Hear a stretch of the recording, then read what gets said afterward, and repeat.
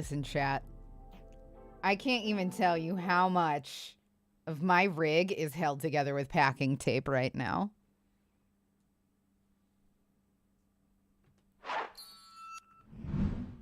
Sup? How you guys doing today? I hope you guys are doing really good. Nothing's going on with me. I am absolutely brain dead by the fact that the world is ending and there's terrible stuff going on all around us. And hi, Kool-Aid, how are you? It's good to see you. I'm a little bit sad that I don't stream video games anymore because it would be fun to stream Elden Ring, but also I'm really happy that nobody has to see the way that I would react to playing Elden Ring. I'm gonna really quickly take my hair down. Yeah. Give me a sec.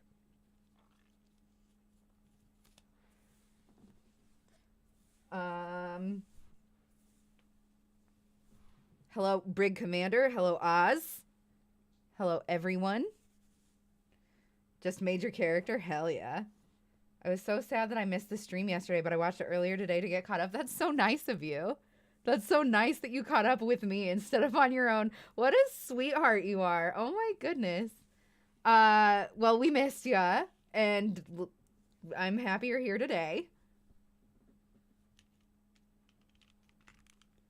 Again, Elden Ring just came out, so when Josiah is done working, I am the fuck out of here because we're gonna go play Elden Ring.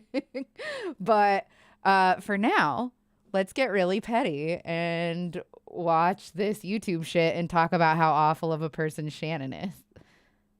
I told my wife I wanted to be cremated. She made an appointment for Tuesday. Oh no. What kind of character are you going for, Kool-Aid? It looks like magic is really strong. It looks like magic is really strong, and also I'm loving crossbows.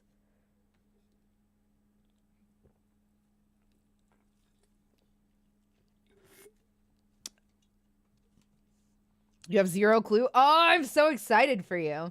I managed to stay relatively spoiler-free myself. Hello, Wisco Barbarian. How are you? Okay, I am pretty well ready to start. You've seen like 2 trailers from months ago. I didn't watch any of the trailers. I saw the announcement at, I think it was an E3. It was either an E3 or a Game Awards. Or something else. I don't know. It was some fucking game conference of some kind. I saw it when it was announced, like when the announcement premiered. The Avenger, it has been a while. How are you? It's so good to see you. Hi. I'm thinking the bandit class to have a little flexibility. Definitely curious about magic, but it's pretty lame in other FromSoft games. The magic that I've seen so far is pretty fucking sick. But I haven't seen a lot. Like, I need you to know that I know very little. Please don't make any decision based on what I'm saying. We went deprived, and at first we were like, why is this so hard? And then realized that it was because we went deprived, and we were naked. Not a Soulsborne player? That's okay. It's not for everyone. It is not for everyone. There's a lot of games that a lot of people like that I just can't fucking get into. Bayonetta, I just don't get it, which is hilarious because I am Bayonetta. In theory, combat mages have always interested me the most. I think that this might be your chance. Fingers crossed. Yeah. Okay. Everybody tell me that I am the most beautiful, wise, and kind, and then we can move forward. I'm just kidding. Hold on. So we have a new setup for Crochet. Tell me how you like this. Does this look okay? It's like precisely top down. Does this look all right for everybody? I don't know why my shit keeps breaking. Why does my shit keep breaking? You know what? Let's turn this off. then we'll take this and move it down. And then we could make it bigger. And then we move it down.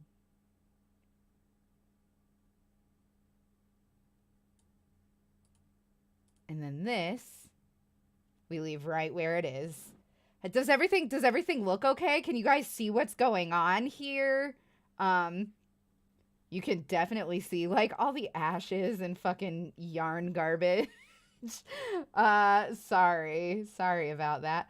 But okay, so here is so far our dice bag. It does not look like an egg to me, but I imagine with like 2 more rows we'll probably be good here. No, the cam is flipped. Interesting. I am right-handed. I can fix that. Give me 1 second. See, the thing is, this right here is the top of the cam. I just flipped it upside down instead of rotate. That's what I should have done. I should have rotated. Looks like a pine cone. It does look like a pine cone. But I feel like the pattern, I don't know. It didn't look much like an egg in the pattern that I chose either. But can you guys see what's going on? That's what I'm questioning here. And then here, I will take crochet cam and we will properties. No, not properties. Transform, flip, horizontal. Heck yeah. Okay. This is right now. Sorry about that, guys. Hello, Frankenstein. How are you?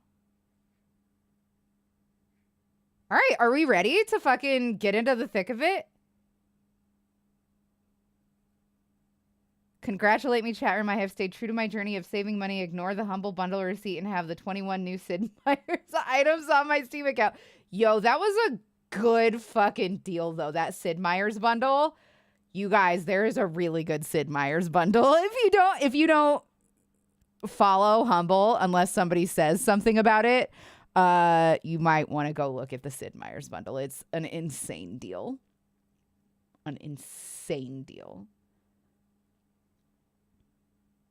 Those bastards, god damn it. I can't resist it. It's so good. I don't blame you. Are we back for more shenanigans? Yes, we are. We are only, I backed up the video a little bit here to the beginning of part 14, History of False Claims. Pardon, that was disgusting. I apologize. All right. Do you think we are good to go? Oh, so sorry. With your hair down, you look a lot like Violet Orlandi. I don't know who Violet Orlandi is. I apologize.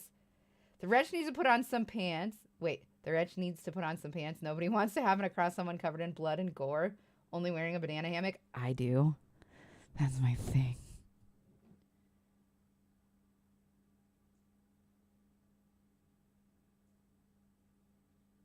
Okay. All right. Are we ready to get the show on the road? Can I see 4 readies in chat and then we'll get this shit going?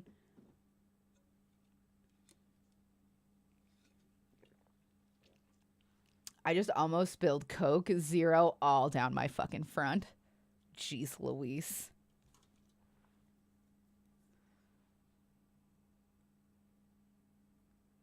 All right, you fuckers. All right, let's do this. Okay, here we go. Part 14. Emily has been posting online to various accounts since she was 13, all of which have been verified to belong to her. From these accounts, I've realized that Emily has an extremely long pattern of obsessive behavior to people she's romantically attracted to, and a long pattern of calling the people who she's attracted to abusive after the fact. As of now, according to her own post, she has accused upwards of 18 people of abusing her in her life, Shannon, including her own parents. She later retracted most of these claims, and now states they're all loving. In her first DeviantArt profile under the name Gothic Kazooie, which is clearly her as seen in this picture, Emily talks about stalking her teacher in various posts, something she admits to doing in her Kool-Aid, video I'm so happy you're here. I love you, bud. I'm sorry. I'm excited to see you. Fucking huge crush I miss on you. my teacher. It's just embarrassing and shameful. So you'll see him randomly in here.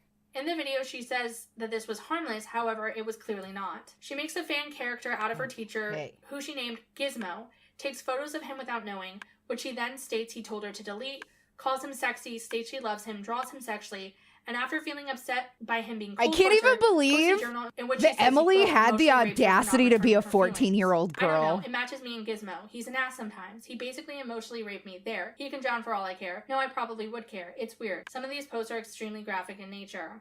One post in particular, titled Orgasm, has this caption. You never hear a man orgasm nowadays. Yep, Gizmo's working on someone, hopefully me. Again, this is supposed to be her teacher. On this account, she was accused of stealing someone else's art, which led to her being harassed, according to herself. Leaving TA. Right, yeah, Matt? I'm being Jesus harassed behind Christ. the scenes, so I'm leaving. I would never steal art, and I'm constantly having to change my original character because they have similarities, so I'm leaving. Thanks to everyone who actually made me feel wanted. So long. Okay, I'm not leaving technically. I feel like we could so my new DA name probably is X focus Gizmo a little X. better. Right Give me after one this, I'm going to post second. a random journal so the harassers don't know. She then made a new account under the name X Gizmo X, which again is the nickname she gave to her teacher. Here's proof that it's her. She continues to post about this adult man, how she told him she loved him and got mad when he told her she was behaving inappropriately and needed to stop drawing him, writing about him, and stop putting him in uncomfortable positions. When he asked her to stop, she deleted all the posts. However, she would continue to write blogs about him, which referred to him by his full legal name, letting her classmates know who she was talking about. I guess not. Okay. Well, this is fine, I guess. If you have noticed, I deleted all my deviations. I have a good reason. This is all Mr. Martinez's fault. Is the focus okay? Can you guys like see the individual stitches and stuff? So I told him on V-Day. Hi, William. Yada, yada. He got super Love you defensive, lots too. It's good to see you. Hi. Whatever. So he didn't trust me at all and refused to talk to me. I know he had to protect himself, but today the fabric he said looks good. I crossed Okay. the line too much. Stop talking all to right, me. Stop we'll live drawing with this pictures then. of me and showing them to me. Quit writing and showing them to me. Stop doing it, period. Leave me alone. And I was trying to build a regular teacher-student relationship. Basically friends, but not quite. I know I put him in an awkward position, but he's got to move on. He doesn't trust me. I love him dearly. I love him so much. I wouldn't be happy if he wasn't happy. So I'm going to tell him tomorrow. The last I feel day of so school, bad and I'm for never going poor to talk to him Emily. again unless I'm saying This hi or is goodbye. so I never want to put him in that position embarrassing. again, so no more Gizmo pictures ever. Mr. Zitrem. Zinetrem is his last name backwards. My heart is heavy and I'm afraid it's going to fall out of my mouth. His girlfriend has been with him even before I admitted I loved him. I feel so fucking awkward. I drew a picture of him on bed with the girl laying next to him and I asked her who he wanted the girl to be. And he said a name that's a girl's and starts with a G. So I thought of a model. Then my friend Alana, about 2 months later, did this stupid hand chain game where you write the first initial of your true love on your hand or some crap like that. And he said she. By then I thought nothing of it. I hate my life, I hate myself, I hate Greg. Well, that's his name, Greg Martinez. Yep, I know he's going to say as soon as I start to say goodbye to him at the end of the day with Yvette and Kelly. Why are you all of a sudden doing this? If he says that, I will fucking tell him off. I don't care if I'm expelled, he deserves it. According to her blog, she also held him responsible for her self-harm. In this post, she states that after she had a negative interaction with him, she shredded all her artwork and slammed her head on the desk until it felt like it was bleeding, then passed out on the floor. So yesterday, I took my sketchbook with all the pictures of him. I sort of regret this, but I took it and I shredded every page I had onto the floor. Then I slammed my head against my desk until my head felt like it was throbbing and it felt like it was bleeding, and I gave my head a good This rattle, sounds so I exactly like... Sorry, I'm pausing. This sounds exactly like the kind of stuff that I would have posted if I was 14, had MySpace, and was depressed and wanted attention. Like, I don't feel like this says anything. I feel like all she's trying to do is embarrass Emily for having been a teenage girl. You know what I mean? Like, there's nothing embarrassing about having been cringy. Like, we all were so cringy. Why is she shitting on this person? Oh my goodness, Kool-Aid, do you not know? Okay, so what we've been doing the past couple of creepy crochets is we watched a video by this lady, Emily Artful, that was calling out the lady who made this video that we're watching for stalking her for over a decade after she had dated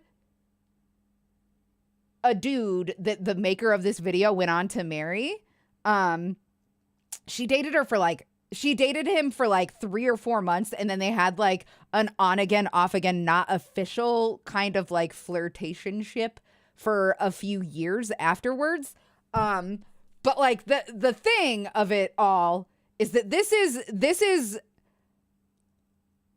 the stalker's response to the accusation, and all it is a character assassination of the person who made the claim, and none of it proves anything. Like, it's all a bunch of bad faith arguments a bunch of straw man, like, you will, oh, you don't have to be sorry. No, you don't have to be sorry. This is all, like, a bunch of tea. The reason that it's on Creepy Crochet is because it had to do with stalking, is because Shannon is creepy. This person, we're going to talk so much shit about her. Me and chat just love to shit on this stupid bitch. We love it. It invigorates us.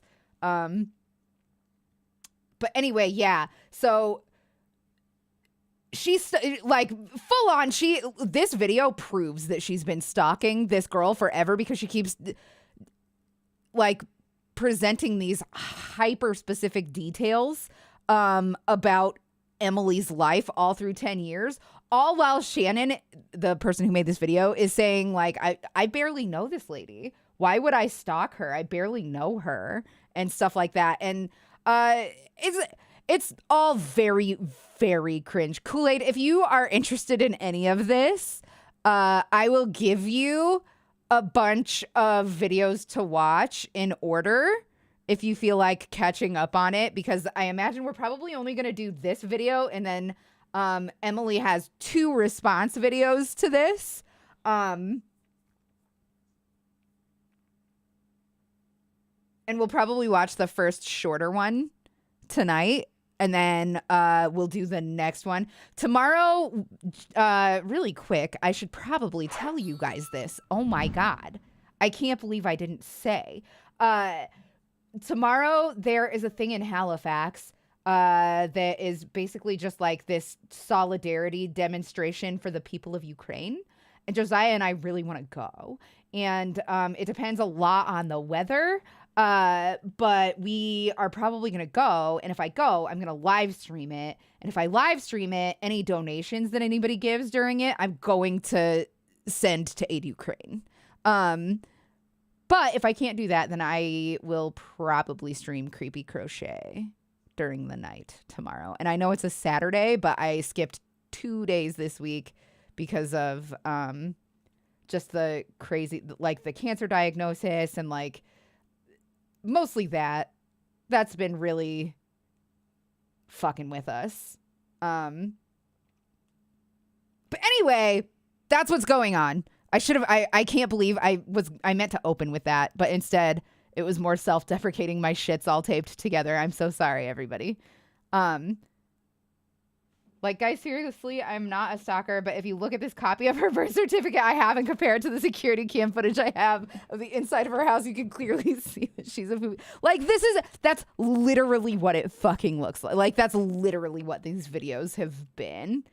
So that's what's going on, both with me and with the stream. So that catches chat and Kool-Aid, who is within chat, up, hopefully. Let me know if you have any questions. Okay. I was too out of it to get ready for bed. While this is the first time she posted like this online, it certainly wasn't the last. Emily would also claim to be stalked and harassed on these accounts as well. Emily then starts dating someone her age named Zach. She writes multiple times in her blog that whenever he does something that makes her feel bad, it's his fault when she harms herself and injures herself, going as far to say you mean the same shit that every fucking 14-year-old emo girl does? This blog cannot be factual. Jesus Christ. She posted this in 2009 from the perspective of being on the bathroom on the floor dying. Even though phones at that time wouldn't have the ability to post to the internet, much less DeviantArt. This was the most wild thing to immediately walk in on. Hello, the Lord Keeper. Really quickly, welcome. Everybody make sure that the Lord Keeper feels welcome.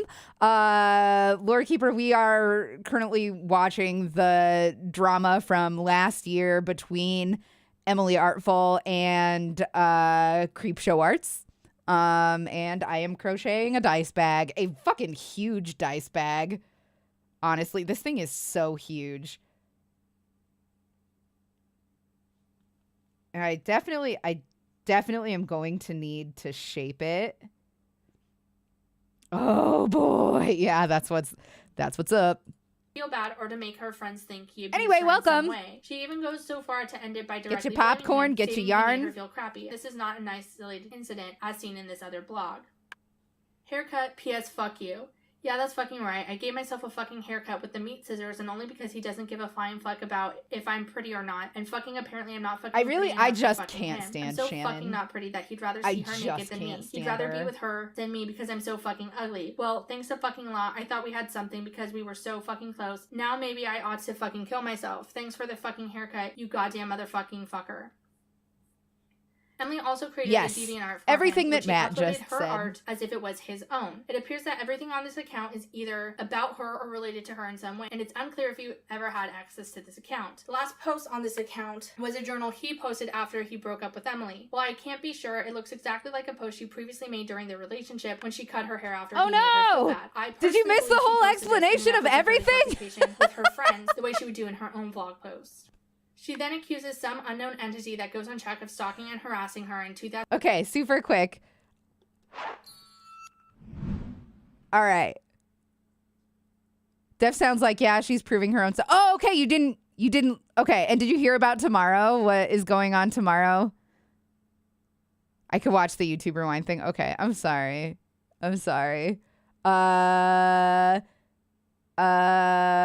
Quick, somebody redeem Stretch. I don't have my water. No, I don't. You're fine. Yeah, thank you, Silknav. Okay, everybody stretch. Everybody get up and stretch. Oof.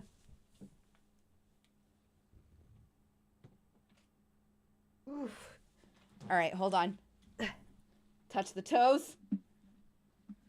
Yeah, you're a hero. Oh, wow, I'm really stiff today.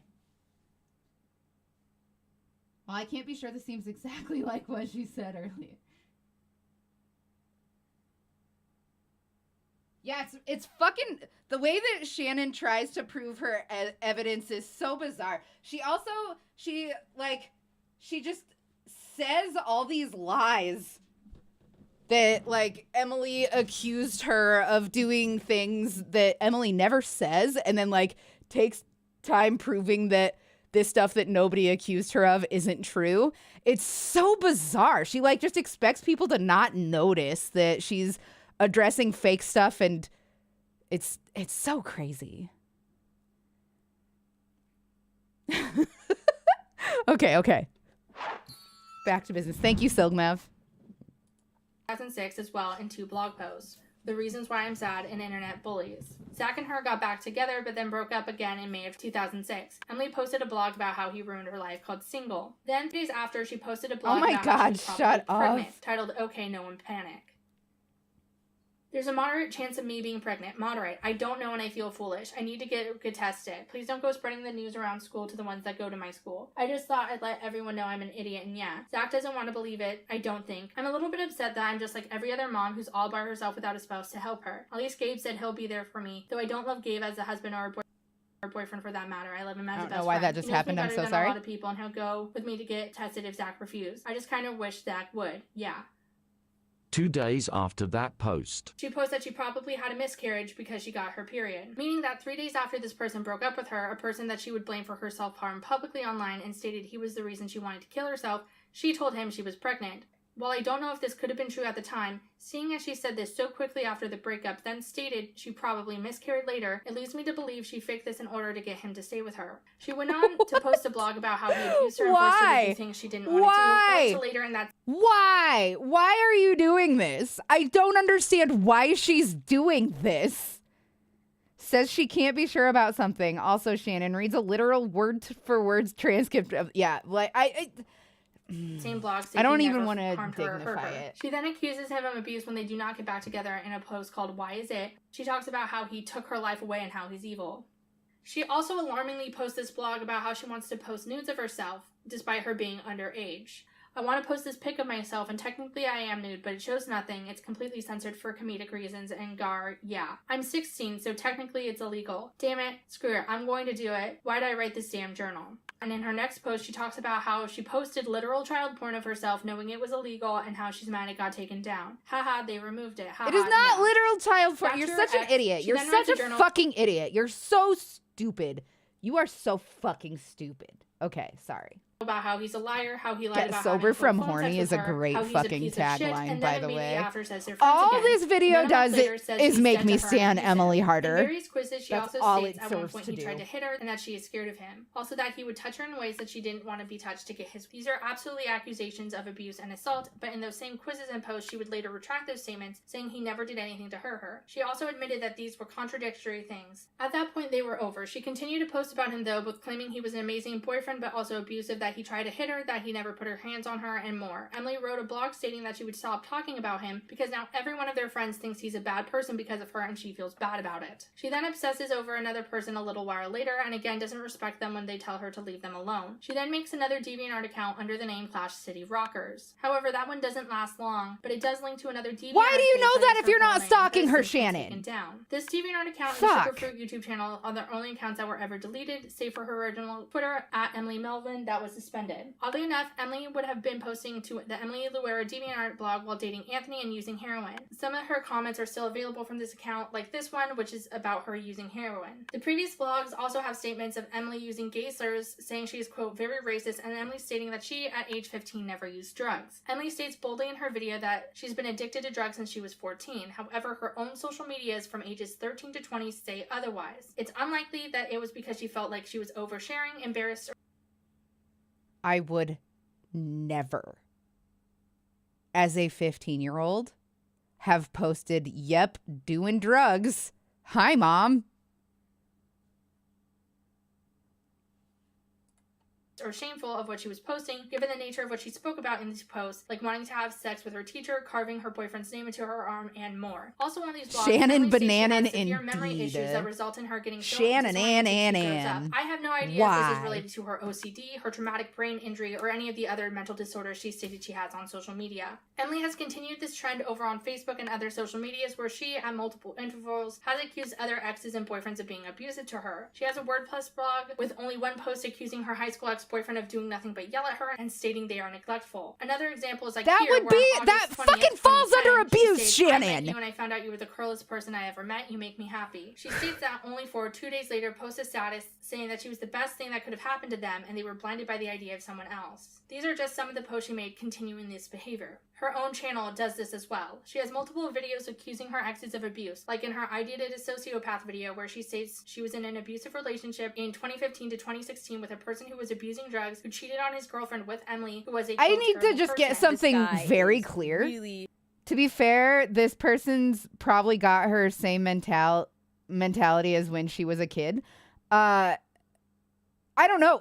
Okay, so Emily Artful, we watched her video first. She owns up to all of the shitty shit she's done. She's like, yes, I was a cringy teenager and I was on drugs and I have like mental health struggles. Oh, Shannon.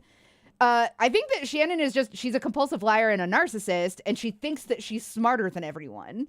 But like, it's all just falling down around her because like she can't keep up with her own lies and the inconsistencies just have weakened the foundation so much that it's all coming out from under her now. I just really quickly, I do want to say that as somebody who was a young teenager who did a lot of drugs and put myself in dangerous positions and stuff, because I also was like just my past is so fucking similar to Emily's. It's not exactly the same because of course it isn't, but like I had the same kind of instability stuff. I also used lots of drugs. I also was just like in those kinds of circles.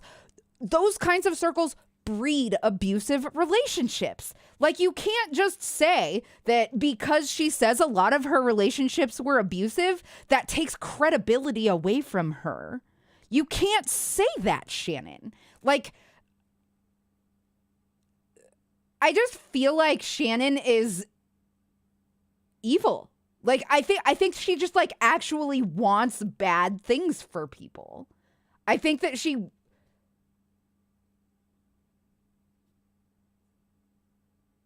I think she's upset because Emily, like people are feeling bad for Emily because of the stuff that not just Shannon, but other people in her life have put her through. And Shannon, that's like attention that Shannon isn't getting. This is just uncomfortable at this point. Like, I feel unclean just listening to these accusations. Yeah, I can understand if this is too uncomfortable for anybody and if anybody feels like they gotta go. But I'm definitely, I have to listen to everything that Shannon has to say so that I can despise her with every fiber of my being some more. This is hate porn and I love it. Probably not healthy, but I don't care. Really messed up, and I feel like we're cool now. We don't talk for kind of an important reason, which I will get to later. But, you know, I don't hate this guy. I don't. This is Emily's voice, by the way. I more have sympathy for him, and I was really yeah, close Wisco, to him at it's one point, insane. and It's felt really just close to him, fucking but crazy. I feel that closeness was completely fabricated just because he needed stuff from me. So Does this look better than normal, guys? This setup? injured me greatly. Is this better or And, worse you than know, normal? Subject of many great songs, thank goodness, but I'd never been hurt like that before. I'd never been hurt as a friend, as a lover, as a sister, as, you know, just pull around like that. This is editing Shannon again. I could see that, right, Kudo? That Emily is saying here in 2016. Oh, do you guys want- in her I dated a sociopath video that has been deleted, that she has never gone through something that traumatic in a relationship before, and she's never been hurt like that before, or to that extent before. So her stating now that she went through a very traumatic relationship with Anthony does not make sense because that relationship would predate this. So unfortunately, what kicked off It does make sense. It does make sense, Shannon. Just because Anthony went fucking crazy after they broke up and you guys started stalking her does not mean that her relationship with Anthony was worse than a relationship with another abuser. Go fuck yourself. I fucking hate you. Okay, sorry. 2016 for me was a very toxic, codependent friend shit. Pseudo relation shit. Horrible relationship. That is true. Matt, read what Matt has to say if you're not all the way caught up. In this video right here. But to sum it up very, very briefly, I was A little better. I like that. close Okay. to a almost 40-year-old drug addict who came from a very affluent background. He went to a nice college, and he's kind of the prime example of a very unexpected drug addict. Someone who, you know, they always say anybody can become a drug addict. And I'm not sitting here Ooh, bashing Gail's drug addicts grins. because it is Thank a you so disease. much for the follow. I appreciate it so much. You know that feeling that you get when you go to put on nail polish and you're like, this is kind of a cheap nail polish. It's probably not going to be very good. But you put it on and then it goes on like velvet and it's beautiful and smooth and vibrant and even and consistent. That's what the feeling of you following my channel was. So thank you so much for being my unexpectedly high quality cheap nail polish. I appreciate you. And I myself was a drug Yeah, addict. it's in the past. very I'm not gonna nutty. Get into that right now. Hello, I have Gail's so many grins. feelings Everybody about make that, a but the Gail's point grins is feel that He is a welcome. drug addict that I don't think will ever truly heal because he doesn't really have to. He has a lot of people in his life that act as I constant highly enablers to this recommend the behavior. accusation He'd video, go through these Kool-Aid. cycles of using it's drugs just and then nuts. finding people who would help him financially, mentally, emotionally. Then he, like a lotus flower reaching through the mud towards the sun, would get clean and sober and then ditch those people, relationships, friends, what have you, that helped him along the way, get this holier than thou attitude and turn people against him, and then the cycle would start That's Emily's all face. over again. And I ended up being one of the people who was used and dragged down into that cycle with him. Now, Aaron, he's a bad guy, and he's always going to be probably a pretty shitty person. And I'm not going to sit here and say that there aren't redeeming qualities about him, but his decisions towards other people and his selfishness and his narcissism, that's I not love this going fucking to change llama ever. with a Then there is cigarette her she's "He making. cheated on me" video where she states a mutual friend cheated on her with a blonde Asian woman who liked to party, who was, quote, such a crazy bitch she sent her a cease and desist to make sure Emily didn't talk to him anymore. Anyway, I received a message from a girl. Let's call her Celine. See you later, Oz. Have a And good one. Let me quickly paint a This is your picture first of her. time on She Twitch. was Welcome. at the time, probably 18-year-old Oh, it's a Korean good girl with time. bleached blonde hair. I've been who here for fucking like a loves decade. to party. Best Every single decision I picture ever on made. her Facebook was of her and her bunch of fucking white chick friends doing the peace sign covered in that rave candy, you know, the jewelry that you wear to rave. I don't fucking know. But all of her pictures were like poorly lit with flash, and just all of her friends like, yes, give it, yes, I just This is not a great This is attitude from not where Emily this right story here. ends, my I don't friends. love it. No, 2 months after we broke Being up, and I judgmental hadn't of heard girls anything just from being him, I girls and hadn't doing tried what they to like, make any but contact with him or any of his friends. it I still get a doesn't letter mean in that the Shannon mail, did not and stalk it's this her. shitty, like Microsoft. I always thought it was Word, just but gamers. with, Oh my like, gosh, there's weird so much on font, Twitch. Typed up letter thing. There's It so didn't much. look official or like it could hold up in a court of law at all. And it was basically a copy paste cease and desist letter saying like, oh, you need to leave Sam alone, and if you do not stop trying to contact Sam, he will contact his lawyer. And I was just like, wait, what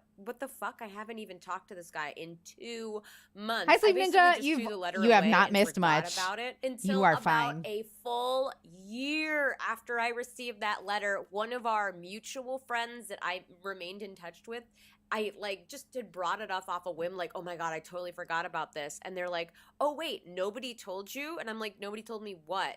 So Sam didn't even I feel send like that these letter. scales do Celine not sent that lay letter as to flat my as house. they How she got my should. address, I don't even fucking know. That But I'm bitch wondering was crazy. if after I like because stuff it, since I'm he gonna had cheated overstuff on it for a me while with and see if her, pulling when the they fabric got tight together, will she make it was better. hyper paranoid And that he was still talking with me, even hopefully though pretty he soon obviously wasn't. So she we'll have a sent the few of letter these done, almost and then we'll in do a big Sam's giveaway, and it'll be name, super fun. just in case we were still talking. And even after her many displays of insanity, he still stayed with her. Then there is her video talking about her boyfriend's crazy ex-girlfriend who allegedly faked a rape accusation and would tell that boyfriend that she was going to kill herself if he didn't pay attention to her. Hey everyone, my name is Emily, and today we're going to be doing a sketchbook story sorry. time about my ex-boyfriend. It's gonna take me a minute to psycho get used to where I ex-girlfriend. need my hands A to few be. years after high school, I would. Yeah, the think bag a few is years, very roughly. nearly done. I met this I guy, think I'm gonna and we are give going it to one call more row him of scales Dave. after this, and then figure Dave out had how an to ex-girlfriend, do and we are going to a call top her for it. Vicky. Dave and Vicky had been separated for a good year. And when Dave and I met, he, made Yeah, sure that to is let one. me Oh, know okay, that good. he has an Sorry. ex-girlfriend Sorry. who has a few screws loose. Somebody was the told term me he used. We were you hanging have a out one night, boyfriend. and he had somehow cued her into our whereabouts, or that we were hanging out, and he gets a call from her telling him that she is going to kill herself. And in her suicide letter, she is going to write that it is all his fault. So he panics, as any fucking normal human being would, drops me off at home, goes to her house. I don't hear from him until the next morning. This bitch took 7 Advil. That is literally one more Advil than the daily recommended fucking dose. That's not going to kill you. Why it bothers me so much. And again, who am I to say if she was serious or not? But why it bothers me if she wasn't is because suicide is such a fucking serious thing. And if you are using it to trap someone, you are a psychopath, and you Or if are you want part to sell of them, I'd the be willing to buy fucking one. problem. No, I want to do. I After definitely this want to do whole giveaways for the problem, people that have been this girl hanging starts out. That's so harassing me sweet on of you. Facebook. Don't She created 4 accounts, mind you, with don't her hesitate picture on all 4 accounts. to different names. toss Smart girl. ideas about All, how to you know, do the pumping out giveaway, those because I really still don't generic know mean how we're girl gonna do comments. You're it. fat, you're ugly, I'm so much prettier than you. He'll never love you. Blah blah blah blah blah. Whatever. He calls her up. Yeah, I don't says, know. If you don't stop, I definitely I don't want to charge for them. I do think that we will do a donation goal for So she of course balls and says, for well, then a here's yarn another spree so that I can go pet get a peeve of bunch mine. of She yarn says, so well, that we then can I'm keep going to say doing that these you and I can raped keep giving me. them away. About a year after I left him, And I found out through the then in grapevine that donation that they goal, got we back would together, also and cover she the got cost pregnant, of and now shipping he's to trying people. leave, but she's pregnant, and I don't know. I don't fucking know. Dragon egg. Then there's her video Yeah, that's talking about how exactly her what this ex-girlfriend was is. totally crazy and Kool-Aid. came through her That's window one night exactly drunk what this wanting is. to have sex. Emily also states in this video she's only had 2 bad relationships her entire life, that being the first one with Sam, aka Okay, Sean. I and this one that she's specifically remember her saying, I'm going to tell you about the 2 worst relationships I had. Not that she's only had 2 bad relationships, that she's had 2 very, very bad relationships. Go fuck yourself, Shannon. This is not cool. You are a bad faith arguer. You are not smart. You are not smart. You are very fucking stupid. And you are talking to us like you are smarter than us. And it is insulting. It is insulting. And you are stupid and bad. And I don't like you. And I hope you're having a bad day. Talk about with her immature ex-girlfriend. Neither Supply of these donation are goal is a great Anthony. idea. Yeah, They I think also that we'll negate probably every do other that story soon. she's told about having abusive partners. Now, I don't know if you guys are getting sick of me talking about my exes. I've done a few videos about my love life in general, but now that I kind of think back at it, most of my exes were awesome and I'm a little cool, bit tempted. and I'm still friends with them, or at the very least, Yeah. cordial. I Now, think that only this two might of be my better, exes are actually. just Give me 1 completely second. unbearable. I have no desire to ever get in contact with them ever again, and I have had about 7 relationships of substance in my entire life. The first ex that was just a piece of That shit feels was right. the one that This cheated feels on right. me, and his name, I we like call him this. Sam. So I'm gonna go ahead and put an annotation for that video right here. I definitely suggest you go over and watch that. It was quite an experience. That's all I can say. The other ex these is teeny who tiny this tight story little double is about. crochets Penny that are was not a very tall, and beautiful, it's charming very frustrating. young girl. We got along Because at incredibly first well. glance, she was exactly my type. I feel both like physically and mentally, or so I thought. And the only possible I feel like I foreseeable accidentally did single downfall to crochets our instead of double relationship at that crochets. time was that she was a little bit immature, and she was a little bit immature because she was 4 years my junior. I can already hear you guys saying it. Emily's a dirty old man, robbing the cradle.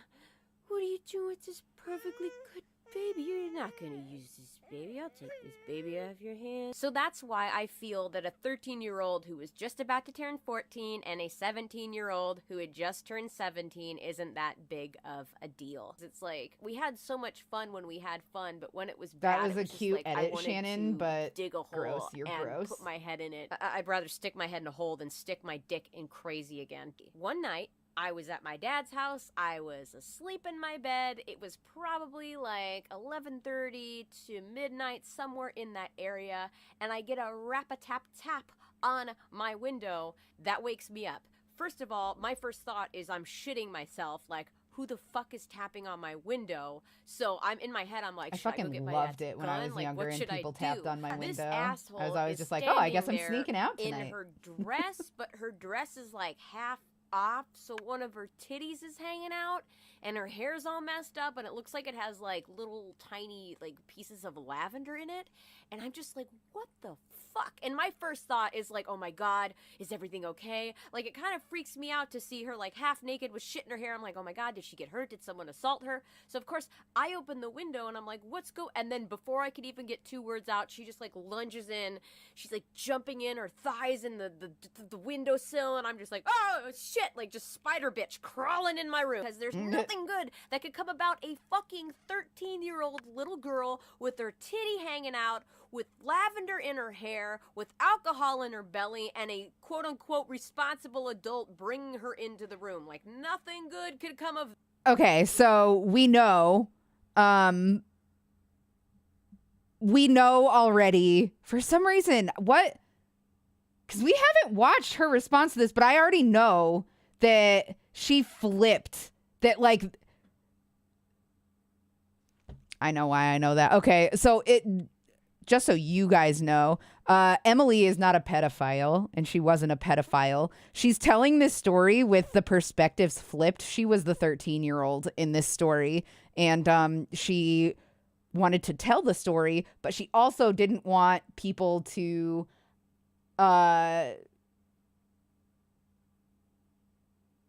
think of her. I don't know. I don't remember exactly her reasoning. She I think it's because she's careful of like protecting the people in the story. I don't remember, but I am almost certain that Emily will go over this in her response video. Especially since the reason that I know it is because I was scrubbing content after R slur, F slur, N slur all right in a fucking row yesterday. I was scrubbing a tertiary channel's video about this. And then it started to tell me, it started to show me too much of Emily's response. So I stopped. I don't remember. I was going to say something else, but I don't remember what it was. Anyway, 3, 2, 1. this. And then she starts trying to have sex with me. So here's where things start to get really, really, really, really fucking shitty. This is one of the worst things that has ever happened to me, and I really haven't told that many people because in a way it's very embarrassing for me. So in my locker, I had 3 paintings that I had done, all of which had won local awards, and then I had a stack of drawings that I did as a little girl, like 2, 3, 4, 5 little girl, like that little. These things obviously were irreplaceable. I had put countless hours of time into these paintings, and these, you know, little drawings that I did as a kid, they're things I've done as a kid, and I'll never be able to get that back. Penny had the combination to my locker, and I had forgotten about that. But when I was able to return to my locker, I opened it, and there was this black, what looked like almost like grease paint, just scribbled all over the actual inside of the locker itself. There was mayonnaise and ketchup and mustard and things like that, and it stunk horribly all over my shit, all over my extra pencils and whatever I had left in there. I had 2 pictures of me and my friend in there, and those were torn up. And then, you know, she had destroyed the canvases. She had looked like either stabbed a pencil or something through it because there was like marks through it. It looked like her foot had gone through it at some point because there was almost like a shoe mark on one of them. Completely destroyed. There was mustard all over him, scribbled with black pen as well. Okay, so I wonder then then if she's the the thing one that is that most heartbreaking destroyed to me, somebody 'cause those else's paintings, art, whatever, you know, or if I this have is other part of a paintings. different story. But the things I did as a kid, those were just covered in ketchup and mustard and pen and lipstick, I guess. Grease paint, whatever she used, black, whatever. They were completely destroyed. Some of them were torn apart. And I literally remember just standing there and not knowing how to process my emotion. So I just closed the locker. I really tried to be a little bit more careful with who I chose to date, and clearly didn't do too great of a job because I think Sam came after her. But, you know, for the most part, he didn't show his evilness till a little bit later in the relationship. Then there are her false allegations against Bob, stating he forced her into cam work and made her homeless, despite letting her kids around him and using his Amazon account to this day. At this point, I was doing some webcamming. Not exactly something that I was doing of my own free will.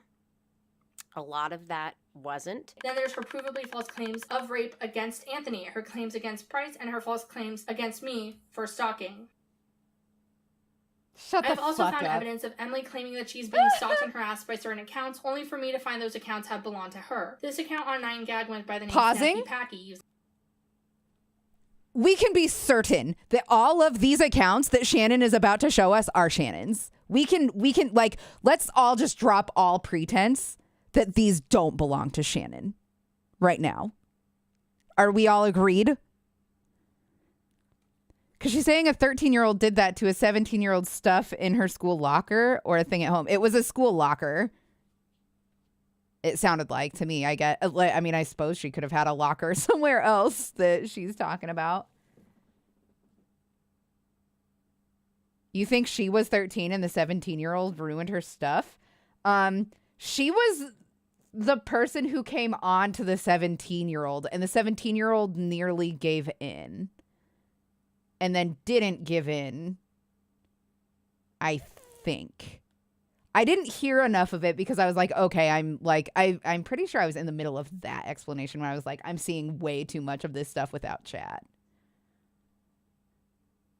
Yeah, I don't know. I'm very looking forward to watching Emily's response to this with you guys. My crocheting is amazing. Thank you so much, Gales. That's really nice. That's nice of you to say. I'm completely self-taught. Okay. 3, 2, 1. Actually, you know what? No. My friend Jenny did teach me how to chain and how to single crochet and how to cast onto a knitting needle. But from there, I'm entirely self-taught. Okay. I just need to say that because I've said a bunch of times that I'm entirely self-taught, and that's not giving Jenny credit. Jenny, you kick ass. Thank you so much for having taught me. Okay, anyway, 3, 2, 1. Emily's image, her stated profession, and would comment on posts of women stating that they weren't as attractive as she was, that anyone who was overweight was just lazy and should stop eating, and that most men were intimidated by her because she's attractive and smart. She also apparently has a sex addiction, and her boyfriend at the time wasn't satisfying to her. I'm thinking OP is probably fat. I have big boobs, but I am petite. There's no way I would have stretched out any of my XBF shirts, even the smaller guys' shirts. I couldn't imagine a normal size girl doing it either, even with big boobs. Power of deduction. Okay, first of all, Emily did admit to having been fat phobic when she was younger, but I don't believe that this account belongs to Emily. I believe that any of these accounts that Shannon is presenting right now is Shannon, like, and she's just trying to lie more. She's doubling down. But I have definitely, even as literally an anorexic girl, I'm barrel chested. I have like wide ribs and I am endowed in the chestal area. I have definitely stretched out boyfriend's shirts because of that. I definitely have. But also I have dated a lot of skinny boys. So that's a thing, I guess. Like, just so you guys know, don't feel like you're a fat girl if you stretch out your and even if you are a fat girl, who cares? You rock. Like, whatever. But like, I don't like shit like this. All this serves to do is fuel eating disorders. I don't like that Shannon put this in her video. Like, then again, we don't expect better from Shannon because we know Shannon is a piece of shit. But like, I feel like Shannon really, really likes triggering other people's eating disorders. And I think it's because Shannon hates herself for being fat. And that is really tragic. It's so fucked up. It's so fucked up. Anyway, okay, 3, 2, 1. Equals yep, fats. Ash is photoshopped. Look at the window. I'm way prettier than her. Me too. But also I have a sex addiction and I've been told by my counselor that I need someone with moderate to low sex drive in order not to feed my habit, but I need to feed. Unfortunately, I just have to repress the beast inside, but I'll happily do it because I love my man. I'm sorry, she is fat. Weird face, no boobs, no ass, too skinny. Glandular issues are literally 1% of the problem. Get off your asses. Am I the only one around here who thinks obesity is the result of poor diet and little exercise? No, you are not. Seriously, fat people, no, work out. Find time, don't let yourself go. I understand that the artist was probably aiming the joke towards women who make lesbians look bad. Bar lesbians, if you will. But didn't really do enough to convey that. Overall, it is funny if you know he's not talking about real lesbians. Only the fake doing almost it for don't even want ones. to glorify I had a guy being dick watching at the these bar with me fake with his accounts. premise. I made him feel so embarrassed when I told him I wasn't wearing any makeup. So now what? Because I'm naturally pretty, that means I'm automatically high maintenance? The reason she made that video was because she lost a bunch of weight and lost her triple Ds, I think. She was down to a C cup and was uncomfortable with how small her breasts were. Probably cheated because you're an overbearing psycho bitch. Letting you I all also know want to that the say, profession- I can tell that this is not Emily because Emily is really good at spelling. And there have been some spelling errors. Emily doesn't make these. Like, you can see on Emily's posts that she does not make spelling errors. And you can see that Shannon does like really bad grammar errors, really bad spelling errors. Remember, foolproof instead of foolproof, stuff like that. Like, that's just another pattern to pay attention to, I guess. Professional makeup artist, I can tell she's contoured her breasts and that they are not that size.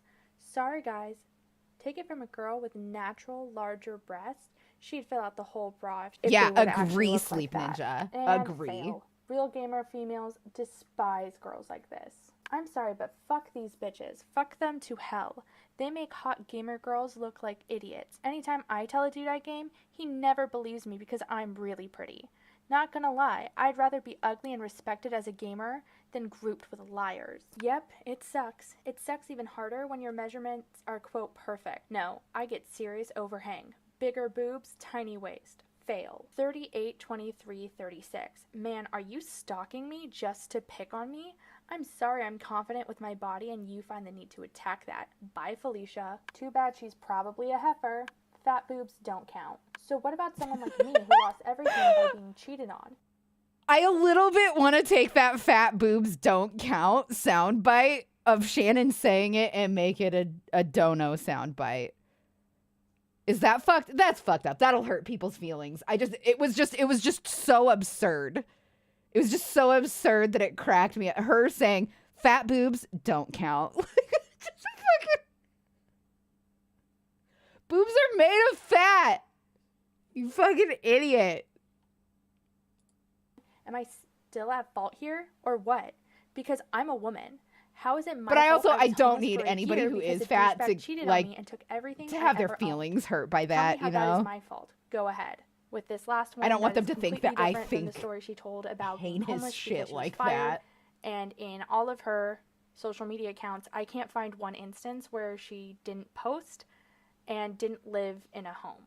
I ignored this account for the most part because on a separate account that I already confirmed as belonging to Emily, Emily stated this account was not her and was in fact a stalker. However, because of how similar some of these posts are to other accounts, which I will show in just one moment, I believe this account was actually run by Emily. I also I'm believe sure that you she do, made a Shan. new account to Sure, think that she was being Shan. stalked after she was called out by 2 other accounts for being a pick-me and wanting attention. She even accused these girls themselves of stalking her. I'm sorry, but fuck these bitches. Fuck them to hell. They make any hot gamer girls look like idiots. Anytime I tell a dude I game, he never believes me because I'm really pretty. Not gonna lie, I'd rather be ugly and respected. Okay, pausing. This is Shannon. This is Shannon tweeting at herself in these sock puppet accounts.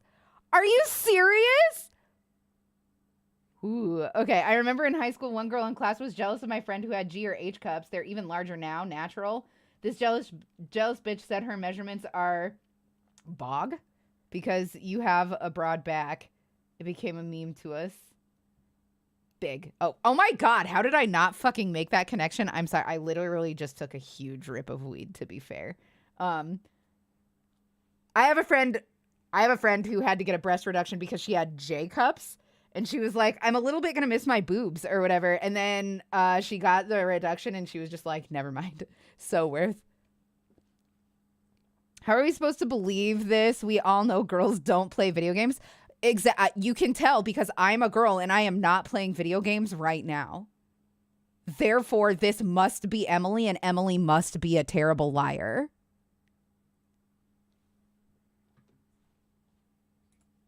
Gamer, then be grouped in with liars. One of the accounts responds to Emily and says, dude, get over yourself. Bag of attention. Emily responds, such like this haterade, literally much sounds like clever. Shannon Wow. talking A to different herself account on responds to lolcow, Emily, right? LOL. So being a gamer is Oh yeah, a really big Kool-Aid. part of your personality and you Just have a to fun tell little it. thing for you that I think that you will like is the reason that this bitch got caught out is because the lolcow, I don't know if you know what lolcow is, but it's a hate forum for internet like celebrities or whatever, all anonymous. This bitch got caught self-posting on lolcow. Big Wolf Boss, thank you so much. That's so nice. Thank you so much. That helps so much. Guys, I'm down like 30 subs right now and I was stressing and that just makes me feel a little bit better. Thank you. Thank you so much for the 5 gift subs. That was really nice of you. You're dope and rad. And I love you even when you don't do this stuff, but that was pretty A+ of you. I last watched in 2016 when you played The Forest with Gab and Minx and Sinnoh. Oh man, what good times. What good times. Well, welcome back, Ellis. I don't play video games anymore because they make me a mean person. So we do this now. I do creepy stuff and I crochet and people watch me do that. Big Wolf Paws, you're the best. Thank you so much. 8 of 9 Shannons would stalk Emily. The other one has to talk to the police. All right. Okay, here we go. 3, 2, 1. Everyone, I'm a gamer girl. Look at me. I'm not like other girls. I play video games. I'm special. Oh my god, because of these bitches, boys won't believe me. Come on, boys, believe me. I'm a gamer girl. Then to the other account, they say, but she's a true gamer girl. She's not like other girls. She's special. And all these, quote, bitches are just wannabe gamers and they don't know shit. Much irony, such wow. In response, Emily says, Jesus Christ, you people get so butthurt. Damn, I'm shocked you're taking this at all seriously. Clearly, if I'd been at all serious, you've got some aggression issues to tackle. This occurred on January 6, 2015. That same day, Emily posted this on a different photo. Yep, it sucks. It sucks even harder when your measurements are, quote, perfect. No, I get serious overhang. Bigger boobs, tiny waist. Fail. One of the accounts from before responded to this and said, did they change the definition of perfect to subpar and no one told me? Again, throws bag of attention. Emily then responded with her measurements and called this account a stalker. 38, 23, 36. Man, are you stalking me just to pick on me? I'm sorry, I'm confident with my body and you find the need to attack that. Bye, Felicia. Emily then made a new account on February 4th, a month later, and found this account pretending to be her and Emily called has them an out on a eating post disorder. of her own. I don't think that she would be Find out posting someone shit is like that impersonating me online. on 9gag and using real info about me from my Facebook and being a jerk no less. Turns out I have multiple cyber stalkers that have been doing Even shit like if this she since I did, quit even YouTube. if On this Emily account, she was talks this about her asshole favorite that anime, Shannon wants One her Piece, to and her be, favorite character from that anime, who this she made a does not self-insert comic prove for. She talks about her sobriety from heroin, specifically her being a makeup that artist Shannon and a professional does model. not stalk These are statements Emily. and lies that Emily has made on other accounts and continues to make to this day. Here are 1v1 comparisons of things she said on this fake account and things she stated on real accounts. Fake account. Somebody loves Kaku. Fuck. I love Kaku. Real account. Someone, feed my fangirl hunger, buy this Kaku for me. Fake account. Anytime I tell a dude I game, he never believes me because I'm really pretty. Not gonna lie, I'd rather be ugly and respected as a gamer than grouped in with liars. Real accounts. Favorite gaming platform, N64. Look, all I know is that someone's gonna get raped. Also, I'm just going to get this out of the way right now because I know I'm going to get this comment a million times. Oh my god, you ruined a Very perfectly kudos. good controller. Girls can game too, guys. Sit on my face. Now, originally I was going to paint on a Game Boy Color, but since we already had Nintendo 64 controllers here at the house, I figured I'd start there with something I already owned. Fake that was account, on her something real you all know account. as a professional By your makeup own fucking admission. By your own fucking admission. That's her real account talking about how she likes N64. This proves nothing, Shannon. It proves nothing.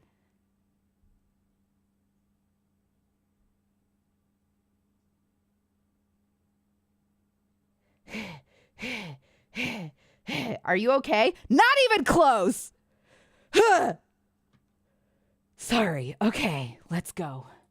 artist, I can tell she's contour her breasts, and they're not that size. Sorry, guys. Take it Sorry, from a girl babe. with natural larger breasts. She'd fill out the whole bra if they actually looked like that. If you're Bless a you, by the professional way. at I this, just heard- meaning makeup, I just you heard know Josiah it's not that great. These looks are sneeze. very easy Do I to need do, water? I and would I've love seen some. them all elsewhere online. If she wants critique, If you're I'm going giving it to her. downstairs, Being it, honest like, to don't improve, bother you know? yourself if Basic you're not. and not very good. Real account. This is the same woman, and obviously it's an ad for her makeup.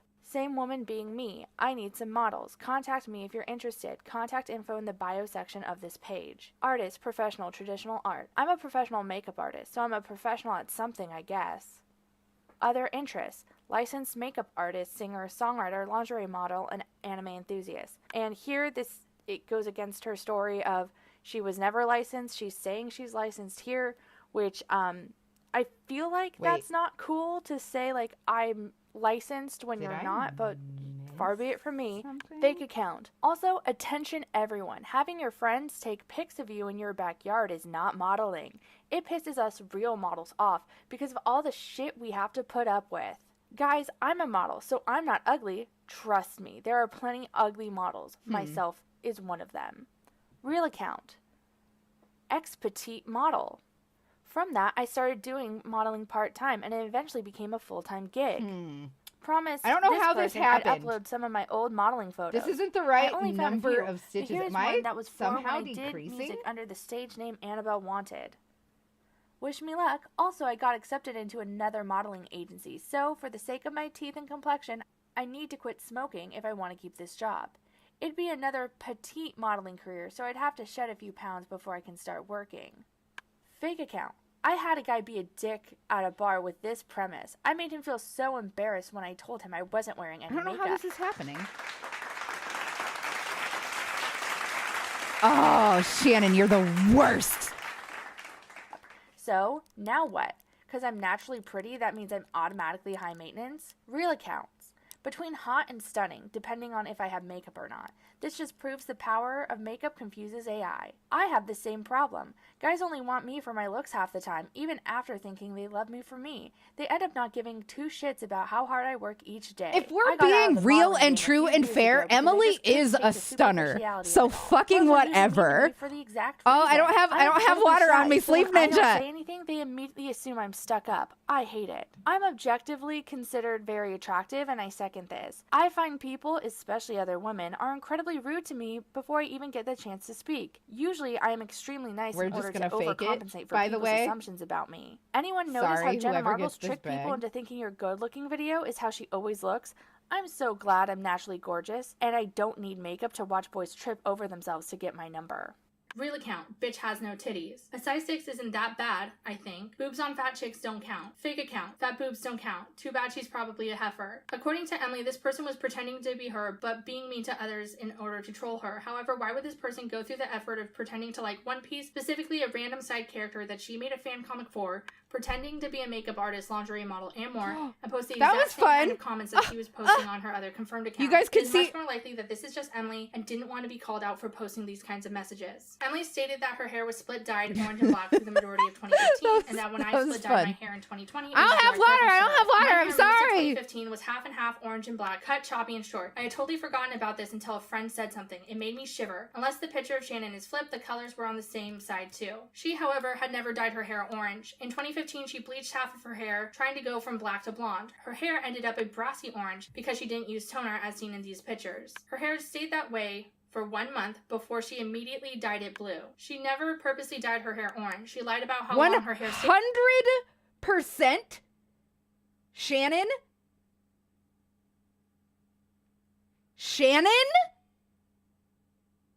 That was dyed orange. That was dyed orange hair. Yes, we did just see Shannon. This is a picture of Shannon. She has the Insta filters on. She's not this cute, and that's not me talking shit. That's just true. Like if you look at pictures of her, this is not recognizable. This is like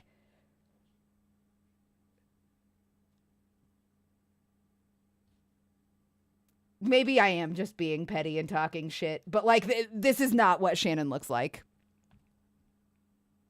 You now want orange hair, but like look at this. This is bleach doesn't do this. Bleach does not do. I promise you, bleach does not do this. It doesn't. Yes, it can do this.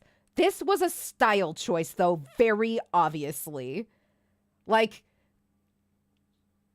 sorry that the rest of us are not as fucking dumb as you, Shannon.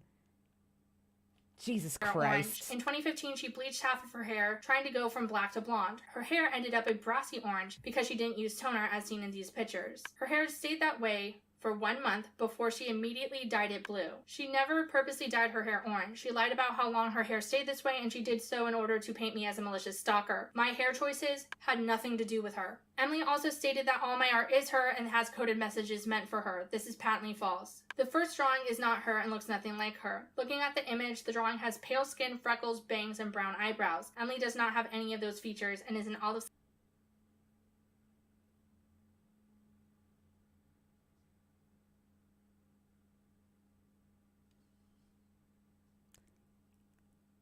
Is she literally trying to say that this is not a picture of this woman?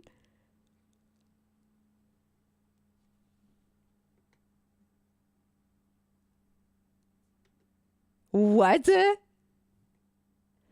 Is she literally trying to say that this stuff is on this woman, but not on this woman? Thin lips? What are you talking about? Thin lips. There's no freckles. Emily is pale in this picture. Oh my God. Oh my. Skin Latino Oh my woman with black God. eyebrows. These two pictures look nothing alike. The second picture is of an These old two friend pictures who look is Sri nothing Lankan. alike. This is a picture of a dark-skinned Sri Lankan woman and looks nothing like Emily I at believe all. that this It is one's also not Emily. ridiculous because in her 1v1 comparison, she uses a screenshot from her video on me, which happened in 2021. This drawing is from over 4 or 5 years ago, possibly longer, meaning she's stating that this drawing of a I believe that this dark-skinned isn't of Sri Emily. Lankan woman is her, and I somehow knew what she would look like in the future. The third one is literally a commission from someone who had darker skin and again looks nothing like Emily. The mediocre on top is not a diss at Emily, it's just part of the commission. None of my art has anything to do with Emily. This looks exactly like Emily. This is a picture of Emily. This is a picture of Emily. You cannot tell me that this drawing and this drawing are not pictures of Emily. I'm sorry. This one I believe, but these two, you cannot convince me that the person who is stalking Emily did not have Emily in mind when she drew these pictures. Fucking whatever, dude. Emily also stated she was a signed working model who did this full time. This, like her stating she was a makeup artist, is also a lie. Emily has had professional photos taken of her for her music and whatnot. However, she was never a working model, like she says on DeviantArt and in this post from the Awkward Years project. Guest submission, Emily. Then 15 years old, Bay Area, California. Now 22 years old, model, residing in Bay Area, California. As for my personal, I guess you'd call it a success, story, when I was around 17 and 18, I got off a medication that I had taken since before puberty. Turns out, my natural frame is pretty small.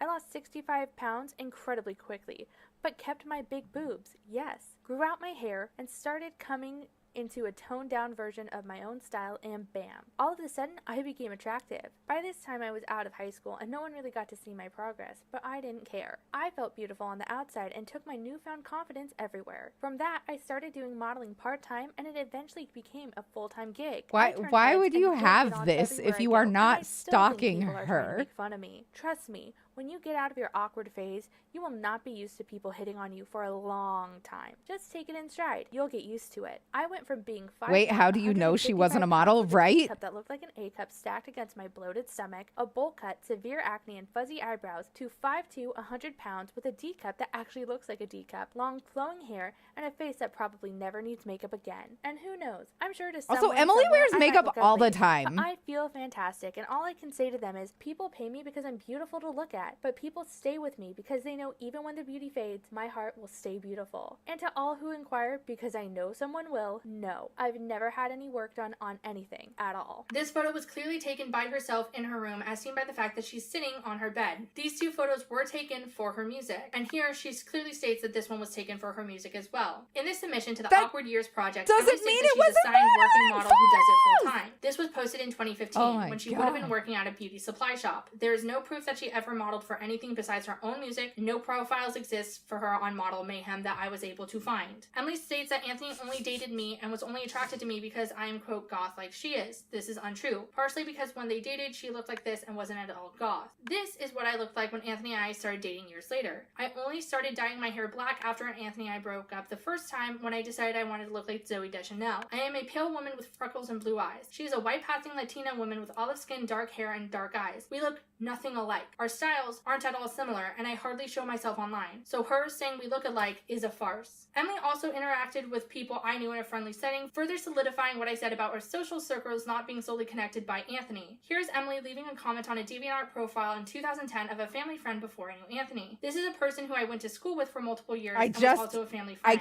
Emily also stated that she, quote, doesn't respond to DMs anymore because she is too scared of harassment, has PTSD, and has been terrified since 2016 from her interactions with me and Anthony. However, in her answering your It's video from honestly all that like Emily's not a model section proved was that Shannon has no idea what a model's life looks like, what a model's life or career looks like. You know what I mean? There's a lot of like unofficial modeling work that happens, and people can make like a full good living off of never being a famous model but modeling. Like, Also, people use pseudonyms for modeling all the time, especially if they have stalker issues. Like, genuinely, I was almost a hair supermodel. Matt, I can't even believe you remember that. That's so funny. 2018, Emily states she spends a good amount of time interacting with her fans, specifically in DMs, and usually only talks to them in DMs. And that you're interactive. I feel like I made that mistake at first. I wasn't interactive enough. I wanted to be, but I was like kind of shy, I guess. I don't know how to explain it. I was like, how do you be shy on the internet? But you can't be. But I feel like recently, I've really opened up a lot more. We're just gonna experiment here. I'll undo it if it doesn't look nice. But I'm going I took that to heart. Do a double crochet. I'm very glad I did. Border at the top because, like, that I would can weave talk with you guys like through DMs, but I a felt string that I crochet public. through. I know it sounds so weird. It just feels like DMs. It was like a confessional in a way.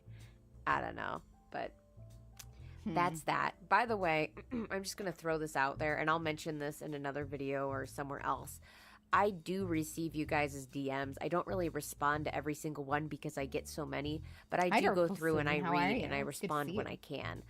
Instagram doesn't notify me when I get those kind of DM requests, so just a heads up. This video post states anytime Emily has cited that she was harassed or spoken to us, making her statement about her closing her DMs because of Anthony or myself completely false. Emily then says a story time I made is further proof that I stalked her. That video is about how someone stole my design and got it tattooed on them. In the story time, I make a joke about how I am, quote, a great stalker because I can find anything Emily on is anyone. dope with watercolors. I have a confession to make.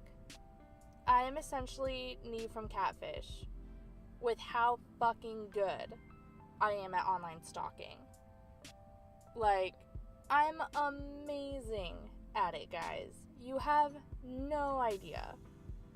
Honestly, a lot of people have tried to make me feel bad about how good I am at it. I don't like and that. I don't fucking care at this point. Like, being able to research someone online is so handy because, one, you can figure out, like, is this a person I want to actually hang out with? And two, if you're getting into a new relationship or your friend is, you can actually figure out if that person's a dickbag or not. Crochet them together. Because I've saved numerous people. That's so much better. From getting into bullshitty relationships with guys who, one, already had girlfriends, and two, would frequent the Gone Wild side of Reddit and just hit on girls constantly. And I'm not just talking hit on. I mean, like, they would give them their full phone numbers in the comments. Like, unsolicited. So yeah, I'm pretty fucking proud that I'm Neve from Catfish. Hello, it's me, Shannon, again, and here I am talking over a compilation of TikToks making the same exact motherfucking joke as I did at the beginning of that video. Almost like it's a popular thing to say. Almost like me saying that I have massive FBI skills and I'm essentially Neve from Catfish isn't a fucking breadcrumb that I'm stalking someone, because I feel like if I actually stalked someone, I wouldn't say that. Am I right? I feel like you have an awful lot of audacity, Shannon, and I 100% believe that anything that you feel like you can be proud of, you will tell the rest of us to be proud of you for it too. Shut your fucking stupid ass mouth. Like, shut your fucking stupid ass mouth. Jesus Christ. This bitch goes on to LOLcow and is like, but her art is getting so good about her fucking self. Like, I want to do violence.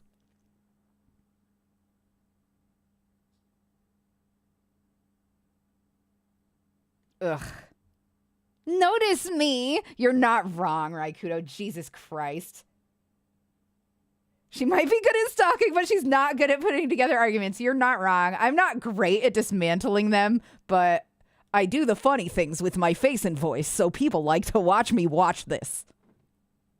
Haha. Okay, all right, okay. I think we're good to keep going. No, Okay, you still think that's a thing? Great. Over That 2 video was hours of taken down talking on but March saying 18th, nothing. It's 2021, like my months biggest before pet Emily's peeve, video. by the way. I know this because I Blowing made a bubbles video like this. addressing it, talking about how I took the video down because I no longer agreed with it, and I had grown and matured and found it cringy. Hey guys, it's Shannon, and today I'm going to be talking about something that I haven't talked about in a very, very, very long time, that being tattoos, and people using my art for tattoos. And if you were thinking, wait, I don't remember Shannon ever talking about that subject matter, then you, my friend, are a fake fan. That's right, my dude. I'm calling you specifically out for not watching the 5th ever video I ever made for this channel called Somebody Stole My Art and Got It Tattooed. Does it have I less just than hate the 100,000 sound of views her after 3 voice. years? Yes, absolutely it does. And that is where it I'm will being forever a stay, bully a because little I'm bit. I definitely don't probably mean going to be to. making it private after I upload this video because I hate everything about it and no longer agree with the premise of it. Fun fact, my sister was in opera when she was about 8 or 9. It was Madame Butterfly, and she played Trouble, which is Madame Butterfly's son. Her only line in the play was, "Mama, Mama." Madame Butterfly was like, "Oh, my son." And then she wrapped some tie around Trouble's eyes, and my sister had to sit down. It's and understandable play in with this case, flies Toxie. I don't know. I and just don't wave ever them want around to be a bully. as like a game or something. And It's Madame it's Butterfly so hard. commits suicide. This bitch and sucks so the play's bad. over and everyone cries, and they tell my sister she did such a great job, even though she had one line. Oh, another fun fact. This is bitch, I really Hope, like my sister now. Tommy But Loren. don't tell her that, because if she knows, Why? then it ruins the whole game of, Why bitches gotta be out I there don't making the like rest you, of us get away look from bad? me. What's the point of that? We can't go around loving each other straight up, right? First, my sibling, Jem Campbell. The person who, their freshman year of Gonzaga University, shit in a mug, walked across campus and smeared that shit on the door of their girlfriend's friends' dorms because they thought they didn't like them. The person who was hired by disabled activist Evan Sweeney got fired for unprofessional behavior, then got so mad that they hacked Evan's account to read what Evan thought about them and deleted their work in revenge, only to be called by the cops. The person who purposely broke our parents' laptop by pouring water on it because our parents gave them a curfew when they moved back home from college. Me and Jem have not been close since 2014 when I picked them up from a party. So and they I'm gonna drunkenly say told me I was everything supposed about to be the their fuck life up of on the family, internet to and my they wish I'd killed myself in 500,000 7th grade when I subscribers. tried, and they want nothing to do with me. The next morning, they didn't remember it and they said they didn't mean it, but after that, everything was different. They surfaced the moment my name was trending in a negative way to not only state that I had stalked Emily and they had witnessed it, but also to state that I had stalked and abused them as well. That I had spent years following their online presence, sending harassment towards them, that I have abused them for years and years, and much like Emily, they had no evidence. Because that quite sincerely didn't happen. Emily They had admitted so in much 2018 that this evidence! didn't happen. You I've seen it in the loser! message Just above, because and that you is can't projection fucking on their part, read but they saw doesn't mean the evidence, rest and of us because can't, Jem has been Shannon! stalking them for simply Fuck! following their Tumblr, Instagram, God, and I any hate public you. platform God, and I reading their hate you posts. so Mind you, much. we have mutually followed each other on pretty much every Whew. platform for most of our lives, and they were well aware I was following them, and I had never used a false account to see their posts. I never sent them anything less than Getting support, worked and up. they were always aware that I followed them. However, if they posted something that they, for whatever reason, didn't want me to see, either because it was about me or they thought they just didn't want me to see it, it was my fault if it came up on my dashboard. When they came out via Tumblr as a lesbian publicly and I liked the post, they got mad at me because I took their moment away and they wanted to come out in person. Doxy, are you When a I Shannon commented on stan? a post they wrote I- about yeah, me, I'm a talking about how they stan-in. hate me, they told me I was invading their space and privacy. All right, Despite them so talking about me publicly, I real wasn't quick allowed to know pause, about it. because we have come to the end of this bag. I like this top. I like this top with the regular double crochets here. I kind of think actually, now that I'm looking at it, I think I would like it better if they were a little bit shorter. So I think maybe we should go back and do half double crochets. What do you guys think? So what she's saying is that several people knew she was stalking them. Yes. Shannon is just like, no, you see, these people are lying because I am so good at stalking that they could not possibly know that I was stalking them. And that's how I know that these accusations are false.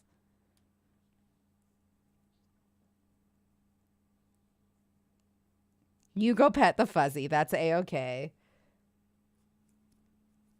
Half doubles, more like triple, quad, double singles. Yeah.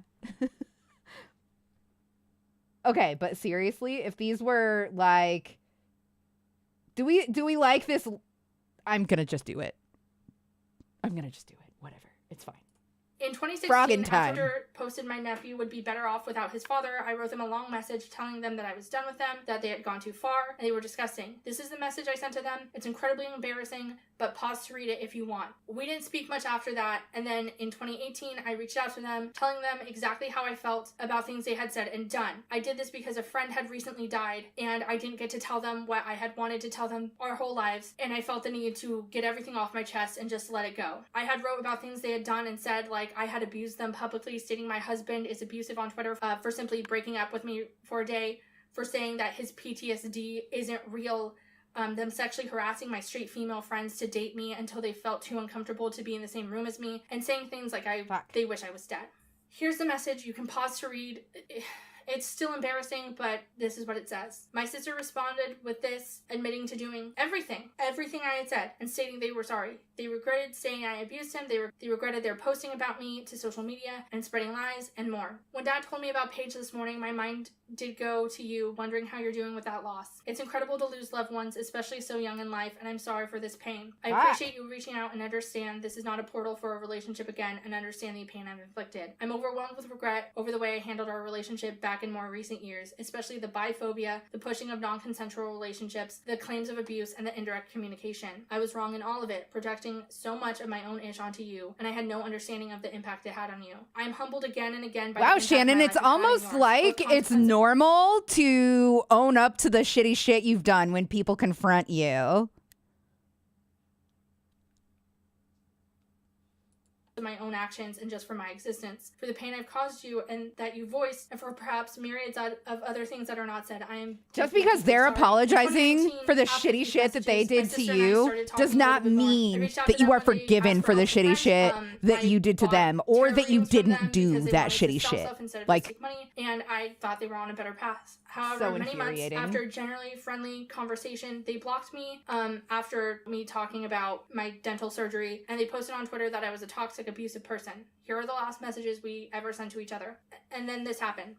And suddenly they are stating once again that I'm the most abusive person in their life, and I've stalked them, and all this stuff that they've admitted isn't true. I also wanted to address what Jem said about They me didn't. on Twitter. They did not say specifically that. in regards to our brother, Bobby, because they made a statement that I only started calling Bobby my brother when he died, which is, I mean, the implication of that is that, oh, when I could use it for sympathy, that's when I cared for someone. I believe Not that the case. entirely. Here is the last conversation I had with Bobby, where he is offering me a place to stay in case something bad were to happen to me at home. And here's him also asking why Jem hates him. Because they had cut him off for believably no reason. They even spoke on Tumblr about how they didn't have a reason for it. So, in regards to that, Jem, I do like go this shorter. fuck yourself. But don't worry, they didn't just do it publicly. They also sent me death threats, made fun of the fact that I can't have children, and talked about how much better my nephew would be without me, so I should kill myself. Oh, and my husband. We should both kill ourselves. They sent these emails to me from a spam account. However, when they spoke about the protests in Portland in 2016, I knew it was them, because they had word for word said this to me before. All that being said, I am done. I'm done. I'm done paying your medical bills. I'm done helping you every time you reach out. I'm sure you're begging paying for her support, their begging for money, their saying medical you're being bills, unfairly even though penalized you by some are system. homeless. I am done to being save the shoulder for you money. to cry on when you get I'm evicted sure for that's something true. wrong in I'm your life. sure I you am did done that, giving you Shan. $13,000 Sure, Shan. In 1 year because you immediately go on Twitter and brag about how stupid I am for trusting you. How it's so funny that I am giving you money after you asked for money Kool-Aid, because I don't. it happens all the You're right. time. I am fucking stupid. Happens I all the am. time. All those I posts just are right, almost said but something I finally very fucking love myself personal. enough now to know I don't deserve that shit, and I will never have you in my life again. Never. Nothing could happen that will make me want to be anywhere near you. The second person who Very came out happy against for me Jem. is Kevin Adam Coulter, who was someone I used to be friends with years ago for about a year.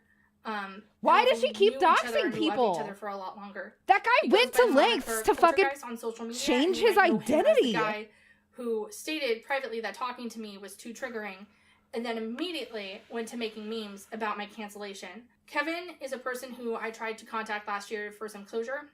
He had previously manipulated me, assaulted me, and gone out of his way to convince me that people in my life hated me, so I should isolate myself and cut them off. He tried to break up 2 relationships I was in, both with Anthony and a different boyfriend, Richard, and he knew how to manipulate me better than anyone else.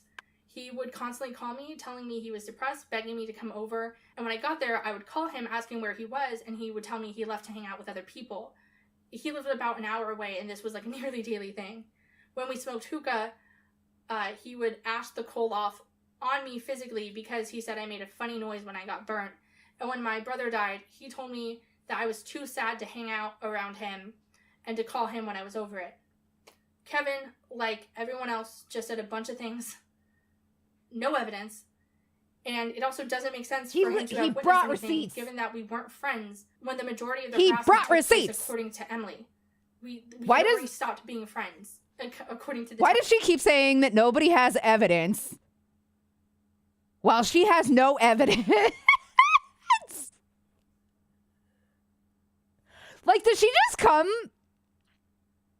from a different reality where truth isn't true? Did Emily bring these people up or something? I don't recall her bringing up those people. I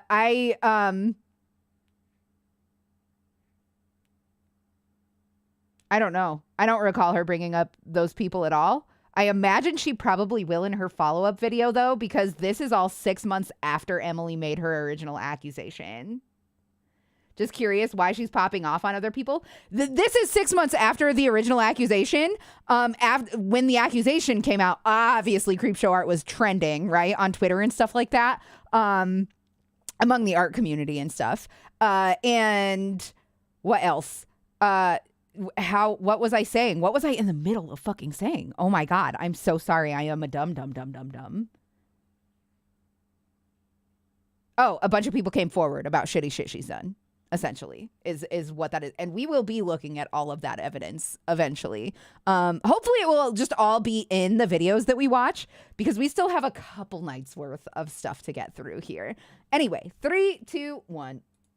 We're almost at the end of this video. However, I don't know if Kevin himself actually did anything to Emily, seeing as he was the one in my life who did know a lot about what was going on with her. He watched all her channels. But I do know he did similar things to his ex-girlfriends. Kevin would hack his girlfriend's Facebook pages, or they would just log on his accounts and he would go back into them in order to see who they were talking to. He'd go on their YouTube pages to see what they were posting, and he would generally just fuck with everything on their pages.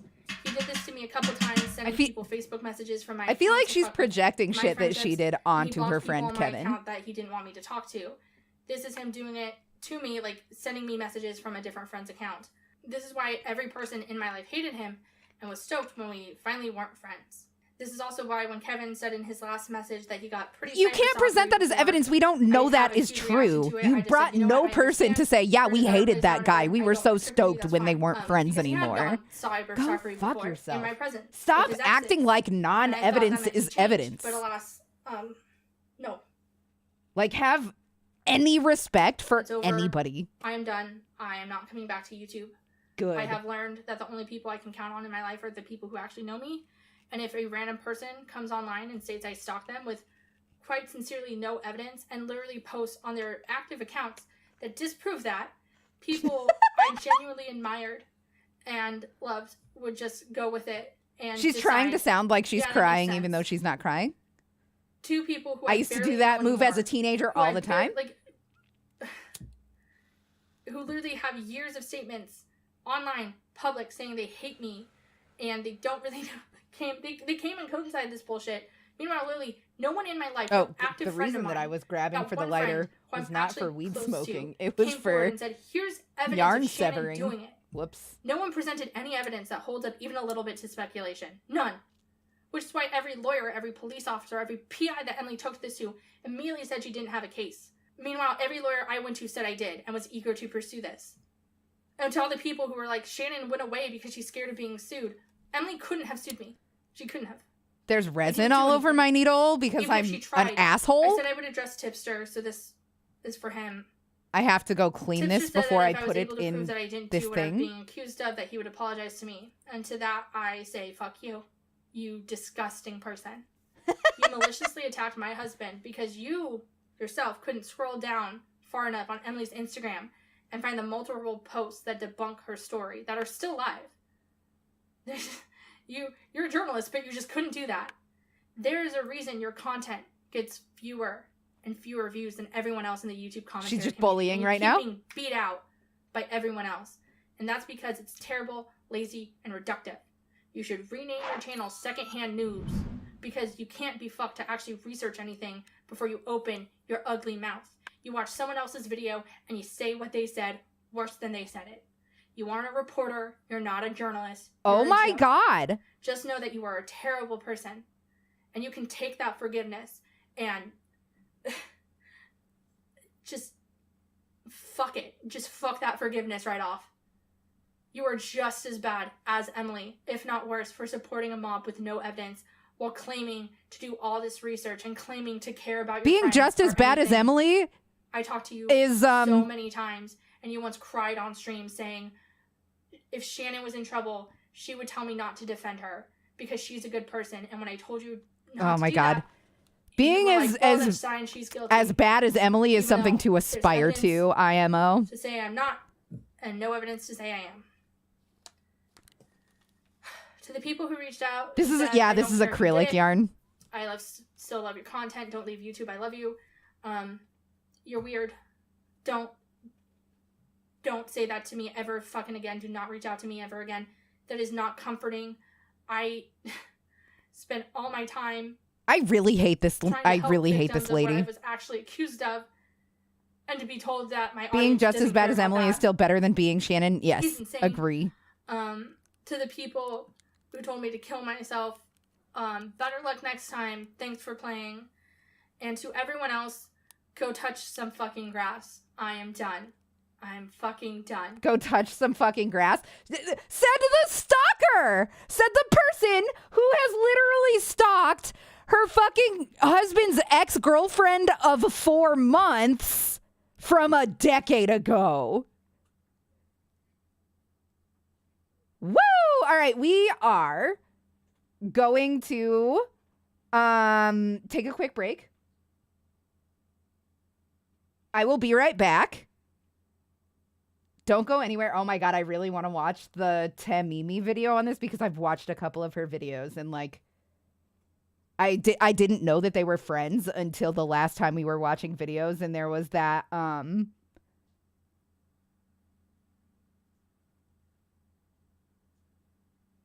the channel. Fuck it. I have no words. I'm high. I'm sorry. We'll be right back. Don't go anywhere.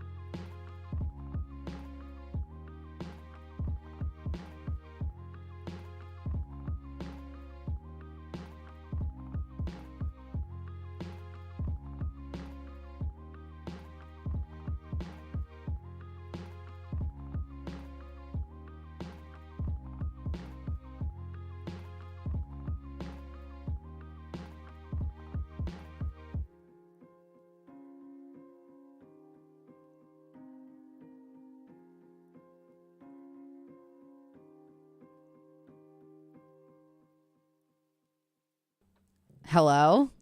Can you hear me? Doxy chat. Hi. Okay. We have now. Here, let's turn this off and go to here.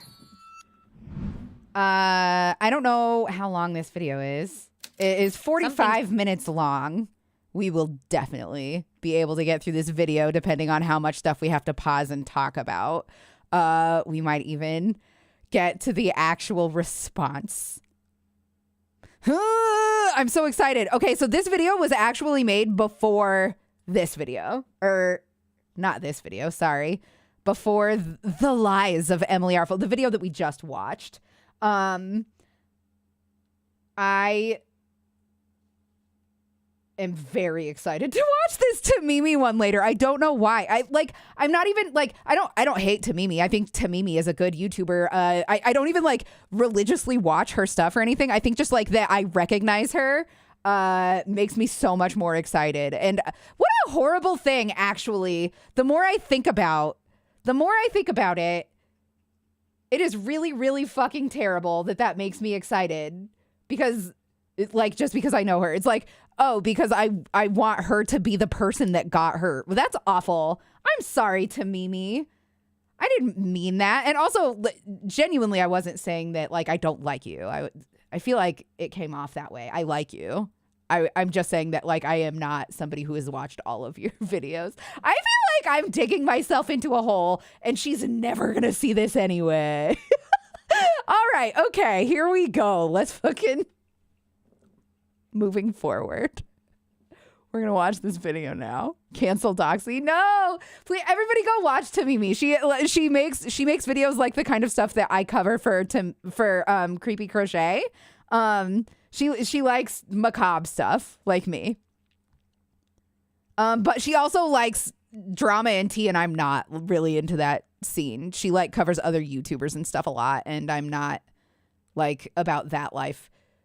She says, covering the Emily Artful Creepshow art drama. You know what? I'm going to stop and we're going to watch this video. This video came out before the last one. That's on me. I had that wrong. I'm sorry, but let's go. Said in this video are personal suspicions and feelings. None of what I discuss has been settled in a court of law. What I am able to prove are exchanges that come from my own personal Is this Emily or accounts Shannon? on This my is personal Emily. cell phone. I encourage you to take all the I evidence think this is just an provided update here to in the my first previous video that she on made. Twitter, Open as mouth well and as the move foot. I multiple know. testimonies I just, like, from witnesses was to the so mean suspected a stalking bunch and harassment, without meaning and to draw be. your own conclusions.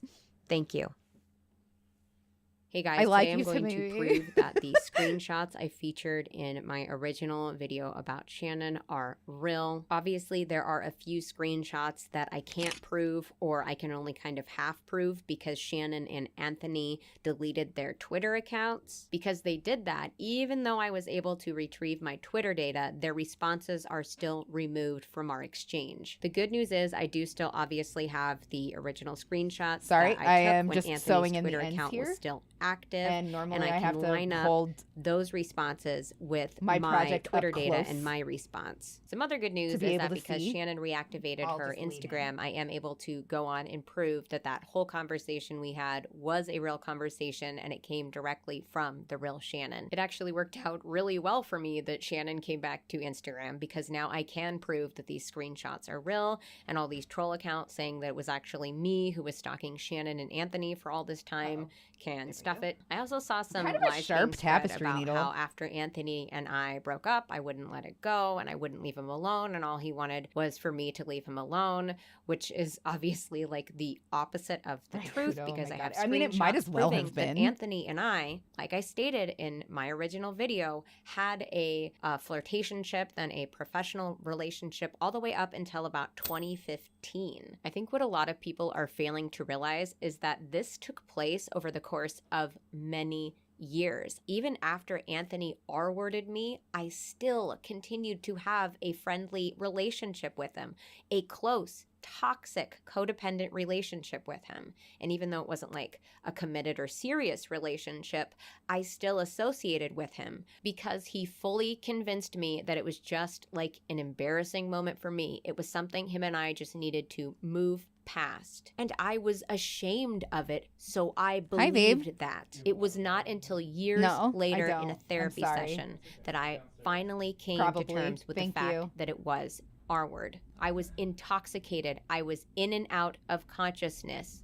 That is I am what a makes it lazy R-word. end I've sewer, seen a few by the channels way. say that he broke into Don't my end home, so and like if you go me. back and listen to what I actually said, I never said that. When we were, Andrew and I were kind of still in a flirtatious place, at one point he had come over.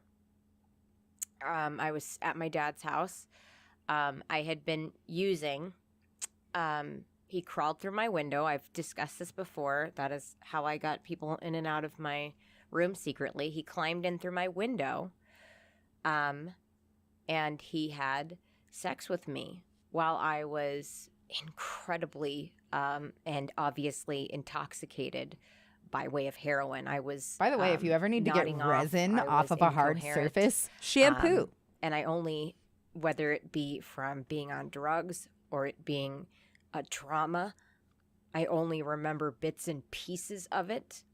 I clarified that we were in a kind of flirtatious place and that my window was how I let friends in and out, and that he came over so and what I we're was gonna do now intoxicated is pull and this he tight. R-worded me. I fully admit that I did not explain it well, but my emotions, when I say they were like so on high when I recorded that video, it was a miracle I was able to get through it. I had to stop we go. on numerous occasions. All So right, I we are fully definitely admit going to have that to yes, stuff this to I shape didn't it, really but explain that it very is well. okay. I feel like most This channels is though a understood dice that bag. he did not break Let's in. make I just a let him in through my drawstring. window. Oh It shit, was I a have to sew in this purposeful part too. action. Fuck's The sake. thing that made it an I R forgot. word, and I've clarified this multiple times, is because I was intoxicated, visibly intoxicated. In case this wasn't already common knowledge, but if someone is visibly intoxicated, they cannot consent. So Shannon telling Tipster that what happened to me is provably false is impossible. She was not there. She was not part of the equation. She did not have my blood to test it for drugs. Coming forward with this was not a victory for me. This is something that I struggled with, that I dealt with, that I was traumatized by for years. Because when you know someone is watching your every move, everything you say is being recorded, someone is actively looking for your address, for your I'm phone glad you number, like it. for where your kids go to school. You do Could not someone get give me a recap on the moment of story? peace. And I did all of the things you are quote unquote supposed to do when you are being stalked. Thank you, when honey. you are being harassed, when you have been R-worded. And I was turned away. I was discouraged. Even though things lined up and everything pointed in one direction, it didn't matter because most of it was online. So people turned their noses up at it and acted like this was senseless girl drama. Like my own peace of mind, my comfort, my safety didn't matter. Shannon and Anthony got really good at covering up their digital footprint. But I think they gravely underestimated how much I was recording, how much I was screenshotting, how much I was saving. They got bold and bolder and bolder.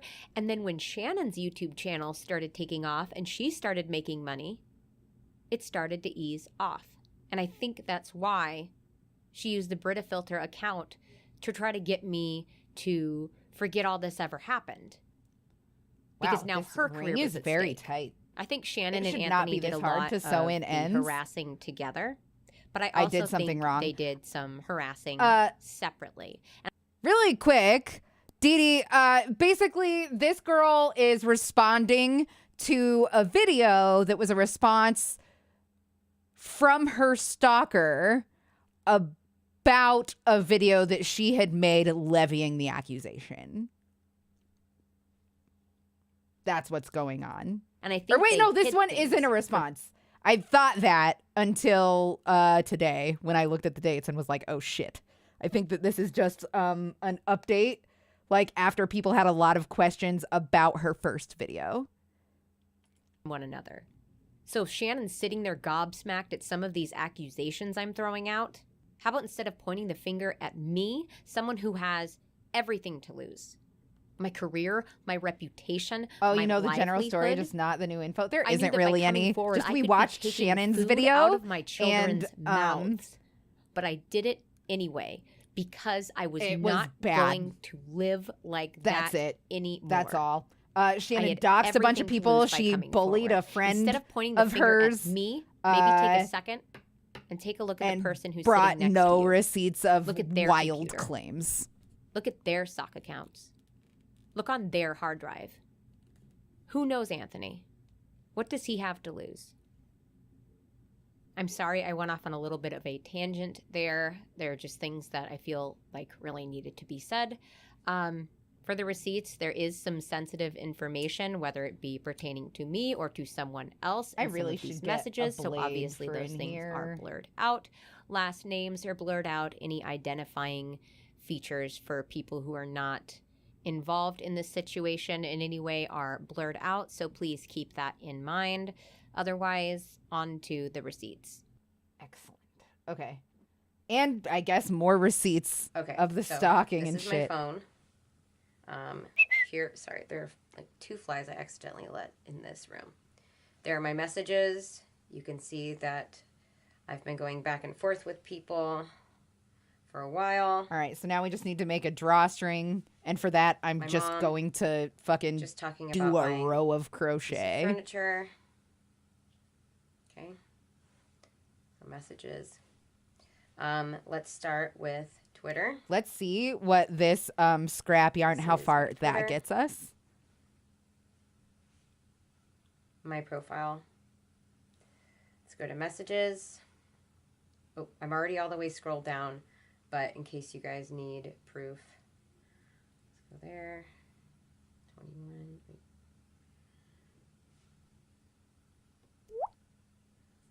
There. Sorry, I'm used to cutting, so if I pause. Scrolling down, 21, 2019, all the way down to the bottom here. Here's Briar Witch Girl I had mentioned, sending me some old artwork I did, kind of making fun of it. I just say that's nice. They make fun of it. I say yes, it was horrible. So there's, oops. So there's one. Here's another one. This is the Asia, not viral Emily, sending me my She's clearly stats, programmed an not app to understanding fake how these the YouTube messages. algorithm works. It's true. You can tell by her hands, the way that she places them, that she's doing the body language of a liar, so she's telling lies right now, and therefore Shannon could not have stopped her. You can tell. Aja. There's Brianna Lang. Go to the top here. Telling me it looks like I'm wearing a hijab. He's saying, no, I'm not. Another channel, Creepshow Art. Just kind of egging me on. So this account was the one that was featured in one of Shannon's videos. At least one person in this galaxy thinks I bought my views and I bought my subscribers. Which means someone in this galaxy thinks I'm made of such wealth. She sent herself and threatening such opulence messages. that I bought myself subscribers. I mean, thank you. Notice the speech patterns are very different. Oh my god. They talked, in like internet slang in the other video, in like all caps or something. So that's unusual. Oh, let me click on these. She faked harassment of herself to make a video about. That is insane person stuff. Shannon needs help, genuinely. Not really. Hashtag pray for Shan. I don't think they did anything. Nope. Okay, the tension on this already sucks. I'm gonna start over. Britta Filster, here we go. The person posing. The tension on this sucks really bad. It's my brother. He's been a fan of you. So sorry, everybody. All of that. I don't know People who have Twitter on the second page of their app list are liars. I've heard that. Cool. Me asking to prove they're real.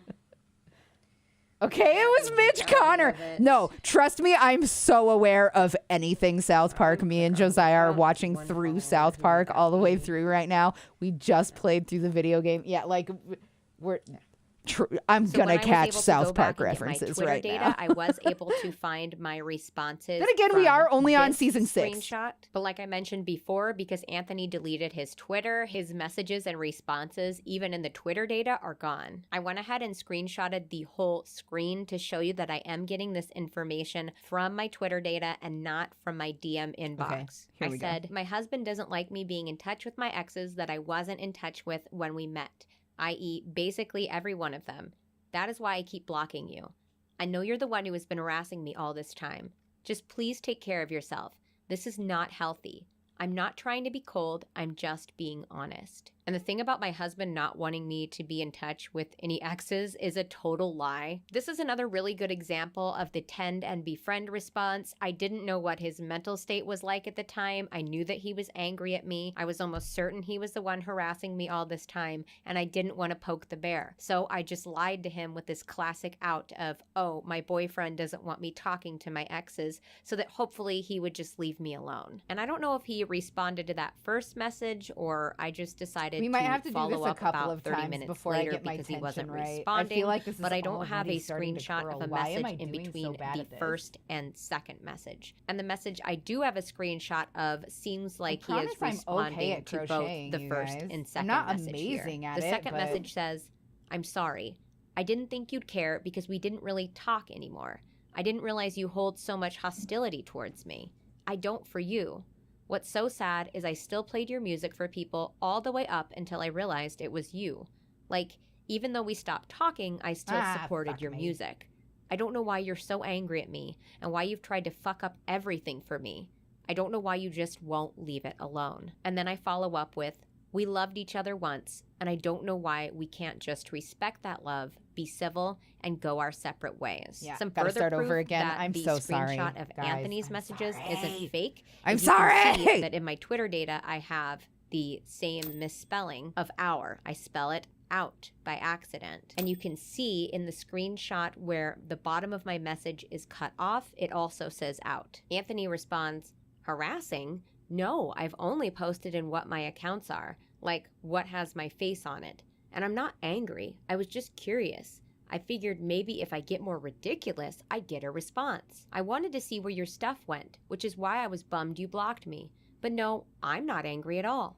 That Thank you sounds for like the reason, Shannon though. so much much. appreciated. Good luck out there. What I find super suspicious now that I look back at it, I didn't mention anything about sock accounts in this conversation. So I don't know why he felt the need to clarify We pointed that he out. only uses accounts with his face on them when I didn't say a word about sock accounts until after he messaged this. Now, I had previously mentioned to him in passing that I was receiving a lot of hate on my social media, but that would have been years before this conversation took place. And since it was just in passing, I didn't go into detail about what kind of accounts were harassing me. And because I didn't go into detail about who was sending me hate, I think I am for all going to have to he start this knew, one it more could have time, been someone but I we're knew in getting real better life. here. So why put that detail in? Oh my when he gosh, had I'm so very sorry. little knowledge of You the have to people yell at me sending when I have hate. it. And again, when Not I had on mentioned this to screen, him, it y'all. would have been years prior to this conversation. This is why Or I could be a believe that it might professional have been streamer and Shannon pay attention. responding I'm to so me. sorry. Shannon I'm is sorry, many everybody. things. See you but later, Anna. stupid Have a is good one. not Thanks for one hanging of out. them. She's clearly developed we a are very gonna start quick this over wit one and the more ability time. to have an answer for everything. But I think we're urge you good to now. compare the I think language that- I in think this that exchange to the language I'm in the in my exchange rhythm. between Shannon and I in October 2018. A lot of deflection, a lot of explaining, a lot of excuses, but very little defensiveness. I feel like if you were being accused of something, especially something Emily. like harassment of another person, that you would immediately get defensive and angry. But every time I accuse Anthony or Shannon, instead of getting frustrated, they go immediately into trying to clear their name and giving a multitude of reasons why it couldn't be them. Just food for thought. Back to Twitter. In this response, I give Anthony an, at the time, recent example of some suspicious behavior coming from his personal accounts. I say, on Instagram, there was a post from someone talking about how angry I look in all my photos, which you then went on to say the same thing the same day, as well as like all their comments. Then I receive a message on Twitter from someone saying I buy my subscribers, which you claimed in the same day as well. Both these accounts were freshly made / very clearly fake accounts with 1 or 0 followers. I know it may seem hard to believe, but I really don't receive much hate from the people who view my videos. It's rare. So it wouldn't make sense that you and these random accounts have the exact same sentiment and just happen to air those grievances on the exact same days. I've gotten good at fact-checking over the years. And by the way, yes, my other videos did receive boosts in views during the time my "You Are Not an Artist" video went, as I corrected it, quote-unquote mini viral. Regardless of anything, even under the very unlikely circumstance that it is only your one account, it's still harassment to go to my viewers and try to discredit me by way of something you made up. It's a form of slander. It's actually libel because it's written. There is obviously nothing I can do about it. I'm just letting you know it's not productive or constructive. It's just fucking with someone for the sake of fucking with them. Again, after all this, I still wish you well. I'm just asking you to stop if this I don't know is if you. this is going to make a good If it drawstring isn't, the then more fine. I think about it. There's Should I just do nothing a I can do chain? otherwise, and I'm aware of this. I just thought I'd at least try and state my case, you know? And he never responded to Why that would they message the message. same thing Now, as a sock this account? Because they're a response bad that I sent liar. is very Because they're not important as smart for as two they think different they are. reasons. I am part of They're the letting arts their and obsession crafts community consume here them on YouTube. instead Do we get of, hate? I don't Yes. know, Are a there trolls book. in our community? Yes. Is our community just like any other community on the face of the internet, on the face of the planet?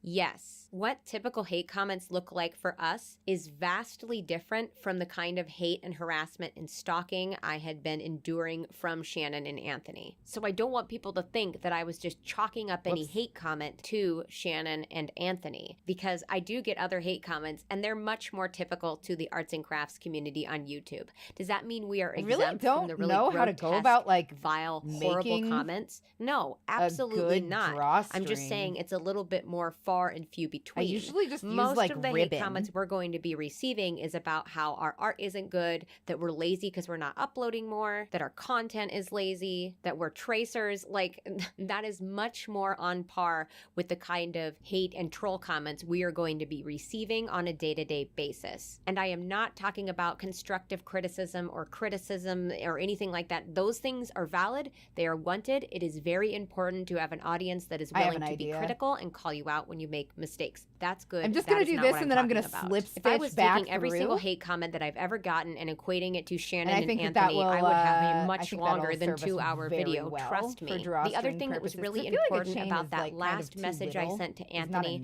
was that I asked him to leave me alone. I say directly to him, I'm just asking you to stop if this is you. I also said earlier, we loved each other once, and I don't know why we can't just respect that love, be civil, and go our separate ways. 2 instances there where I make it very clear that I just want to be left alone. That will be important in the courtroom because that is me saying, I want you to leave me alone. That is my declaration of fuck off. I don't think that's what it's called, but that's what I'm going to call it.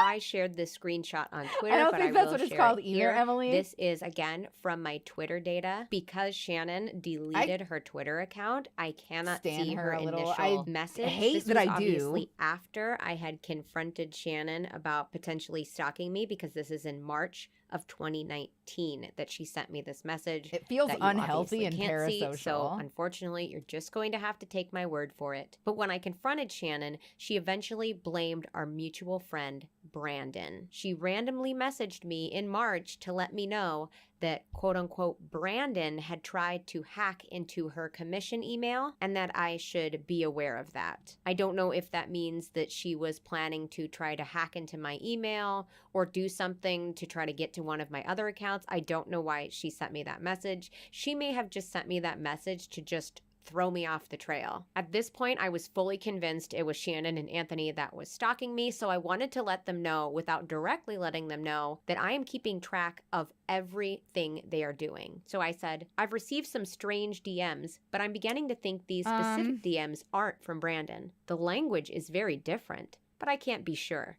I'm so sorry this is happening to you. Definitely still. not long it's enough yet. It's an absolute nightmare. Make sure you're screenshotting. I don't think that the scrap yarn is going to be long enough is what I've been doing it pretty much since the beginning and giving every little thing to law enforcement. Now, like I said in my original video, I have never been able to file a police report because nothing bad has actually happened to me physically because of the stalking. Gotta love America. But I have an in-law that's in law enforcement and has been in law enforcement for many, many, many years. I have made them aware of what's going on, and I've also made my local PD aware of what's going on and told them some of the things that have happened to me. They absolutely will have record of me calling in, and my in-law knows what's going on as well. So if anything ever happened to me, not only do I have an actual paper in my home that says if anything happens to me, maybe look into these people, law enforcement is also aware. Anyway, I said, they can't do much without his address, but I'm working on that. If I get any information, I'll be sure to pass it along to you so you can file a restraining order. This is just not okay, and I hope you stay safe. He's clearly very unstable.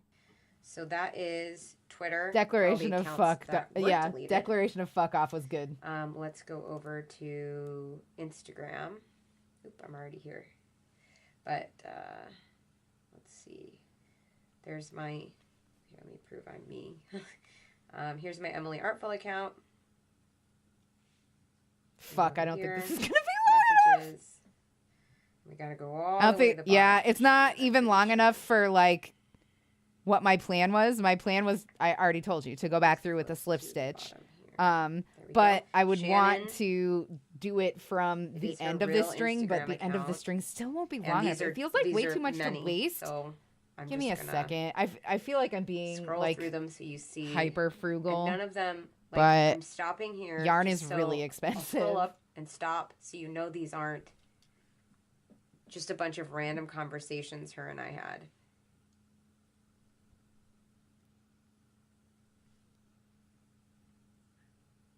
Right? This was all one conversation. Again, the only 2 conversations that Shannon and I ever had, or excuse me, I guess it'd be 3. It was the one that I was like, hey, could you maybe change your, story time series name? What was that one? And then we're just gonna lengthen it like this, like, this is gonna kind of completely one whole change conversation color where she's abruptly, like, oh, sorry and for I'm posting okay about you, with that. mentioning you in their story, right there. Sorry about doing that. And then me being like, hey, are you stalking me? I would count that as one whole conversation. And then the conversation on Twitter that I showed earlier, but since she deleted her account, I don't have access to that. I'm going to click on this, show you it's really Shannon. No posts yet, except for this one. And I think those are the only screenshots that I am able to prove, because the other ones are all on their deleted accounts or Snapchat. So now Anthony, let's turn this on, Facebook Messenger, search. Anthony did delete his Facebook, but he does confirm that it's him. There are 3 matches for Anthony here. This match right here, oops, let me bring this down. This match right here, I will include the screenshot. I can't find this guy's channel, by the way. Message I sent to How is The Ring? I'm obsessed. I love it so much. November of 2017. How are you This was enjoying right it? after my first son was born. So yes, they were harassing me the entire duration of my pregnancy. And if you guys remember, I really, really struggled with antenatal depression when I was pregnant with my first son. And this certainly didn't help. This is why I personally believe that they were trying to get me to kill myself. They knew how fragile I was at certain points in my life, and I feel like that is when they struck the hardest. I said, "Hi, Grandma. I don't know if you would remember me, but I dated Anthony about 6 years ago. Since the termination of our relationship, I have reason to believe Anthony has been stalking/harassing me using fake online accounts. Up until recently, I had no idea who was releasing my personal information online, harassing my employers, and threatening to ruin my life, relationships, and career. He recently decided to go after me using one of his personal accounts, which I believe he did by mistake. I'm looking to file a restraining order against him. Now that I have evidence that suggests it has been Anthony harassing me all these years, I'd like to do everything within my power to protect my family and myself. I recently gave birth to my first son. Ooh, I and I'm really afraid like he will come Dying after Light. his personal information The first as one. well. I know I this liked may the seem first one a random lot. and confusing, Yeah. but I haven't found It was any other very way to good, I protect thought. myself. So this is why All I'm right, messaging you. this I believe I feels only need the county he currently lives plenty in long and his now. birth date. It's about I remember he spoke of changing his 2 surname feet, from 2.5 to feet. Parker, but I'm not sure if he ever went through That with feels that. good. Feel free to I call feel like me. that'll My be phone good number so is that blank, it can have a and I nice currently long live in bow Nebraska. to I it. moved hoping a fresh start in a new state would deter his aggression, but it doesn't seem to have done any good. Thank you, Emily.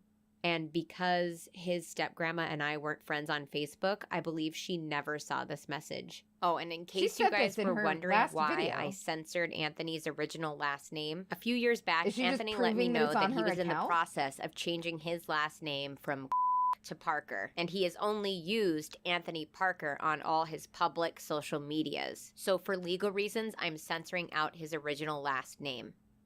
And then this over here is to a mutual This friend does of feel ours. like a better drawstring now. Going And through I and just asked the doing exact slip same stitches thing. in it. I'm psyched. You know, I say, hey friend, I know it's random for me to reach out, but this is very important. I don't know how much contact you have with Anthony, but I need help with filing a restraining order against him. He's been harassing me for the last 5 years, literally nonstop. He has inappropriate photos of me, 2 of which would be considered child pornography since I'm only 15 in them, which he has been taunting me with. He will send me messages and say things like, it'd be a shame if people found out about these, or these are all over 4chan. Not only that, but he's gotten me fired from jobs because he's harassed my employers. He pretends to be random people to try and gain my trust, and he's harassed my family and my subscribers and followers. He just will not leave me alone. I've been hiding this for years, trying to just block and ignore, but since the birth of my son, he's become a bit more bold, and I honestly fear for my family's safety. He was physically violent when we were together, and I'm afraid that if something puts him over the edge, he could very well snap and drive to come and hurt me. He's tried relentlessly to find me, to ruin me. I've been trying to file a restraining order, but I need an address or a workplace so he can be served the order. Since I live out of state, literally 1,700 miles away, it's a lot more complicated. I don't know if you still keep in touch with him or know someone who could help me, but you're the only person who has any connection. I know this is so random, and I'm sorry if this makes you uncomfortable, but I can't do this anymore. I don't want him to get in trouble. I just want him to leave me and my family alone. That's all I want. I can compile some proof for you if you need. I know this is sudden. Please find it in your heart to help me. Poor Emily. I'm sorry this is so out of the blue. And, you know, our friend responds, and I don't want to invade his privacy. He basically just said, like, I barely know him. All I know is, like, he moved to Oregon and is living out of his car. And I'm so sorry this is happening to you. Our friend was really kind and nice. It said he believes that men should be held accountable for their shitty actions. So I sent our friend this July 26, 2018, 12:44 p.m. So there's that. And then this Facebook user, this is Anthony. And you can see, and what's interesting, this is after I lost the other Facebook account. So it's October 7th, 2013. And he says, holy shit, dude, you made another one. I'll talk to you in a year or two like I always do. And we can do this again. Wish you all the best. Because we'd have infrequent contact. We'd have like one conversation every few months that was very long. I definitely have friends and in like depth, that. and then it would switch to text, and then we'd I get in an get argument what she's or whatever saying. and stop talking. I don't think that that's weird. And there's a lot of private information. And I don't know why in this Shannon acts like it's exchange. I impossible am, for that to you know, be the in and nature out of being somebody's sober, relationship. Not sober this whole time. I am so sorry.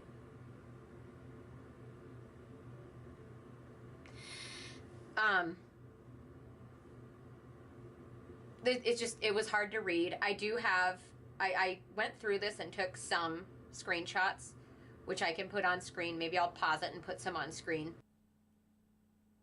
Hey guys, future Emily here. I was trying to find a way to be able to prove to you that these screenshots are real without exposing the ass ton of personal, private, sexual, and sensitive information that was strewn throughout these messages. And I came up with this. I searched for one of the keywords in the screenshot so I would be taken directly to that message, and then I just scrolled all the way back up to prove that it comes from the same deleted Facebook account that is signed Anthony in 2013. With this method, I've got a little wiggle room so I can also show the dates that I wasn't able to capture in the screenshots, and it also shows you how long it takes me to scroll from the message all the way back to the beginning of the exchange. This way it makes it much easier for me to censor all that sensitive information while still proving to you that the screenshots are real. This way you can see all of the conversations that took place between the message I felt comfortable sharing and the beginning of the exchange. Even though they're blurred, you can see that there are a ton of them, especially as we go forward in time. And these screenshots, as well as the screenshots from Instagram that I show at the end of the video, are important because they show that Anthony and I had that progressive sexual to friendly to professional relationship all the way up until about 2016. Not only that, but it shows that he was initiating a lot of these conversations. Anyway, back to the video.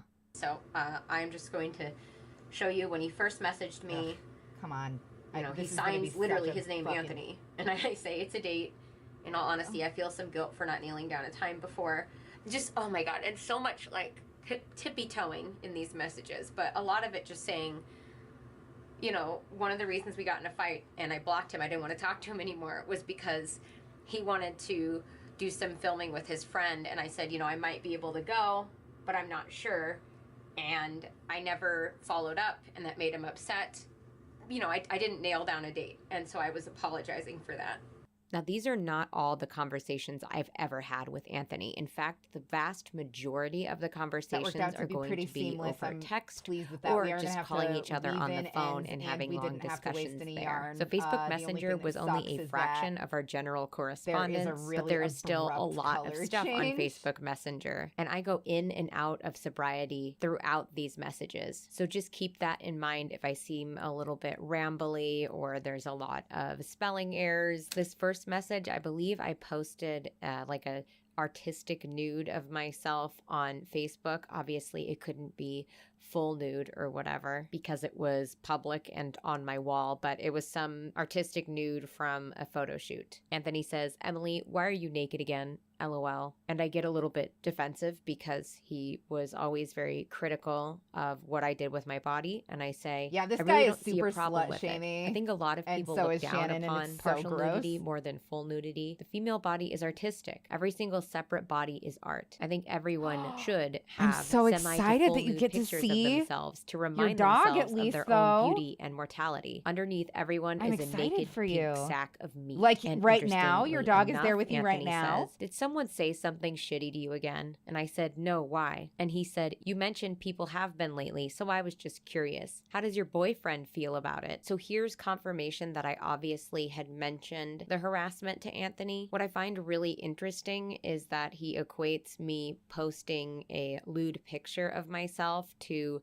someone harassing me or bothering me. I just find that really out of place. I don't think that would be most people's first assumption. Obviously, I got a tiny bit defensive, but I was mostly obnoxiously waxing poetic. It wasn't like an angry message. So again, I just find it strange. Why would you bring that up unless you had something directly to do with it? Future Emily here again to make a correction. I took a ton of screenshots and I got these two screenshots mixed up after the fact. So when I went back to record the messages for a second time, I realized that I had gotten these two conversations mixed up. This screenshot actually came from this conversation. For context, Anthony had posted a rant on his Facebook basically saying he refused to associate with anyone who will quote unquote do anything for money and fame. And he just sort of generally degraded sex work. And I had just started stripping again, so I thought maybe he heard through the grapevine that I was stripping again. We almost had no friends in common at that point, so I have no idea how he got that information, but it felt very pointed and directed at me because I had literally just started stripping again, and then all of a sudden he posted this rant. So I panicked because I thought he was mad at me and I was still in that super toxic codependent friendship / pseudo relationship with him. And I confronted him with these messages. I was just desperately trying to explain why I was stripping again because he regularly called stuff like this slutty and skanky. And you can see me degrade myself by being like, I know it's skanky. I'm so sorry. So codependent, so toxic. My heart aches for the girl that's in these messages, but I just wanted to make sure I came in and made those corrections. This next conversation continues to reinforce the idea that Anthony and I still talked and had a relationship with one another, even in 2014. If I really was the one stalking and harassing him and not being able to let it go, wouldn't he just ignore me? Or at least give me curt, short answers instead of saying, dude, you gotta come over sometime so I can record you. I got a new mic and I want to hear how you sound on it. And I say, yes, I'm so down. What are you doing Sunday? He said, I'm free Sunday. Also, does your number work still? I tried calling to ask you a question and it just kind of beeps. And then I go on to explain to him that my voicemail isn't working and we set up the date to record. So this was a gem to find because I knew that the original conversation about my voice, quote unquote, being better than Shannon's voice took place over text messages. So I thought the bulk of that was lost to time. But it looks like when Anthony reached back out to me, it was on Facebook Messenger. So this was on March 25th, 2014. Anthony says, hey, so it turns out you were pretty right. Your voice would fit way better. Would you still be interested in singing? Please let me know. Also, my phone's off to the first, so if you want to, just get a hold of me here. I said, yes, I can meet Thursday at 4 if you're available. That's and very possibly Sunday funny as well. that He this said, is yeah, part of 4 on it. Thursday works great. I said, see you then. Can I have the address? I'm pretty sure I remember, but just in case. And he gives me the address. And then later I checked in to see if we were still good. And I said, see you tomorrow. I'll talk more about this on my final video on the matter where I kind of compile all the evidence that we have so far and simplify things.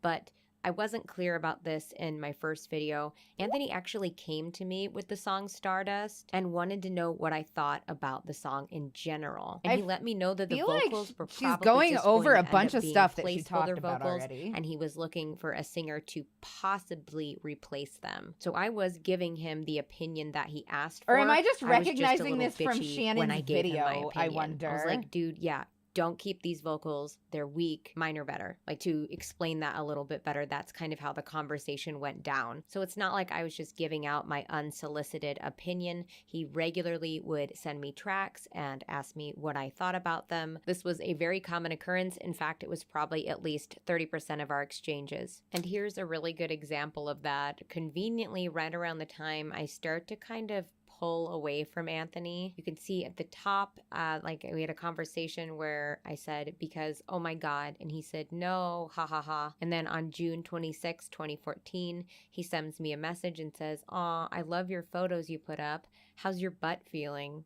And I didn't respond to that. Then on July 3rd, 2014, I think he some says, of it is oh, repeated. I guess she you wanted to prove Didn't know these if you aren't wanted to fake get them soon. screenshots and I are think actually he got on a her really phone. big Okay, kick out of having me come over and spend time with him and trust him while he was harassing me. Yeah, I know she so said he invited me this. over to record a lot during this time. Then on July 5th, he says, hey, can I get your opinion on this? And sends me a Dropbox link. And then July 11th, he says, did you listen? Yeah? No? And sends me a sad face. And there was some personal information in my response, so I'm not including the screenshot, but I just lied to him and said that I was on vacation. I believe this was right around a brief stint of sobriety that I had, so I started to pull away because I just never felt good when I interacted with Anthony, but I was always too terrified to tell him the truth because I was afraid of his anger. Even not being aware that he was stalking and harassing me, I was still afraid of his wrath. That should just tell you something right there. Now, this is a super important piece of evidence that I stumbled upon. When Brita Filter messaged me and went through the laundry list of harassment that I had endured, they mentioned having a grainy video of me singing and playing piano. That video is an unlisted video, and the only person I've ever sent the link to was Anthony. That video is still on my YouTube channel to this very day. I never deleted it. What kind of made my skin crawl after remembering this was the screenshot I had taken of the conversation. It starts with Anthony saying, trust me. I said, KK, let me log on. Oh, by the way, I have a video with some music I've written too. And he says, send them both. And I send the link. There's the music one. Ugh, it's telling me I need more space. And he says, on Dropbox. That was unrelated. That was for a different song I was working on at the time. Pretty creepy stuff. So this is the last conversation I had with Anthony while I was still in the dark about what he and Shannon were doing to me. I was sober here and I was starting to pull away, but I was still too afraid to just tell him I didn't want to be in contact anymore. He said, oh, and I don't know if it's a concern for you, but I got a new phone and don't have your number. May I have this? And I gave him my number. I wish I didn't, but I did. And I said, I also got a new phone a few days ago. And he said, that sounds about right. I just stopped following him. Too silly. And that's awesome. Want me to just text you? I mean, instead of right you. now, And I just said, the yeah, drawstring sure, for got the it. dragon egg And bag. he said, yes. And Then later then he I'm gonna messaged do me and another said, dragon friend. egg bag. So guys, in this is actually one the last of conversation the other I had dragon with egg Anthony. colors We that really I got. didn't talk too much in You 2016, guys so that's can probably why I forgot these choose what one messages you like even best. existed. And I definitely knew that he was dating Shannon at this point.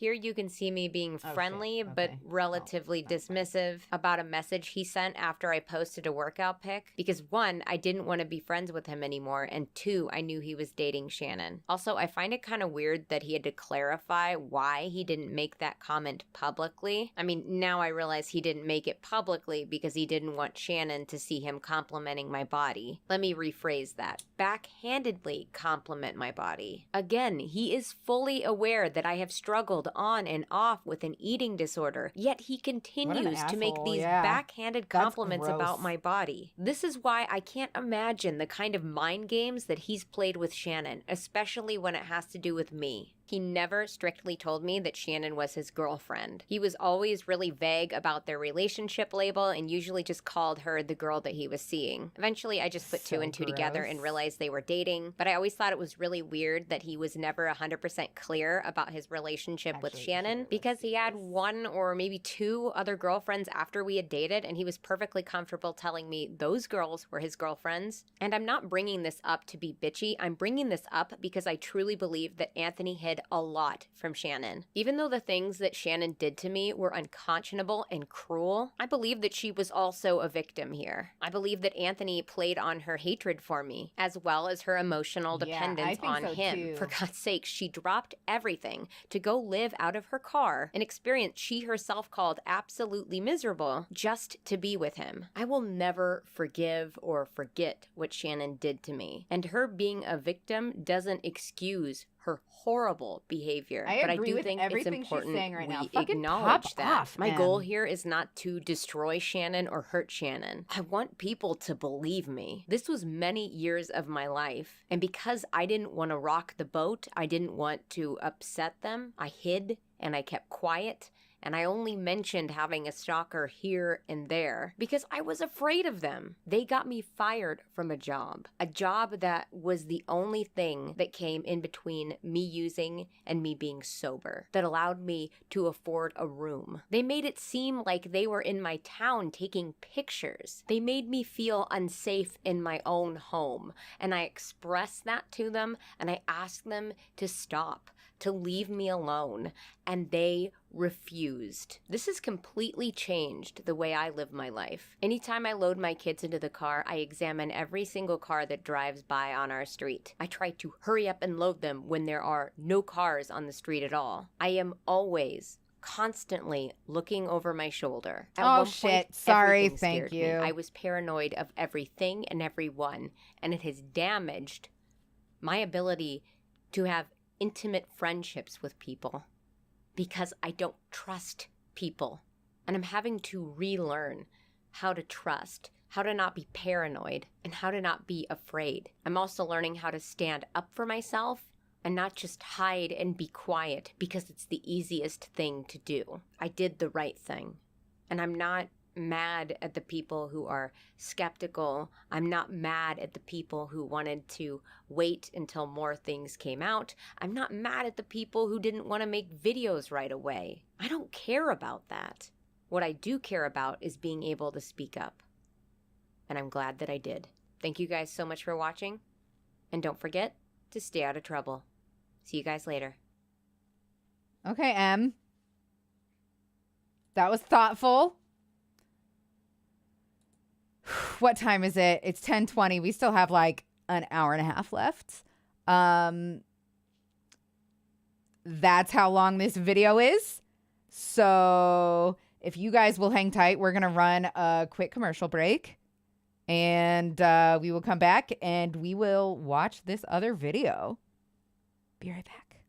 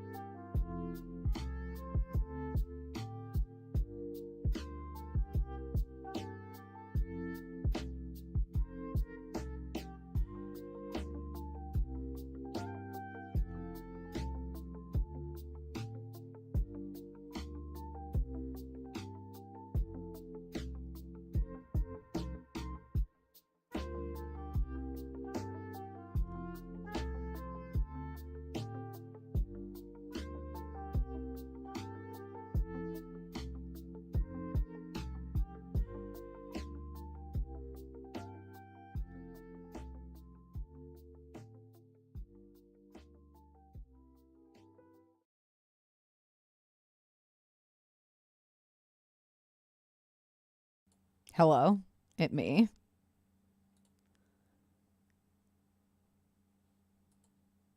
I'm trying so hard to make everything work.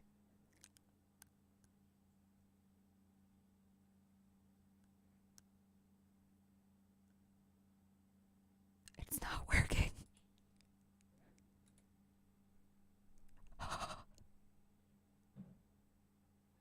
Okay, sorry. All right, we're good.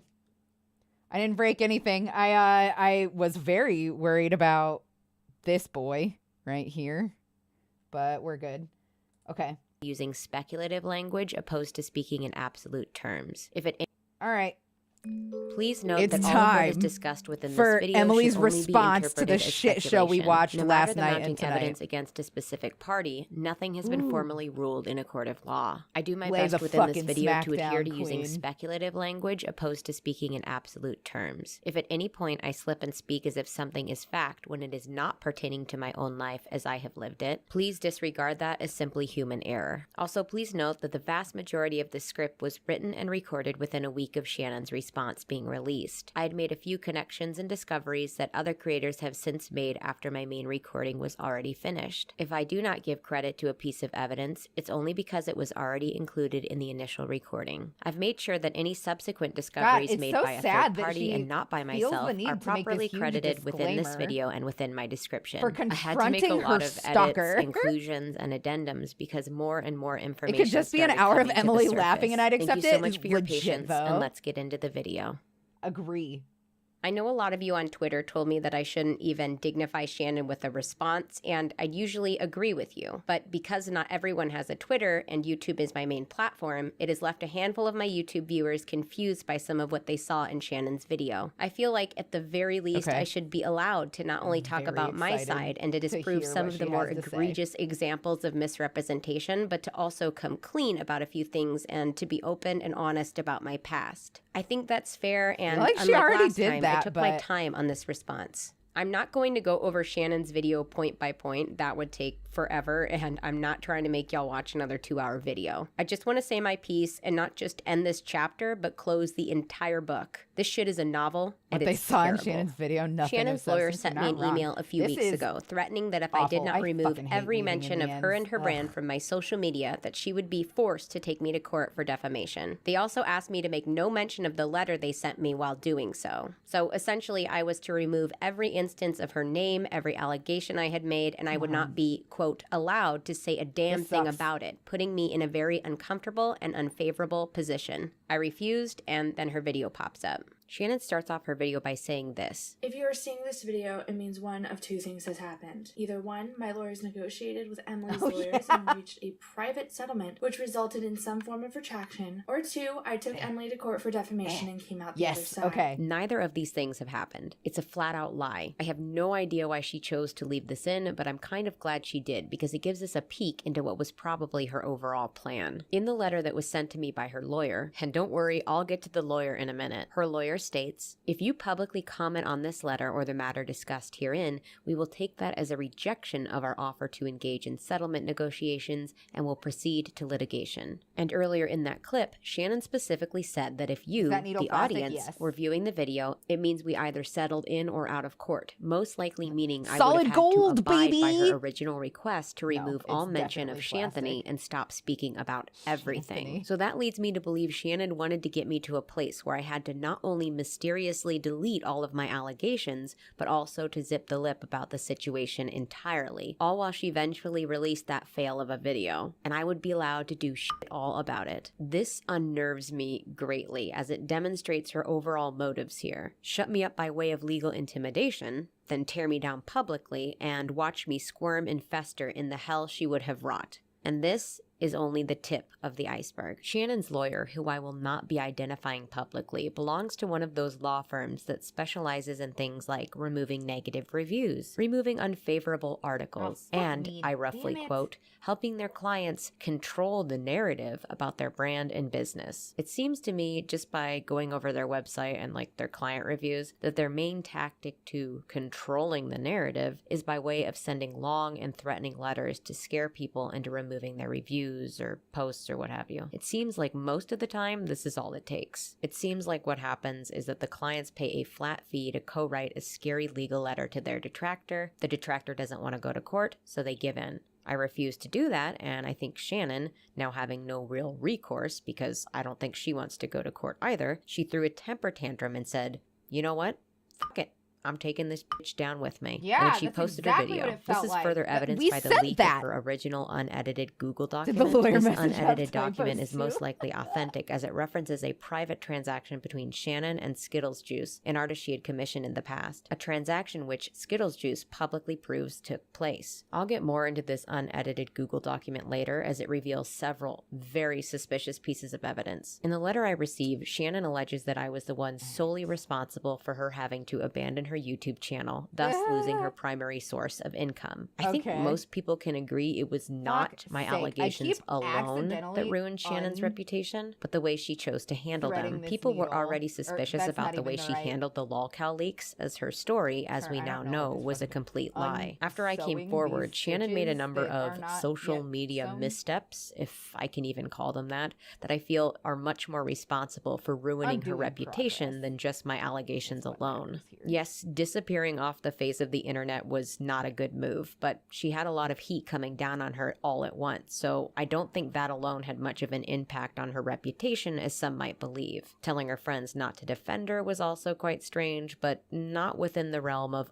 unbelievability because, as we've seen in the past, when a public figure is canceled, for lack of a better word, they create a kind of cone of shame that drags down everyone associated Absolutely. with them, especially if those people chose to defend the canceled influencer. So her asking her friends to not defend her is not that big of a deal on its own either. I think the two most damaging things that she did were, one, try and blame the lolcow leaks on a stalker spoofing her IP, which means, without even asking to see the information lolcow had to implicate her, she immediately acknowledged those posts would appear to come from her computer, without any question. And two, very quickly removing a large chunk of her old storytime videos from public viewing, conveniently right after I came forward. Now, I believe she deliberately did not delete the Stalker video, something she even points out in her new video, as it was something I drew direct attention to in my original allegation. I think she felt if she left it up, she'd appear more forthcoming, all while she sneakily removed a large handful of videos very shortly after my video went live, and then continued to remove more videos as the days went on. Shannon claims that all these videos had actually been privacy claimed for months beforehand, and that she had proof that she would only provide in court for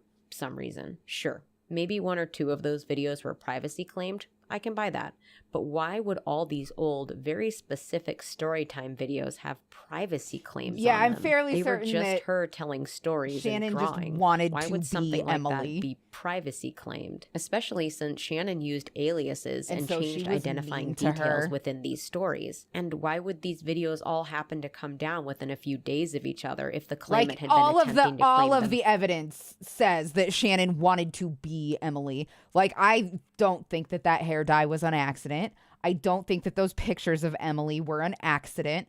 I don't think that the fact that she started a YouTube channel after Emily, devoted to her art after Emily, doing the sketchbook story times after Emily, I don't think that any of that is a fucking coincidence. I don't think that a single fucking one of those things is a coincidence, let alone suspending my disbelief to believe that all of those things are a fucking coincidence. It's disgusting. It's egregious. And Shannon really thinks that we're all dumb. Like,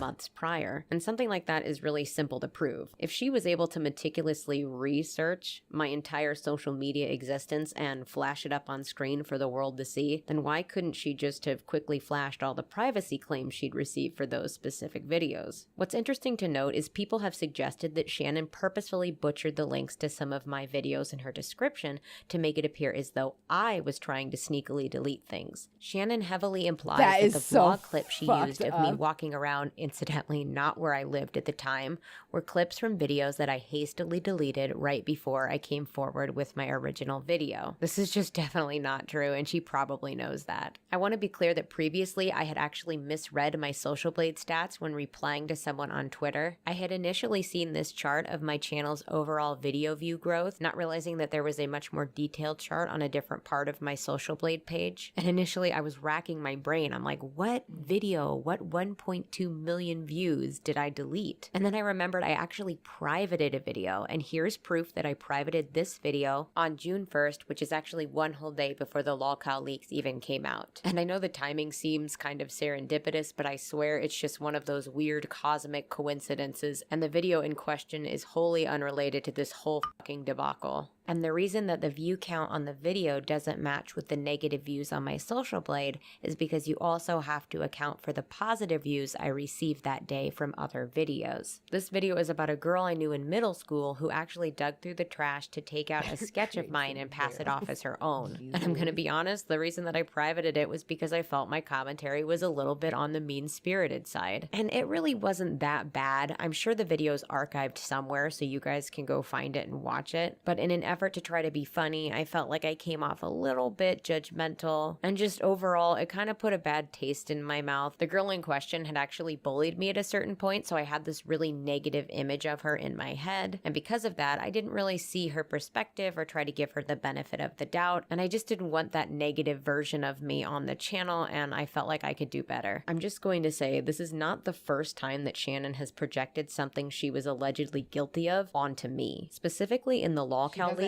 Shannon on more than one occasion accuses me of lurking and self-posting, just as she was doing. So she wasn't just fighting with herself on lolcow, she was also purposefully posting my content to make it appear that I was using the site in order to garner views. That's Weird. so Where have I heard that funny. before? Oh, that's right.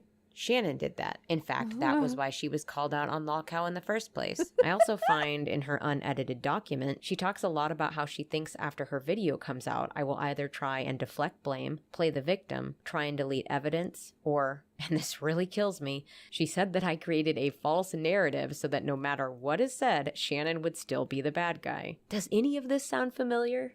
Creating a false narrative, like taking all the horrendous harassment and abuse that was done onto me and turning it into her own personal sob story, a sob story that she posted not 3 days after I briefly mentioned having a stalker on my Twitter. That made it so if I ever tried to speak out about what happened to me, people would accuse me of lying because, hey, that's the same thing that happened to Creepshow art. Huh, that does sound familiar.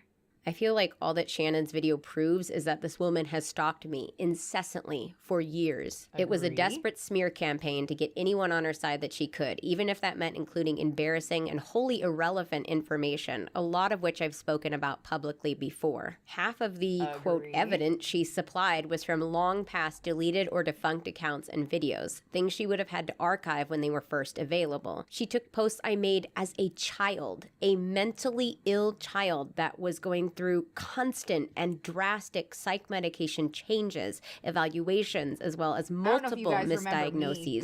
And she used this information to attempt to smear me now as an adult. Because as we all know, the things we do as children directly relate to the kind of adult we will become. So if you were dramatic on the internet when you were 12, then that must make you a liar as an adult. Sorry about the heavy sarcasm there. It's just such a ludicrous notion. The YouTube channel A Copy Art made a fascinating discovery of this really interesting clip from one of Shannon's past videos. I believe the following clips just showcase how double-faced Shannon really is. And the funny thing is, it is her own word. It's wild how people treat this literal child online. Like, there is a creator who is literally 14 who people want to call every name in the book because she acts like a creator who is 14 years old. She is 14 and people are having post threads about why she's the worst person in the world. And I'm just sitting there like, that's a child, guys. People often forget that pretty much until you are about 25, your mind is in a constant state of flux and you are constantly learning and and changing and growing into yourself. People act like who you are and what you posted when you were 13, 14, 15, like that represents you for the entirety of your life, and that you are going to stand by it to the end of the world, and you aren't going to be and act like a hormonal person who is being ravaged by puberty and how terrible that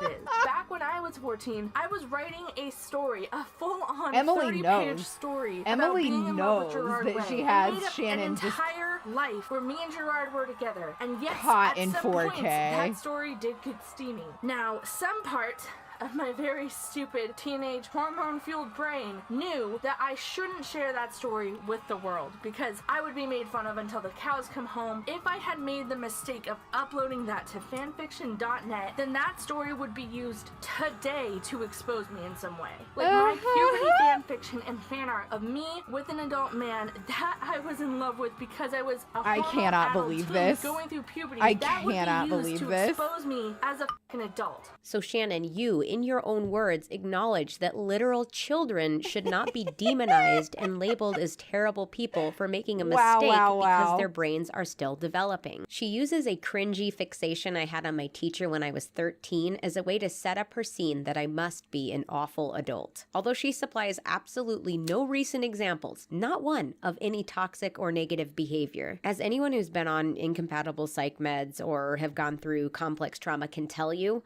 these things can turn your brain to absolute chaos, and it worsens further if you are a hormonal child struggling to find a sense of stability in your world. Not only that, but one of those medications I was taking back then, Abilify, which I was taking in high doses for many years, actually came under legal fire multiple times for causing thousands of its consumers to develop gambling and sex addictions, as well as a myriad of other compulsive behaviors. In 2016, the FDA even put out a drug safety warning for Abilify, noting that its consumers might experience, quote, uncontrollable urges to gamble, binge eat, shop, and have sex. Now try giving a high dose of that medication to a prepubescent child and see what happens. Clearly, I was already dramatic and cringy. I didn't need a medication to boost all of that. Obviously, this doesn't mean Abilify bad. It just means these side effects were very common and that Abilify obviously wasn't compatible with me because I was experiencing some of those common side effects. However, this doesn't at all excuse my behaviors because it was still me posting those posts, therefore I am still responsible for them, but it does give some explanation for why they happened in the first place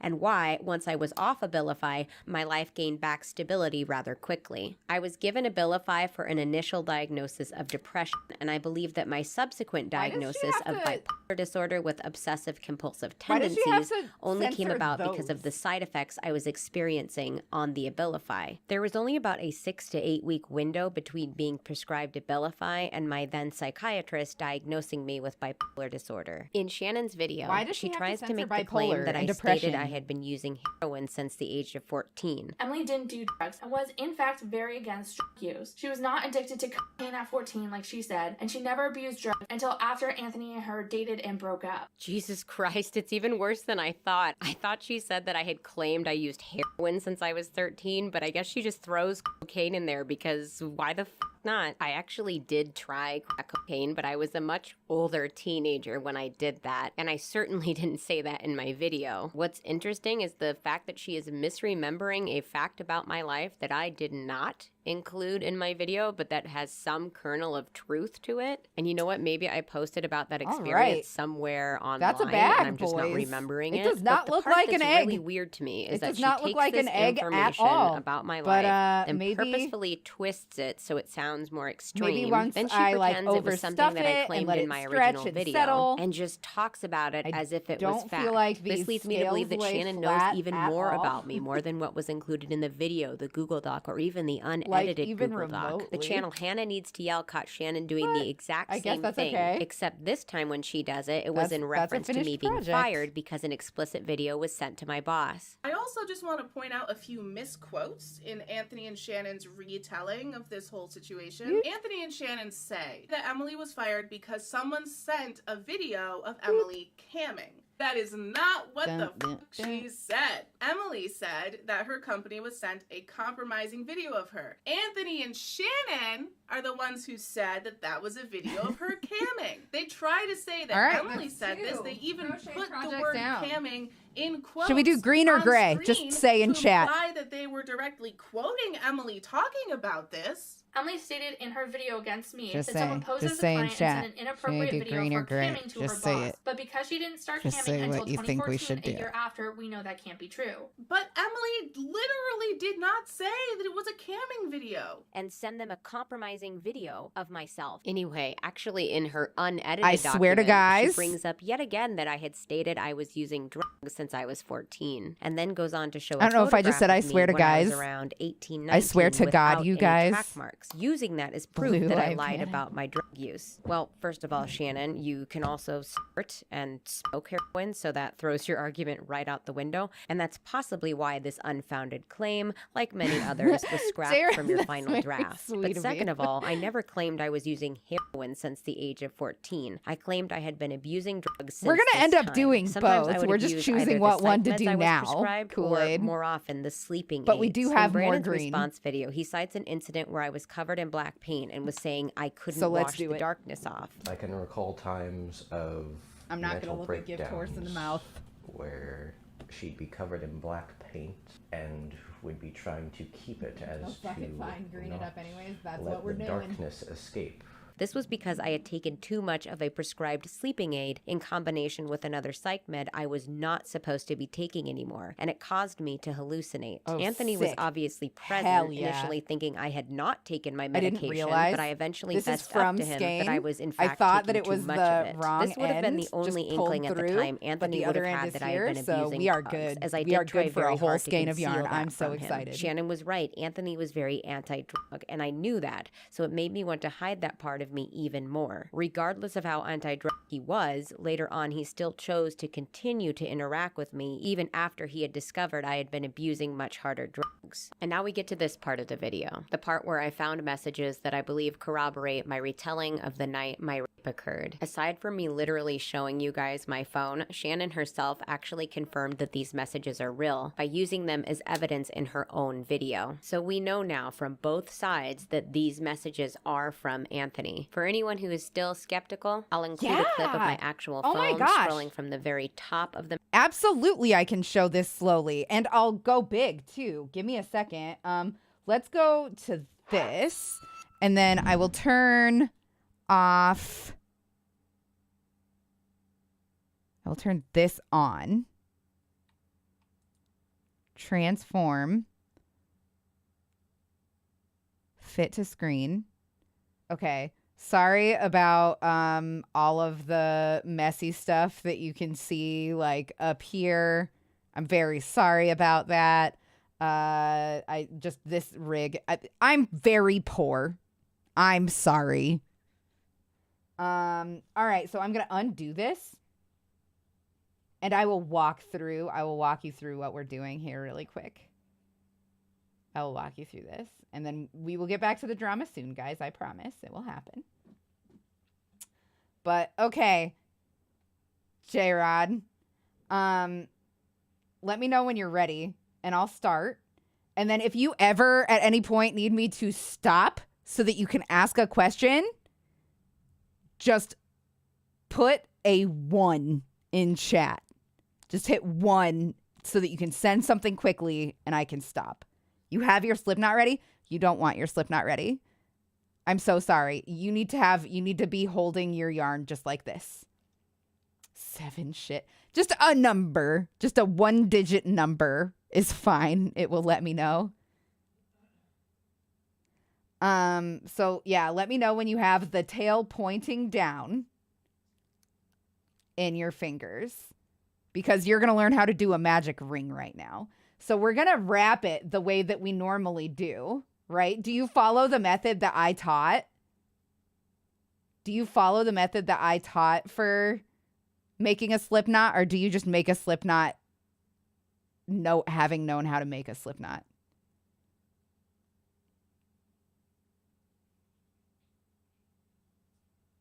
You weren't following? Okay, well, now you have to learn to. Okay. So you're going to pinch it, tail pointing down with your palm facing towards you. Okay. And then you're going to wrap around both your index and middle finger around the back of it, and then pinch for a crossover and go around again and pinch that held. Okay? So it should look like this. Let me know when you have this.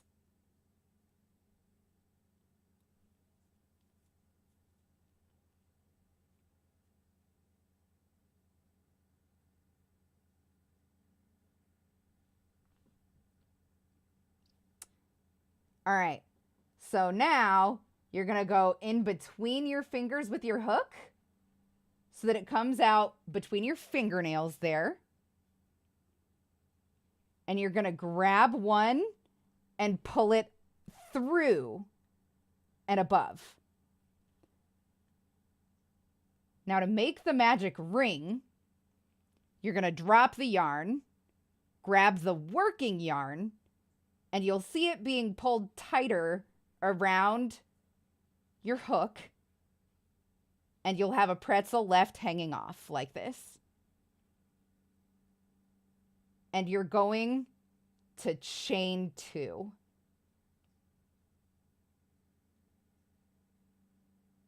So you should have a chain 2 with like a pretzel hanging off the end. Do you need me to do that again?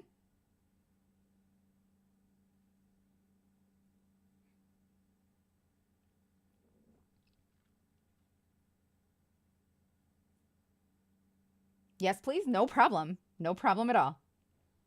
All right. Pinch. Wrap around, crossover, wrap around, pinch.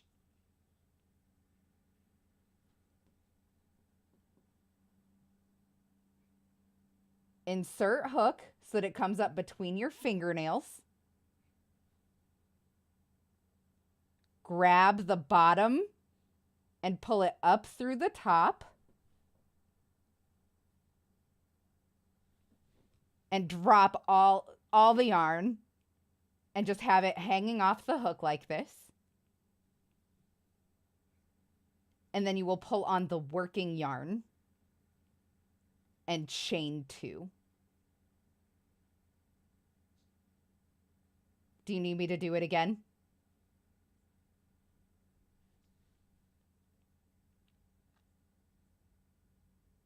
Don't be embarrassed if you do. I'm happy to. I have absolutely no issue doing this all night until you get it.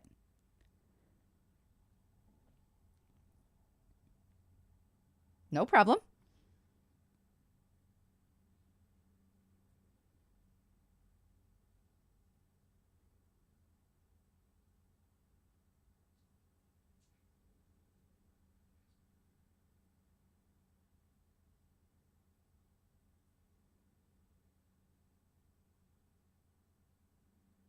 You think you got it? Okay, sick. Now we're just yarning over, inserting into the ring, drawing up a loop, and finishing the double crochet. And we're going to do that 12 times.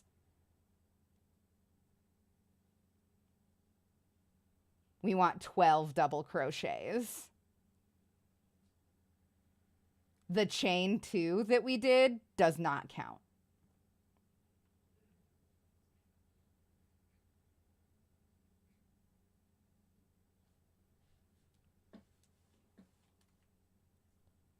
Do you need me to go back at all?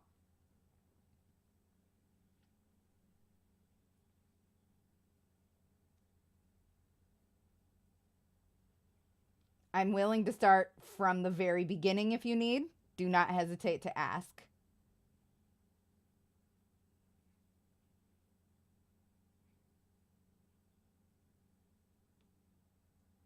You're struggling with the loop. This might be a little bit advanced. But I think that we should try again. We should try again. Give me a second. Let me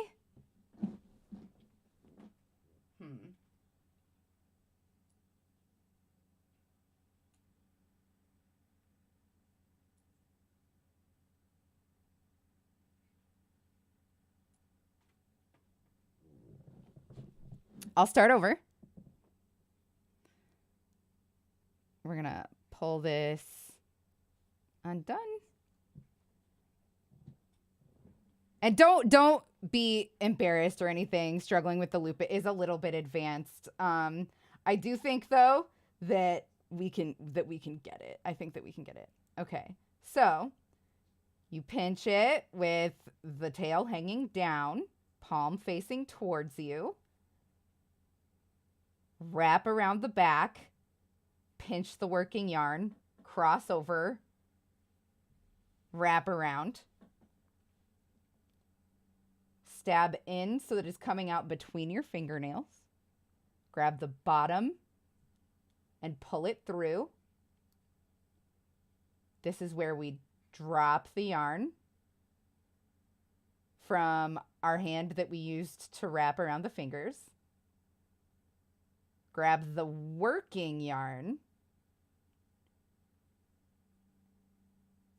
Make sure that the tail is coming out the same side as the hook.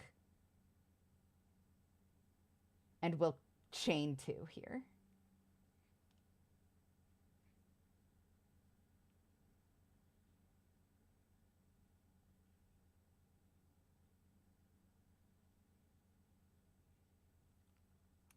Let me know when you are ready for me to move on, or if you need me to start over at any point.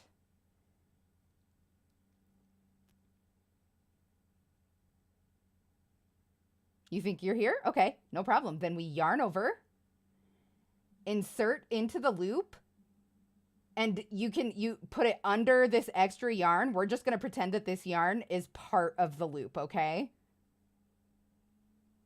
The tail. We're pretending that the tail is one with the loop.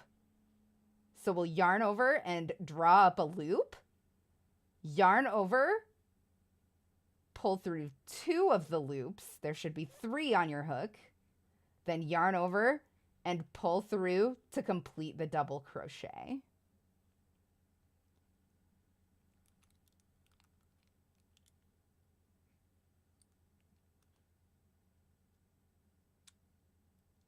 Let me know if you're ready for me to move on.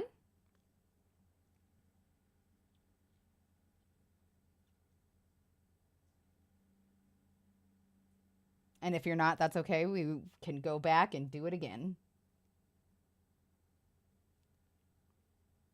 It's going to look like a whole mess. Just so you know, it's not going to look cute yet. It's not going to look cute until we have a few of these double crochets on here. You're ready to move on? Okay. Yarn over. Insert into the loop. Yarn over. Oops. And draw up a loop. Yarn over and pull through 2. Yarn over, pull through 2, completing the next double crochet. And we want to do that 10 more times so that we have 12 double crochets. And then also this starting chain that we made. Do you need me to do anything again? Or would you like me to move on? Let me know what you need from me.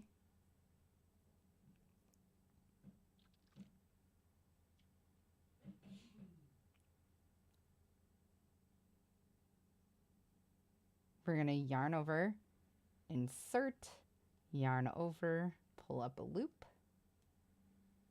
yarn over, pull through 2, yarn over, pull through 2 to complete the crochet.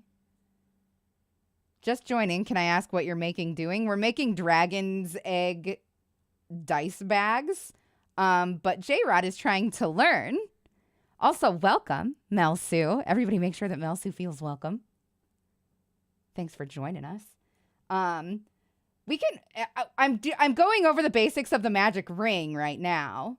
J-Rod, I'm gonna do it from the beginning one more time, so that hopefully you can follow along. And if you don't feel comfortable, that's a-okay. But let's just try one more time. And if it doesn't work out, that's okay. We'll move on.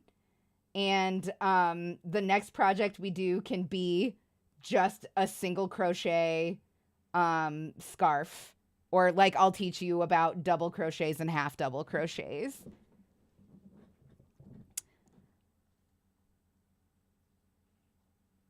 Oh my gosh, I do not know how to say your name. Dr. Gamer the Newbie? Gamer T Newbie? I'm so sorry. It's just a guess. You don't think you're ready for this yet? That's fine. That's super fine. Then I'll just go back to the video. And if you change your mind, never mind, it's gonna be too late. I'm sorry. Just Doc? Okay. Welcome, Doc. Everybody make sure that Doc feels welcome. But J-Rod, I promise we'll do a pretty easy one for our next project. We'll just go back and forth doing single crochets, double crochets, half double crochets. Maybe we'll do trebles. Maybe we'll do front and back loops. And it will be so easy. Oh my gosh, Mel Sue, stop. No. Do you really think I'm pretty, Mel Sue? Thank you. That's so nice. I'm sorry. I'm being a fucker. I'm sorry.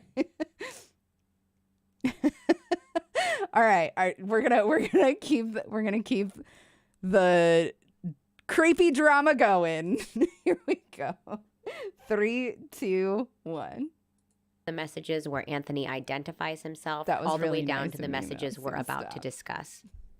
While I was skimming through old messages between Anthony and Got I me smiling stumbled like an upon a idiot. discussion about an illicit video I had sent him. This conversation took place on August 6th, 2014. I made a joke about Anthony having a fancy mustache and a glass of wine, and he mentions he doesn't drink. His fervent sobriety and refusal to be around someone who isn't also sober is something that is referenced in the tiny little paragraph dedicated to my rape at the end of the legal letter sent to me by Shannon's lawyer. So Anthony mentioning he doesn't drink does corroborate that belief, but only in a sense. 8 months earlier, in December of 2013, which is I got actually messy almost for a a full sec there. year after Jeez when I Louise. originally suspected the rape took place, I tell him that I've been drinking like a fool, and at that point in time I would have been using heroin or Suboxone. Suboxone is a crutch drug to help people get off of heroin by mimicking its effects in the body while not giving you the addictive sense of intense euphoria. I even mentioned taking Suboxone in that DeviantArt journal that Shannon used in her video as evidence against me. Actually, I said I was prescribed Subutex here. Subutex is just like Suboxone, except it doesn't contain naloxone. Naloxone being the drug that counteracts the pleasurable effects of an opiate. So Scarf users and who dish take towel and hot Suboxone pad, and best attempt way to to use learn. heroin will immediately be Absolutely, put Doc. into withdrawal. Absolutely. Subutex is just pure buprenorphine. Buprenorphine being the drug that mimics the effects of opiates within your system without actually getting you high. Except you definitely can still get high. In fact, I even say it kind of gets you dopey in my DeviantArt journal. Not really the words of a sober person. Subutex can be even more dangerous to mix with alcohol because it's just pure buprenorphine. I just wanted to make that clarification. The cardinal rule of being on Suboxone is Hold on you really do quick. not mix Pause. it with... Mel Sue, thank you so much for the follow. I appreciate it so much. Do you know that feeling you get when you chase a butterfly and you're like, I could catch it. I'm gonna catch it. And then you catch it and you're like, oh no, did I hurt it? And then you open your hand and it is unhurt and it is just there and you just have a butterfly friend. That's the feeling I got from you just following my channel. Thank you so much for being my friend butterfly. Currently working on something new that I saw someone else make, but making my own patterns, a coloring book cover holder with a front pocket for a 24-pack of crayons to sell at a craft fair this May. I'm wondering how much yarn it'll take and if it'll be worth it. That sounds very cute. I think it depends very much on the stitch that you choose for it. Are you going to make it really, really textured or are you going to make it kind of plain? I feel like something like that with stripes would be super cute. Hello, Toy Bonnie. Welcome. Everybody make sure that Toy Bonnie feels welcome. Okay. All right. Unpausing. With alcohol. Every addict knows this can be super dangerous, almost as dangerous as mixing heroin and alcohol. J-Rod, no. AmericanAddictionCenters.org says alcohol and buprenorphine are central nervous system depressants. Taking them in combination. Again, pausing. So sorry. I've been doing this for like 15 years almost. I have a lot of bad habits because I'm entirely self-taught too. So, I highly recommend watching a lot of YouTube channels and stuff about it. I am not an expert by any stretch. Okay. I know, and I'll get better. You will 100% get better with time. You will. You will. You just will. And sometimes it takes making something and messing it up over and over and over again before you really get like the anatomy of what you're doing and like what it's supposed to look like and why you're doing that extra yarn over or whatever. You know what I mean? There's a lot that goes into it. You're not tying knots. You are tying one very big, fancy, intricate knot. Okay, unpausing. Leads to an enhancement of their effect. Side effects that might occur with buprenorphine use can be significantly increased in intensity and number when the drug is used in combination with alcohol. Crochets last These time. side effects include issues with nausea, vomiting, and constipation, headache, blurred vision, dizziness, and fainting spells. But since this last one didn't look like an egg, palpitation, increased or decreased blood pressure, and an increased potential of myocardial infarction. Decreased motor coordination, poor response times, and extremely impaired thinking processes, including issues with judgment. My first stint of sobriety started in September 2012, but over the course of the next few years afterwards, I would be an on and off user. I would use Suboxone for a couple weeks to keep from going into withdrawal, and I would get up on my high horse and talk about how I was sober and how my life was so much better sober, and then a few days later, I would stop taking the Suboxone and go pick up. And so I wasn't really sober, but during the course of this time, there were tiny little glints of sobriety, but it obviously wasn't real sobriety. And now as I slowly piece this puzzle back together using messages and medical records and even some evidence from Shannon's own video, I realize now that I would have either been drunk and on heroin or drunk and on Suboxone, and either way, the side effects are intense. It's no wonder I had difficulty piecing this back together at first when I knew in my hardest of hearts, in my fucking core, that this happened. I tell him that I've been drinking like a fool and that I wasn't drinking because I was trying to party, but because I was trying to escape, meaning escape from reality. From then on, I send him a few incoherent, 100% clearly intoxicated messages complaining about an inappropriate encounter I had with my then boss. I didn't mention it here, probably because I was upset. See you later, Sleep specifically Ninja. about Have a my nice boss, night. But this also would have been right in the middle of Bob and I taking a break from seeing each other. In the messages, I tell Anthony to call me, and that's where the conversation ends. I believe that night is when I asked him to come over. Due to all these factors adding up perfectly, I now believe this was probably the night the rape took place. The next conversation we had was initiated by Anthony, who sent me a sexually suggestive message, which I responded to in a sexual manner as well. This conversation took place only 5 days later, and at that point, I would have just started seeing Bob again. Even though it was a stupidly classic we were on a break situation, I still felt guilty for having slept with Anthony and embarrassed that I was high and drunk. But I also felt guilty because I felt like I had led Anthony on. I didn't want to immediately shut down his sexual advances here because I felt like I had led him to believe we could now engage in a physical relationship again, and I was also afraid of him blowing up at me. So I kind of just slowly segued into talking about how I had started seeing Bob again. And I know there's going to be a very small percentage of people who will lose their mind over this, but this was Anthony's choice. I was very clearly a total train wreck here. So many things were going on in my life, and although he denies ever being around me when I wasn't sober, these messages illustrate that that just isn't true. This man, by his own admission, was sober and sound of mind, and he chose to have sex with me while I was intoxicated and not in the right frame of mind. And Shannon can flap her gums all damn day and say that I'm changing my story, which is such an absurd notion, by the way, mostly because I have always asserted that I know the rape took place, but I do not remember the finer details of how it came to be. Because guess what?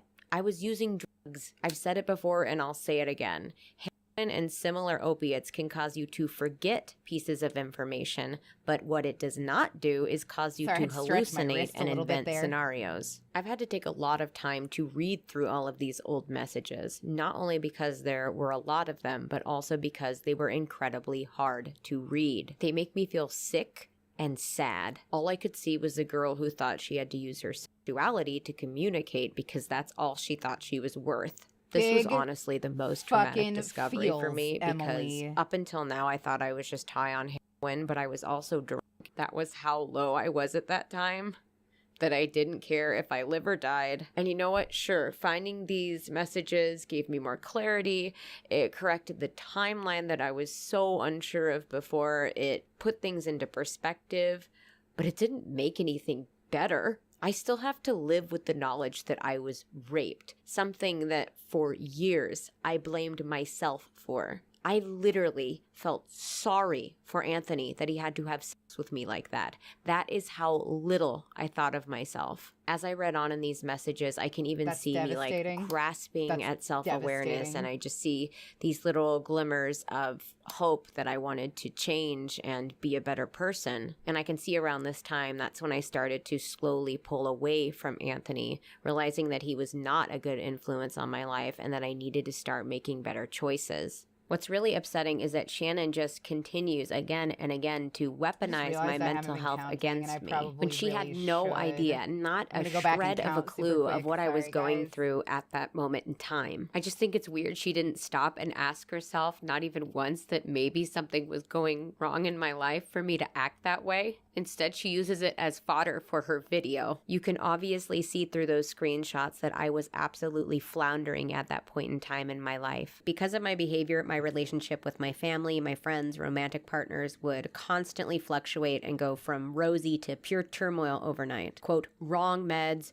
drug addiction, complex trauma, dismissive doctors, and institutionalization peppered my teenage years. I had several inappropriate encounters with older people, mostly men, but some women, when I was a preteen, and I believe that further fueled this downward spiral and painted a path for what kind of partners I would be drawn to in years to come. Regardless, and I want to make this point very clear, the posts I made as a kid were still wildly inappropriate, and my past was certainly checkered, something I've time and time again acknowledged, both publicly and in my own private therapy sessions throughout the years. I have never tried to hide this, and I feel it's very important I'm held accountable for all of it. However, some of the screenshots and claims that Shannon made in her video are wildly misrepresented and are either a complete butchering of what my actual claims were, or screenshots of someone very clearly mimicking, insulting, and at times pretending to be me because, yes, I had made several very shitty, obnoxious, inappropriate, offensive, and quite obviously deeply problematic statements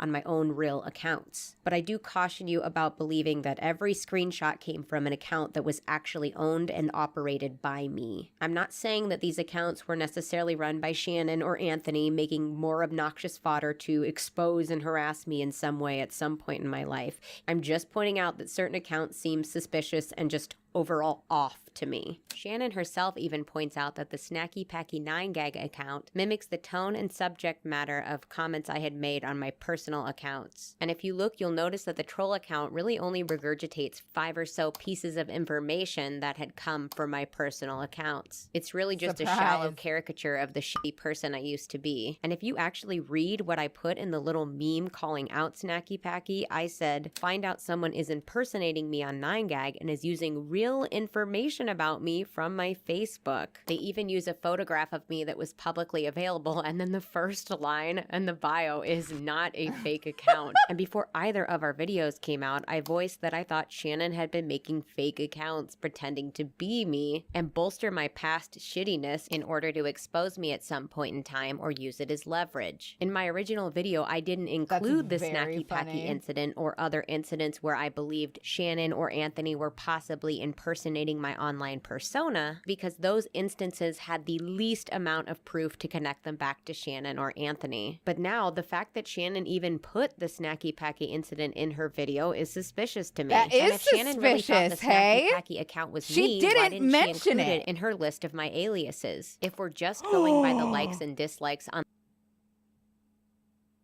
Yo, I'm backing that up. She didn't list it in the fucking aliases. You guys! Caught in 4K!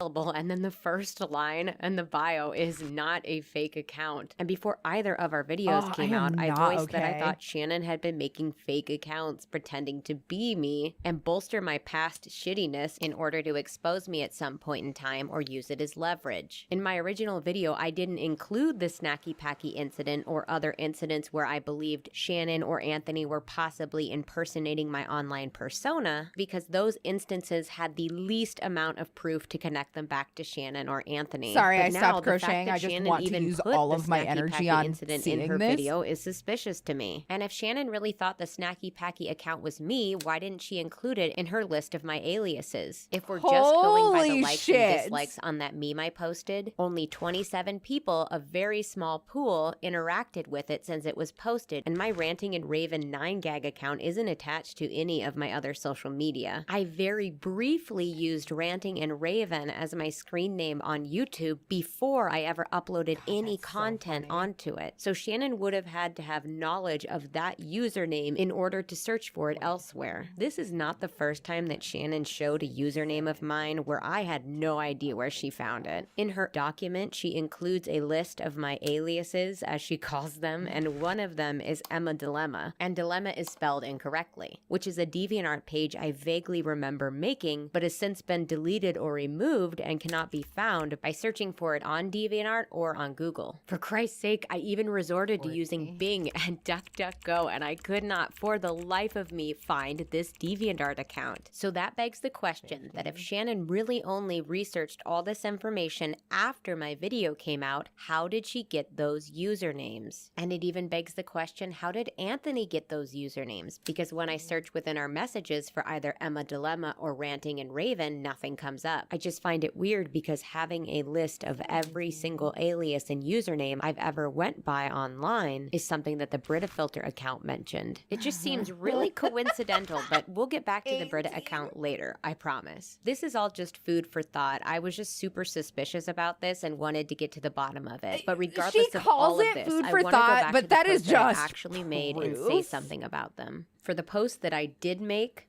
I'm sorry. They were a perfect example of me being a full-on pick-me girl and shaming other women because I was incredibly self-conscious of my own weight. It fluctuated dramatically at times, and I took it out on women who I was jealous of. It's as simple and petty as that. In Shannon's video, she claimed that I never lost a drastic amount of weight, but then goes on to show a picture of me when I was 165 pounds. Shannon even claimed that I lied about when a certain photo was taken, saying that I claimed I was 15 and in high school when the photo was taken, when in reality it was probably from middle school. And she's seen all of the pictures I posted of myself from 13 onward, and I never looked like that. How?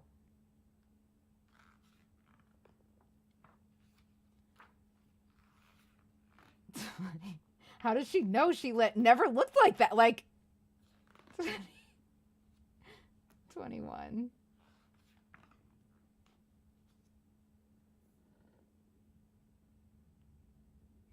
I'm going to show you my senior pictures side by side with what I look like right now. I'm 5'1", almost 5'2", and at my heaviest, I was 165 pounds, and at my absolute lowest, I was 92 pounds. When I say my weight has fluctuated, it has fluctuated. And guess what extreme weight fluctuation is a side effect of? Certain psych meds and drug abuse.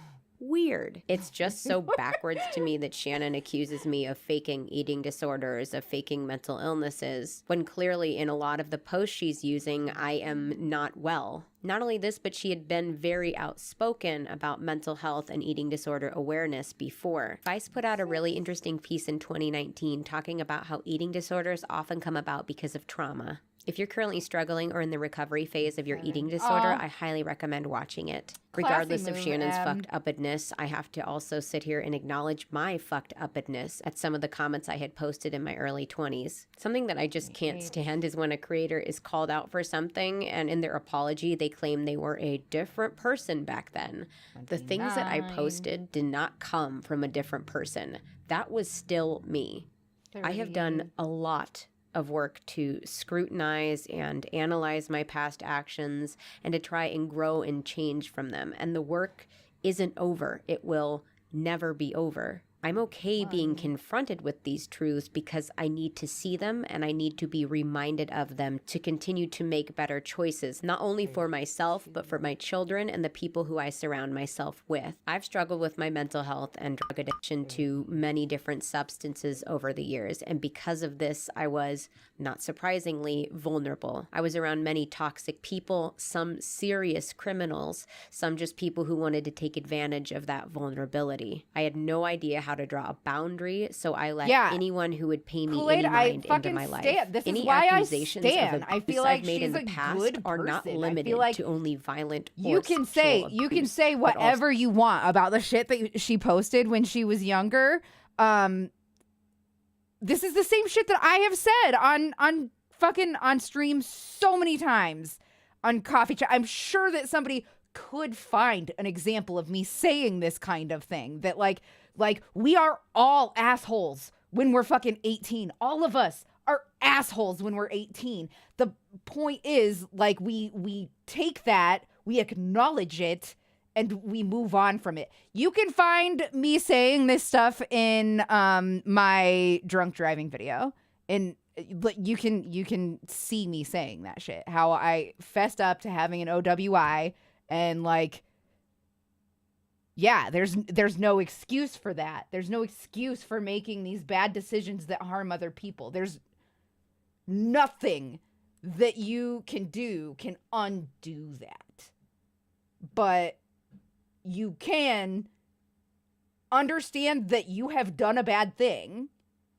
Understand that you should fucking get criticized for that. Understand that you can't do that. Acknowledge that you have and grow. Like, yes, that's just like, this is why I stand her. I feel like she is doing that. She's acknowledging that she was a problematic person. She's embarrassed of it. And she's since like spoken out about who she was. That's what you do if you are a good guy with integrity. I can't tell if Shannon is super dumb or just so fucking guilty that she has no idea what to lie about and when. I feel like it's a disgusting marriage between the two. J-Rod. Anyway, I agree with you. I think that this is exactly the kind of mentality you should have about skeletons in your closet. Also, emotional abuse. It is not at all uncommon for someone in such a vulnerable position as drug addiction to be taken advantage of many times over by multiple people, especially because I had many partners from the time that I was young. Though I must point out that Shannon's claims of who I did and did not call abusive were flat out wrong, and another example of her drawing conclusions by filling in the blank. A teenaged Emily over-dramatizing a long-standing tiff with another person does not an accusation of serious abuse was just make. There were times I didn't get along with someone and made the very common mistake of just saying thing bad instead of really looking into the nuance of the relationship. This does not equal a formal accusation of abuse. So Shannon, let me fix your little infographic really quickly. There. That's better. Also, when I speak about relationships in past videos, I chose to ignore certain relationships and privately regard them as not counting because of the state of my life at the time that I was in them. At several points, Shannon tries to connect random people that I've dated to specific old storytime videos and paints that as a 100% fact, and as me formally accusing all of these people of abuse. Not one of her assumptions is correct, specifically because of my habit for switching details around for identity protection. But I'll get to that in a moment. I also don't accuse a bunch of random people of serious abuse in all of those videos. This is just another example of Shannon's hoping you won't go back and check. The storytime videos I made about certain relationships were mostly for entertainment, and although the stories were real, many identifying facts and information had to be changed or switched around between other story times, something that Shannon even points out in her video. I didn't want to ever fabricate stories, so instead I would take real details and rearrange them, sometimes between completely different situations. I did this for multiple reasons. To make certain stories have an actual resolution, because a good number of them didn't. For the protection of the people within the stories, or in the specific cases Shannon highlighted, the protection of myself. That being said, some of my past story times were actually about me. I would deliberately switch the roles around. I'm sorry, I have to pause this. I can't imagine what it feels like to be Shannon right now. What must it, like, do you guys think that she's self-aware enough to know that she's the bad guy here? I wonder. Because I feel like I wouldn't be able to fucking live with myself.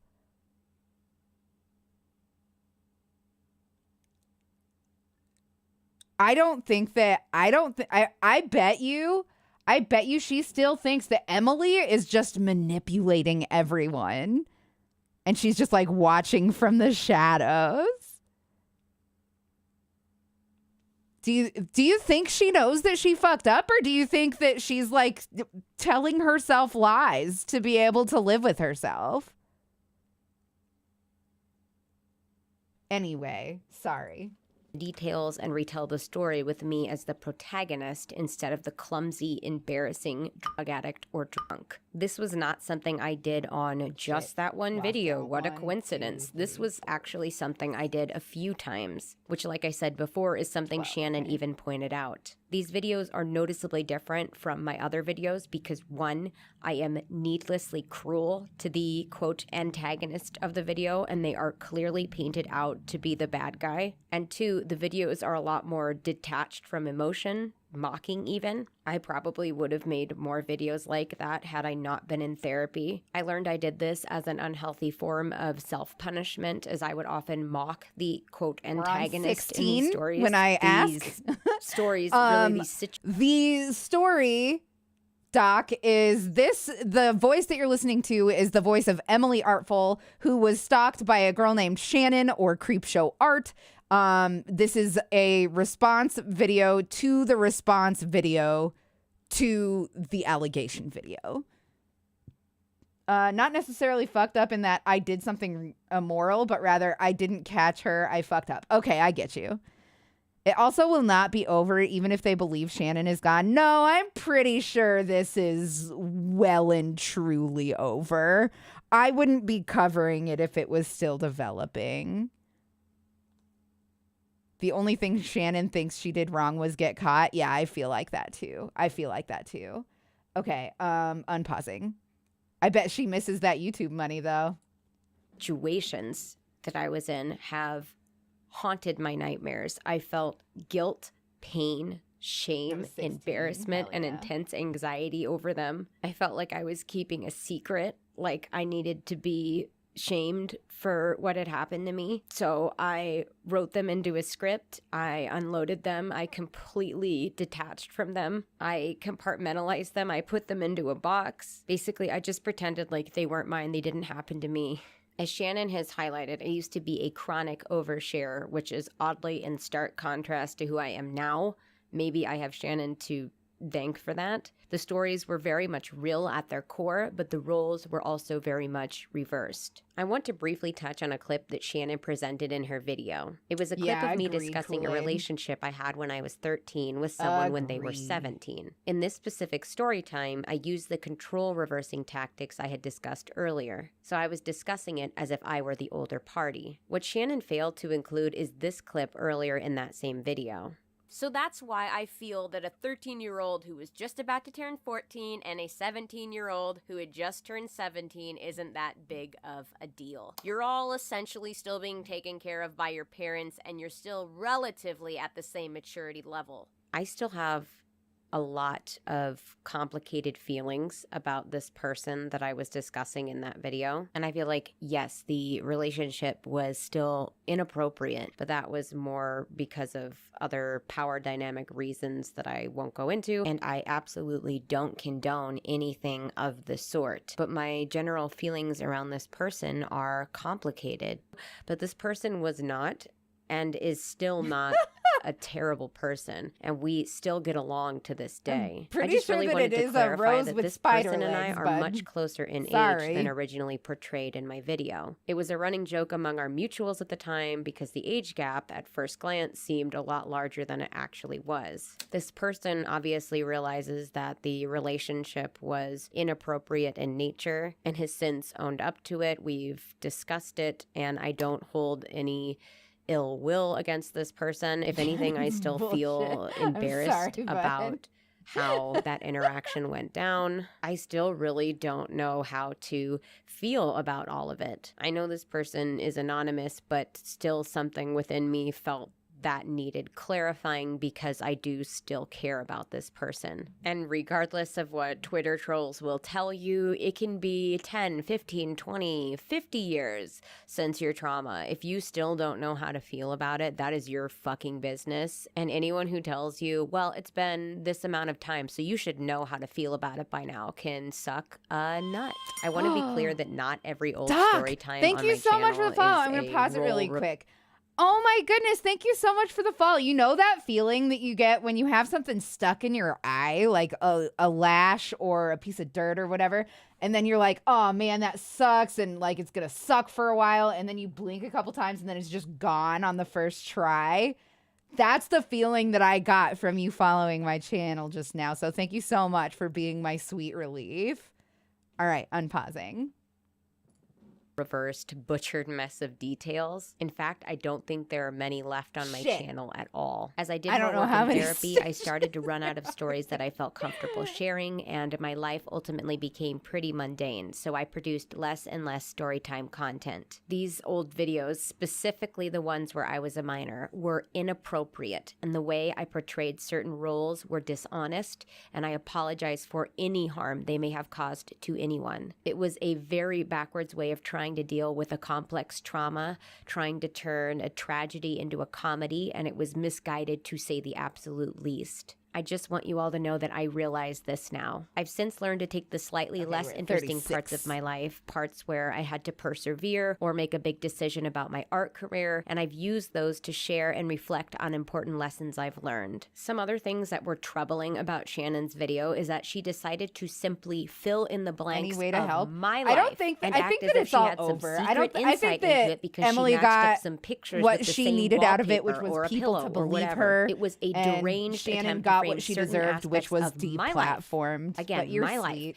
as if they had never happened. I want to touch on some of what Shannon claimed about my relationship with my father and about my living situation. My father and I had a difficult relationship during my active addiction. There were many times he would tell me that I wasn't allowed back into his home if I was using, but then renege on that weeks or sometimes even days later out of concern for me. This is absolutely commonplace among parents who are struggling with a child in active addiction, and I don't blame him for what he felt he had to do back then. You were also there when things were starting to perk up and I got that job at the optometry place, and then I was fired. You were there. You either you were the first person I called. Yeah, it was unwillingly deplatformed, but she also I swear to God, you couldn't get a break. Yeah, she did. She chose to leave. We were so happy for you, but 2 weeks later, you got fired, and I was overwhelmed with rage because I was like, "What happened? What happened?" Just I didn't know. And Hitler chose a pill, you know. You had told me that you had a stalker, like I think before we'd met, but it was sort of unclear and it was sort of an on and off thing. I had the stalker before we met, but I told you about it when we had met.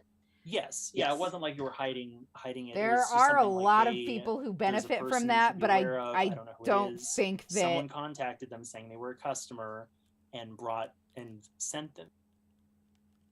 I don't think that Shannon is the kind of privileged that you need to be in order to come back from something like this. She hemorrhaged viewers. She's not like a young hot thing that people are getting sexual gratification from, and she's not a man. You have to be one of those two things to be able to come back from something like that. That's just true. From what I remember at the time, had sent. She's probably too obsessive to continue on and move past it. I don't know. It had nothing to do with the camming. It was that video, and they said, "Okay, well, we don't really want to sift through this." No, Doc. She did sketchbook story times like Emily. She just ripped off Emily's channel. Goodbye. Which is wieners really are magical. They super are. I have big time wiener envy. I think all of us. Because we were excited about it. You were rooting for me. I was doing well, and then it was gone. It was just there, and then it was gone. It still to this day makes me so mad. And after I was fired, then Bob and his mom let me move into their home, It was gradual at first. At some point between me I have to slowly pull up the moving PDF to things look at how from my many van rows I into need to do Bob's in the home, round really quick. my dad I'm so again sorry, guys. reneged, which I've discussed earlier in the video. I would have discussed earlier in the video. My dad This reneged was on kicking me out. the Because last I think at that one. point it was because Is this I how didn't have a big job I or did? something like that. Our relationship was constantly in flux. This one? So, I feel and like again, this like one's much I had been bigger, homeless but it before isn't. Yeah. I even met Interesting. Bob. So Okay. it's not like there's this one time I Hmm. was homeless for a week. Shannon even has a picture of me having like a pillow on Bob's bed, like proving that I I'm a was little bit I had a tempted pillow on his to bed, like go having a place to down sleep a that row was safe. even to The make point it is smaller. that you Let's witnessed do that. me Let's being make fired. You were mini there dice for it. You were the bags. first person I called, and then you were the Let's first see how person that to goes. send out a I lifeline like and help that me idea. after that happened. Your housing situation had sort of been in flux. You didn't really know where your dad, if he was one day going to decide you could live there, one day it wasn't going to be super certain. But you have to realize Frogging that when around you the exist magic in ring. that seedy underbelly and you're Have to commingling redo with this whole people who row. are criminals, some really unexpected wild things happen, some really traumatic things happen, and so it's hard to be pulled out of that. So I was very fortunate to have a consistent lifeline from Bob and his family that never gave up on me. And I do attribute, I know I did a lot of the work, but I think without that lifeline, I don't know where I'd be.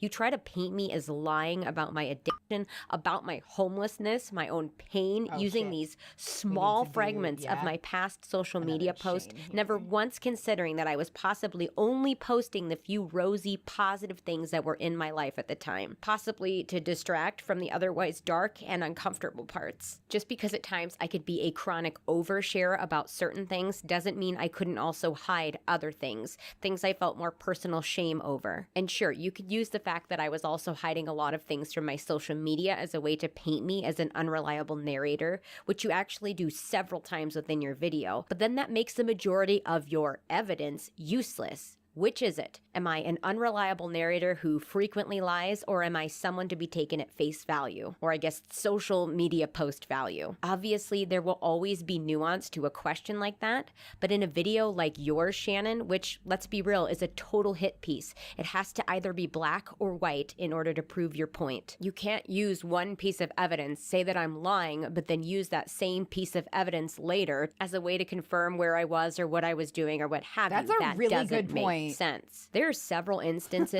where Shannon just completely never even fabricates evidence but considered puts that. screenshots up on the screen as if they directly corroborate what she had just said. An example of this is her smoking gun evidence from a post I made on my Instagram several years ago. She claims that my real sobriety date was in November 2012 and uses the lyrics from a song I wrote, sang, and posted in September 2016, specifically about my relationship with heroin, as confirmation of that date. The lyrics are 3 years in November, and she says that's further proof that my sobriety date was in November of 2012, except November 2016 minus 3 would be November 2013. She also did this using a clip from my I Dated a Sociopath video, which I uploaded in May of 2016. Did Shannon not know math? I think it's much more likely that she We knew caught her this, math was remember? incorrect. She was just You said hoping she that had no like one half would a go back million and YouTube fact subs, check right? her on Yeah, it. she This did. is just yet another example of her throwing screenshots up on the screen and claiming one thing when the screenshots actually show something completely different. Not only that, but here's a court summons I received about a drug DUI I was charged with, showing the offense date as 12/8/12. With this evidence, it's obvious I was still using after the date that Shannon claimed. I was even using at the beginning of my relationship with Bob, which was in June of 2013. But you absolutely 100% have witnessed me picking up drugs, using drugs, not limited to just heroin. It was awful. It was really difficult. I mean, to this day, I think about it because it was hard. Okay, I get especially what in you the mean, very Red beginning, Kudo. And seeing you, I mean, I didn't even know about the I get nodding what you thing mean. before I saw it in person. I was never Yeah, I hope super I comfortable. hope she gets and help instead. It was awful. Yes, I was there for I think she's entirely I'll be too the first to narcissistic admit for I that, often was but- vague about my sobriety date, or more often than not, just flat out didn't update it. I had different sober birthdays for different drugs, and over time they all kind of just blended together. A lot of addicts will have a sober birthday for their DOC, or drug of choice, but also a sober birthday for all other substances. This is not an uncommon thing to happen. In fact, most addicts relapse during the recovery process, and, hate to break it to you, Shannon, don't always run to social media to share. One other piece of evidence she used to try and disprove the rape ever occurred was that I had a good relationship with Anthony and Brandon for years after the breakup, which is something I even pointed out in my original video. This was because after the dust had settled post-breakup, Anthony, Brandon, and I reconnected, apologized, and became friends again. I was completely ignorant to how deeply unhealthy our original relationship was. I just thought it was super dramatic, and I continued working with both Anthony and Brandon, as evidenced by the songs and videos I posted in my original video. Once I got into therapy, I learned two very important things. One, the relationship I had with Anthony was unhealthy, and two, the sexual encounter was a rape because and only because I was intoxicated when it happened. In the PDF letter that their lawyer sent me, Anthony even admits to a sexual encounter occurring after our breakup. I believe he did this because there is evidence of us planning meetups and speaking with one another long after our breakup. That way, if it ever went to court and I came forward with all of these messages, Anthony could say that he openly admitted to having a sexual encounter with me. I never changed my story. I made clarifications. Anyone can go back and fact check that. As I retold the events to my therapist, I even remember framing it as an embarrassing mistake I had made, only to be corrected and told that it was a rape. Hence why I blocked Anthony out of nowhere, which is something Shannon even acknowledged he was confused about in her video. Anthony lightly trolled her in order to figure out why she blocked him on Instagram at the beginning of 2017, because they had been on good terms the last time they spoke, as seen in her post tagging him. He wanted to know what happened. He states as much in his message. Emily also asks if he's the person harassing her, to which he replies no, because if he's going to say something, even something mean, it's going to have his name and his photo next to it, like he had just done, in the messages that were clearly joking in nature. I didn't write any of Anthony's messages to her. This was all him. For her to say it to me is a lie. That is quite literally the entire section. That tiny little clip that I just showed is all of the time that she dedicated to this accusation. And to refresh your memory about what this accusation was, I made a tweet saying one of my videos was going viral because at the time 200,000 views was a ton of views. And then I went in and corrected it and said that I was going mini viral. And then Anthony, who I had blocked on a different platform, started following me solely to accuse me of buying views. He was blocked on a different platform, and he was obviously not following me on Twitter with his main account beforehand, so that led me to believe that he was monitoring my social media. So after he posted his 2 vitriolic tweets, I blocked him, and not moments later did I receive a message from a sock puppet account that was literally named not viral _ Emily, accusing me of the exact same fucking thing, even coming in clutch with some screenshots, which proved absolutely nothing. I had to use Twitter data in combination with old screenshots in order to piece back exactly what was said, because Anthony has since deleted his Twitter account. And when I confronted him, I said this: "My husband doesn't like me being in touch with my exes that I wasn't in touch with when we met, i.e. basically every one of them. That is why I keep blocking you. I know you're the one who has been harassing me all this time. Just please take care of yourself. This is not healthy.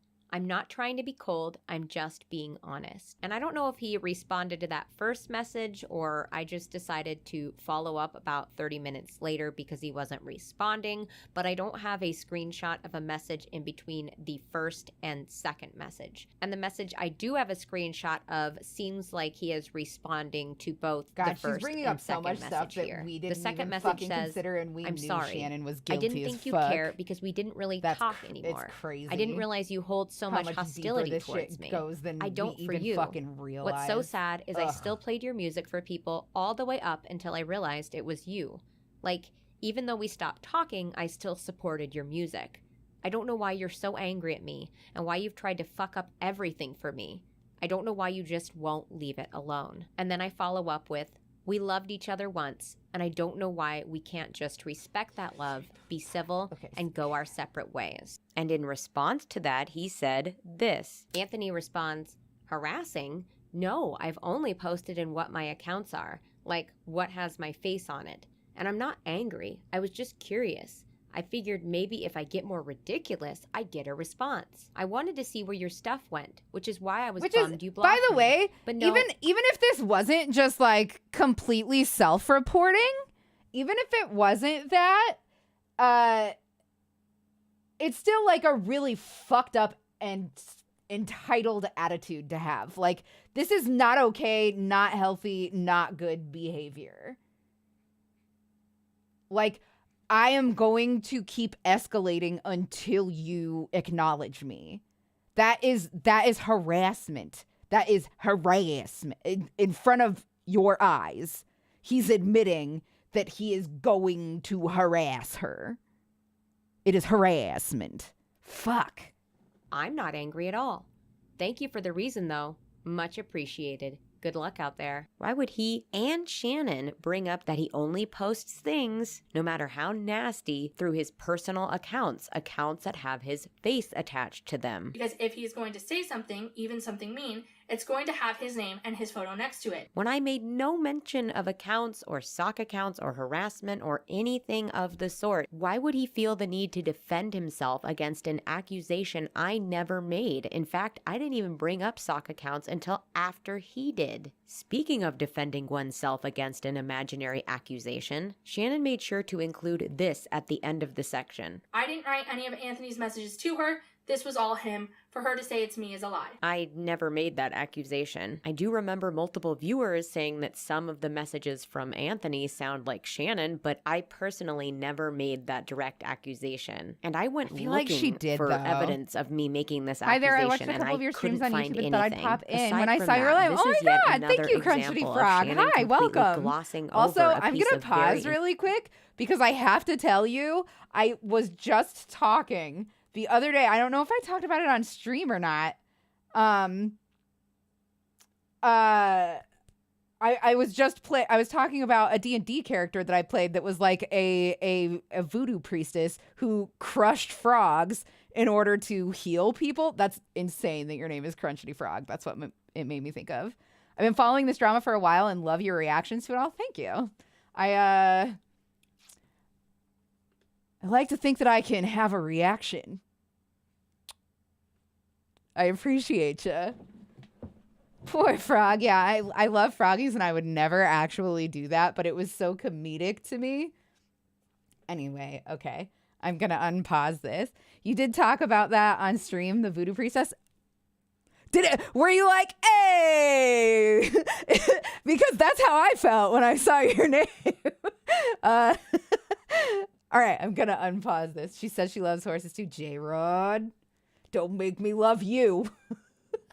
Okay, here we go. Important and pretty damning evidence. As for Brandon, who I'm still going to call Brandon because I feel he's very much still in the dark here and I don't want to draw attention to his real name, Shannon was the one who accused Brandon of not only stalking the both of us, but also getting her fired from a job as well as messaging her followers and calling her obscenities. Shannon was the one who chose to message me out of the blue on Twitter one day and warned me that Brandon was trying to hack into her social media. She just conveniently glossed over all of that in her response video, acting as if it were me attacking Brandon, even though I proved that those screenshots were legitimate and all came from her account. I called Brandon intense in my original to be video, honest. My but name that comes was from an because old he Monty could be Python intense skit. sometimes. Sorry. Shannon Well, paints me saying that's okay. this as It's being just ableist, feelings. but I had no I'm idea just that devastated. Brandon was No, I'm just kidding. autistic. Brandon It's even so used the super term okay. untreated to describe his autism at the time. Given that at the time I was a 90-pound untreated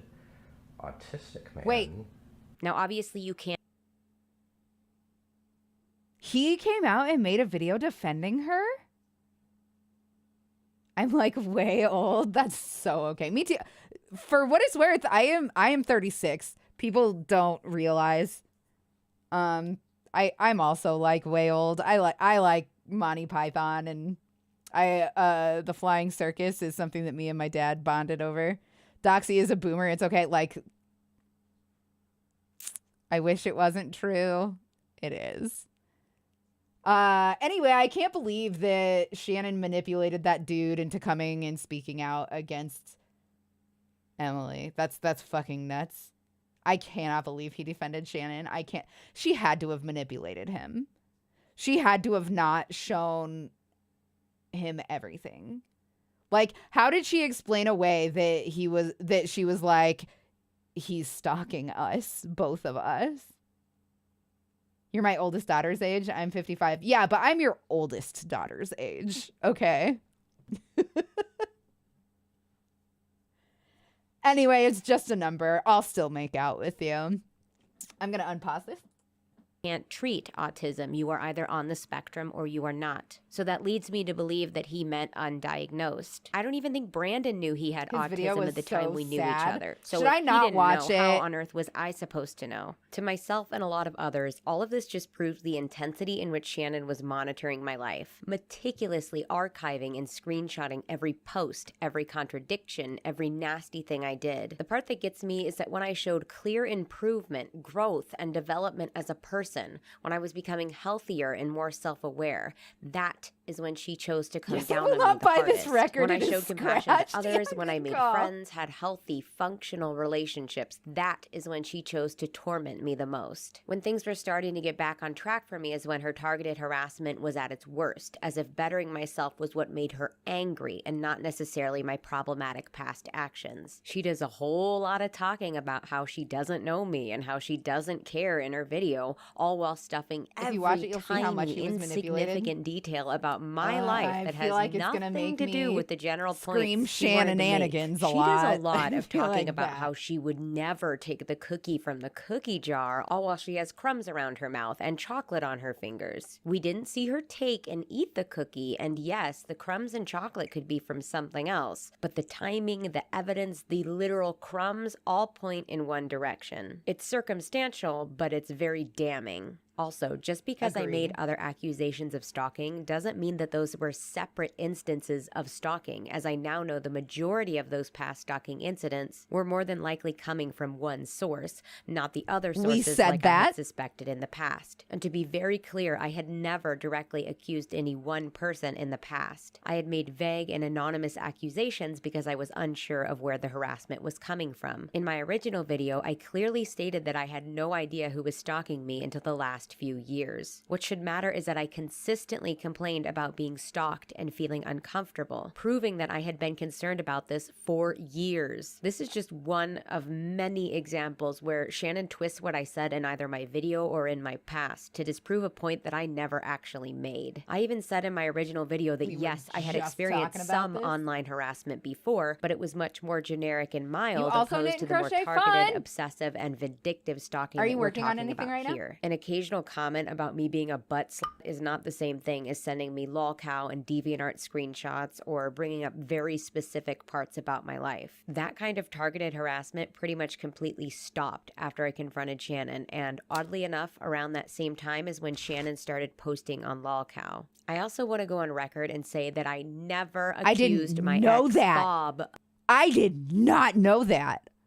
That is so damning. Oh my God. That like she didn't have her fix anymore. So she had to go talk shit like anonymously. It's not anonymous anymore, but it was anonymous at the time. Oh fuck. Oh fuck.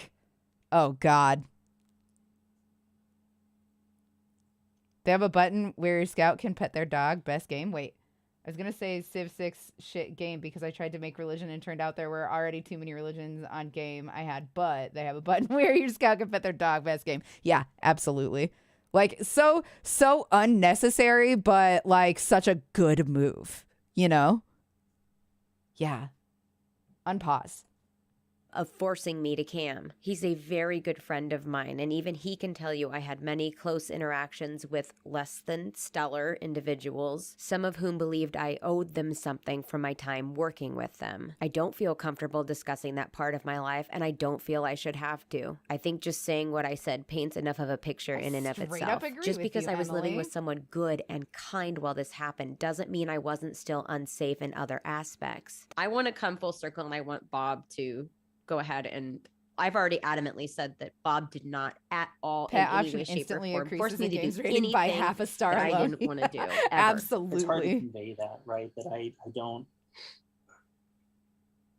I I'm not going to force anyone cannot to do disagree something with like that. I wanted you to be employed, but I didn't, and I knew it was a difficult time for money, but I can't, it does hurt me that is sort of the accusation, or that was the lens that it was seen through, at least by Shannon. You did so much for her to accuse me of like claiming that you did that's what's so insulting and frustrating. What's even more insulting is she goes so far to be like, well, this couldn't be true because look, and then shows a picture of you holding my newborn, my 2-month-old baby. That doesn't prove anything. Shannon doxed a baby. I'm saying it. Bob is saying it. It's a disgusting and egregious accusation. Shannon doxed a baby. I just want to clarify because you are an innocent, you're a victim in all of this. You never accused me of that either. And I don't think, if you compile every word that someone says, I'm sure you can find a way to use it against them, especially when it's taken out of context. And that's I didn't even think about that. The information is, when you force, they should start putting your animal companion doesn't die in this game on the box. Agree. Following someone adamantly for years, but can't see the parts that you're not privy to. Also, just stop making us fight dogs. You can write any conclusion that you want, and somehow stop making us fight dogs. Shannon came to this and many other conclusions just shows me that she knows absolutely nothing about how drug addiction and sex trafficking work. Just because I didn't post about every relapse and every criminal offense online does not negate their very existence. But if you let it get hurt, your heart will explode anyway. To describe one situation or another. This would not negate other bad things or relationships that would have happened to me. Especially when Shannon would take certain parts wildly out of context, which she did often in her video. By the way, I only caught half of your stream yesterday. Did you record the whole thing? The YouTube video cuts off after 2 hours.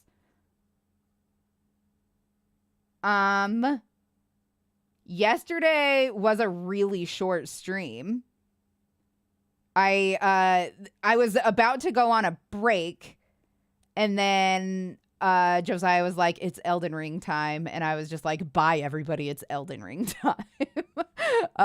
Which is gonna happen here pretty soon again today, like very soon actually. It's supposed to happen in 6 minutes, but we'll wait for Josiah to come in and say, I just realized that I just oh my god, I didn't. Oh my god, I'm a fucking genius. I'm the best of all time. I thought it was a display capture, but it's a window capture. It's Elden Ring time. LOL, JK, JK. Well, is it or is it not? Don't play with my emotions. Also, hi, CV. It's so good to see you. How are you? I'm going to go make chicken, but I'm done working for the day. Yarn is very expensive. You are not incorrect about that. Okay, babe, why don't you let me know when food is done and then I'll wrap up. Is that okay? My partner is smoking hot and makes me dinner every night and makes me coffee every morning. I'm the luckiest. I'm the luckiest one. Anyway, okay, thanks, babe. Love you. All right, I'm going to unpause this and get back to crocheting for a little bit until my chicken is done, and then it's Elden Ring time.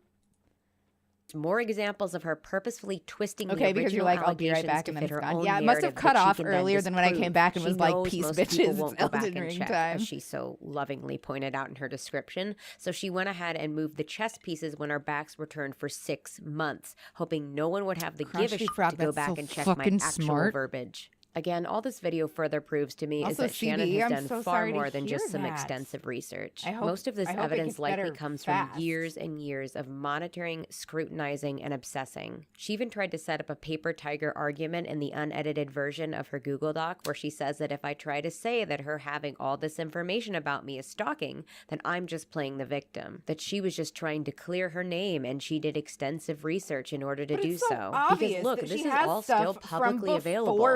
accusation, though. And except for this. Well, okay, except for this. But she had a DeviantArt when she was 13 that she posted hypersexual cringe content on. A huge portion of Google Doc is just her trying to cover her bases by setting up a ton of these paper tiger arguments. Like, if Emily claims these accounts aren't her, she's lying. Or if I was really stalking Emily, I would have made an exposed video on her by now. There's just so much defensiveness in her document. Defensiveness that I feel wouldn't be necessary if you were really innocent. In fact, a common tell for people who are guilty of an offense is that they immediately start to explain why it couldn't have been them, opposed to vehemently denying it right out. Shannon deploys this "it couldn't have been me" tactic not only throughout her video, but also after I first accused her of stalking me. However, the way she denies them is that of a guilty person trying to act innocent. Her behavior in the conversation is very incriminating from a criminal psychology standpoint. The fact that Shannon attempts to solidify her innocence so hard by writing mounds of paragraphs as to why it couldn't possibly be her, and giving countless reasons as to why there's no way we do that to you, and then going off on tangents about her stalker. Creepshow's responses are long-winded, drawn-out, explanatory. Something the guilty does when placed in an interrogation room by the police. Guilty people will seek approval from interrogators in order to feel like they're not being seen as suspicious, and in order to seek that approval. In order to do that, they will continuously say things and give details that are not entirely necessary. They will talk about things that really don't mean anything. Another action I find unusual is how, in Shannon's unedited Google Doc, she goes into great detail about a very small, specific account that was this is the stuff that you, know about liars without knowing that you know it. You know what I mean? Like, when you start hanging out with somebody, you notice patterns, but you can't quite put your finger on it. But you're like, this person is lying, and, I know that, but I don't know why I know that. I just find that very fascinating. I feel like I can intuit a liar really easily, but I can't, prove that they're lying. You know what I mean? It's always cringy as hell. It's always so insulting because they think you're fucking stupid. And in my case, I am kind of stupid. So it's extra offensive because they might get away with lying to me because they're exploiting the fact that I'm kind of stupid. It's fucked up. Yep, my first husband was a compulsive liar. Oh, I'm so sorry to hear that. Nucky. All right, I'm going to unpause.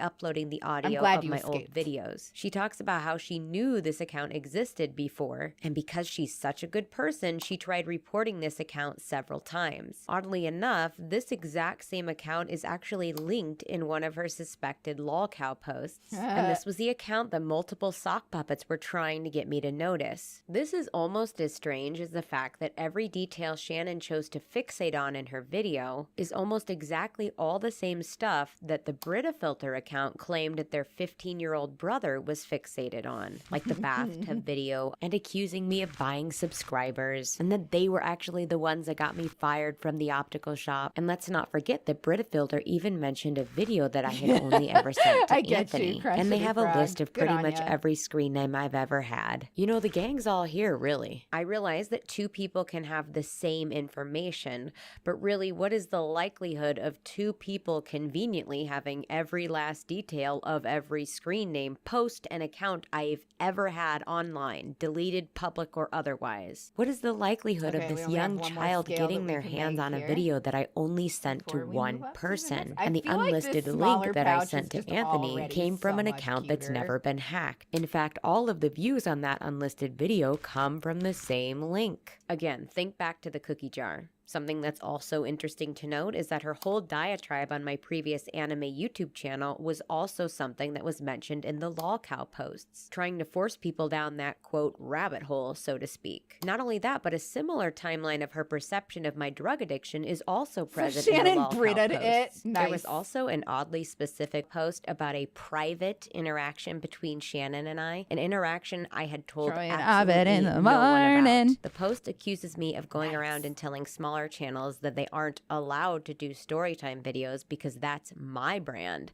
when in reality, back when both Shannon and I were very small channels, she had You got scammed for over 30K? Oh, no. I'm so sorry to hear that.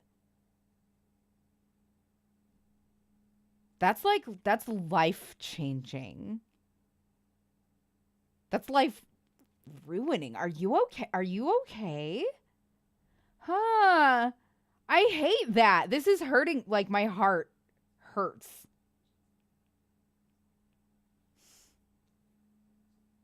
I don't like hearing that your back hurts and that you were scammed for 30K. I hate this. Hired some people to do a website and they just kept getting more and more stupid with their requests. CB.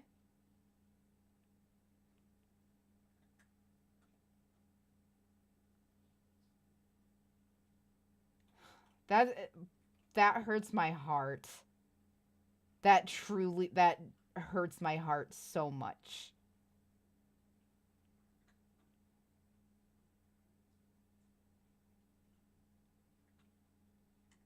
And you had no legal recourse? You know what? This is none of my business, and I will stop prodding you about it if you ever want to talk about it. Oh my goodness. For the hymns and hiss of a bird, first of all, your name is just a poem. Second of all, thank you for following me.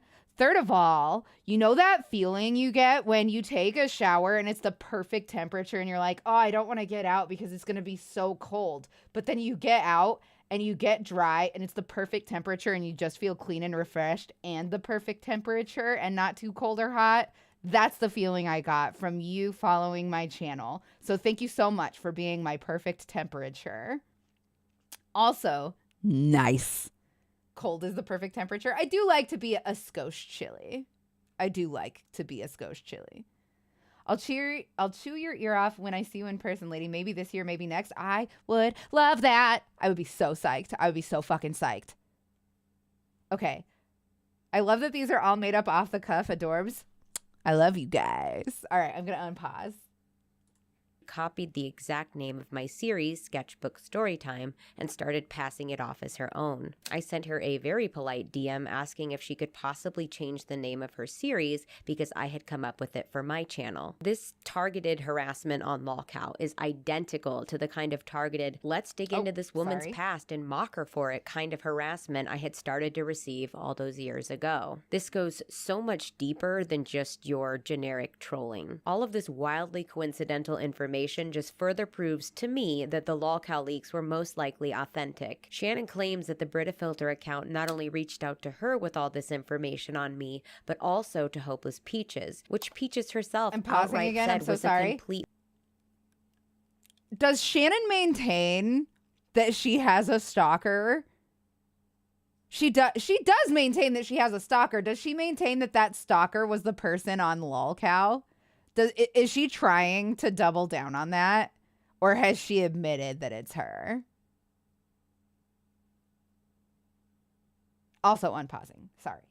Lie. In the conversation I had with Shannon in 2018, she claimed that the Brita account was a malicious stalker, even though Brita was supposed to be a throwaway account made by the stalker's sibling, which is another bizarre inconsistency. She also claimed that they had deleted their account, which we know not to be true. In order for what Shannon has said to be true, the 15-year-old stalker would have also had to have an account called BritaFilter. They would have had to message Shannon on that account, then delete their account. Then afterwards, the sibling would have stumbled across all the evidence of stalking, and then they would create a burner account, also naming it BritaFilter, and then they reached out to me, which doesn't make sense to me because if I were the older sibling in this situation and I saw that my younger sibling was harassing someone by the name of BritaFilter, I wouldn't think to then name my burner account, the account that I'm going to use to reach out to this person, BritaFilter. I feel for like a lot of Shannon's story also, and her I am defense, sorry you that I really have missed you to suspend your disbelief for all of these ignoring you on purpose. inconsistencies and She coincidences maintains it. and the things What that a do make a little bit loser. of sense she's I'm being sorry. dishonest about. An What a even more piece of shit, frustrating example dumbass of this, where loser. Shannon not only twists something that I said to fit her narrative, but she's also She using grosses me Anthony's out word so as hard. gospel truth to disprove something that, again, I never actually said. Shannon quotes me as saying that I was close with Anthony's step-grandma, and that I said we had bonded over the course of Anthony and I's relationship, and then throws a screenshot up on the screen and keeps it pushing. She then says that Anthony's grandfather was actually dating someone completely different when Anthony and I were together, and that I never met Anthony's step-grandmother. The real reason Shannon posted that vid was so she doesn't lose monetization. So there's the theory she might be back in 6 months with another vid just showing she's a stalker. Interesting. Amy spoofed her account, allegedly. Yeah. Ugh. Barf. Okay. I said earlier, and I maintain this, Shannon is not like a hot, sexy, exploited for sexual purposes, like, content creator. She's not Amaranth, right? She's not, I can't think of Sniper Wolf. She's not one of those. She can't get away with a scandal. The only people that can get away with a scandal like that are people like Sniper Wolf and you know, the ones that are exploited sexually, or men. You have to be one of those. You have to fall into one of those two categories to get away with something like this. Titty streamers, yeah. I just don't like calling them that because that feels kind of slurish, but that is what they are, and I don't think there's anything wrong with it as long as they choose that life. Fucking power to you. Go queen. You are hot. I appreciate that you know how to monetize that and make it work for you. If you are happy with that decision, I am fucking stoked for you. Fucking get that bread, but you know what I mean. I followed her for a hot minute when she was popular, but she was way too bitchy for me. Like, I just don't like her. Just listening to her, she has liar voice. Like, I feel, listening to her talk makes me want to have a shower inside of my body. Ugh. I'm just completely fabricating this ultra-close relationship. She then goes on to imply that I faked the screenshot of the message I had sent to Anthony's step-grandmother, alerting her to the harassment all those years ago, because they asked her and she said she had received no such message. She also said that I must have been lying because Anthony's step-grandmother did not have a Facebook at the time. But then she confirms that the message might have been real by saying Emily took it upon herself to send them what she thought was personal, private information of his in order to hurt him. I have no idea how Shannon gathered the confidence, the gall, the balls to post this when all of it is completely made up. And not only that, but you just have to go back and watch my video to see that it's completely made up. Colonic, the yeah, only part of something it like that was that. true was, yes, Anthony's grandfather Listening did to not Shannon get with this makes me woman need an until enema. after Anthony and I had broken up. But I never stated anything to the contrary. Remember, Anthony and I had a friends with benefits relationship long after we broke up. I've done so many I was meet and in greets. his Like, life even when I was, his like, grandfather was seeing relevant, this woman. I was did in meet and his greets, life and it was when they fine for the moved most into part. her home. I was in that house on multiple occasions. I spoke to her on multiple okay. I see. occasions. If you're I one even of the, spoke if to you're her a titty brother, streamer, whose room was right? situated Yeah, you're right okay. next Yeah, to I'm Anthony's sure. I'm on sure that multiple that's much more occasions. dangerous for them. Shannon, than for I me. ask you this: I how was would gonna I say, have it been can able get to gross, record but for the those most two part, songs, like, as long as Autumn's you're not Moment an and idiot, you're Stardust, safe. with Anthony in his little recording booth, which was located in the closet of his room in this woman's house, without having been to the house? Or without having met this woman? Because as you know, Shannon, she was really strict and she didn't let anyone into her house that she did not know. There were hundreds and of I red was flags, never close even with this older woman. vids, I like her literally 10,000 never said drawings of that. women who what I looked did exactly say like was I was Emily. trying to get Yeah, Anthony to we give her saw a that. chance, That was and that I got along with messed her. up. Like, Just she saying is you get along with someone is obsessed pretty far off from with saying Emily. that you Obs- bonded she and were wants to be close her with someone. so This fucking was bad. who his She hates grandfather was herself going to marry, so much. and although she was It's strict, really she sad. seemed nice enough, and I didn't understand all Russell the Dollars. vitriol Okay, I'm gonna against pause really her. quick and so that we as can for the address message this. I sent Thank her. you so Facebook- much. Holy moly, thank you so much for the raid, Russell Money. Russ Money. It's Russ Money. That is your name. And I am sorry that I always call you Russell Dollars, which is not your name. It's not nice of me to do that, but I think that you're great. And it's fun to play with people's names as a sign of affection. Both are correct. Hell yeah.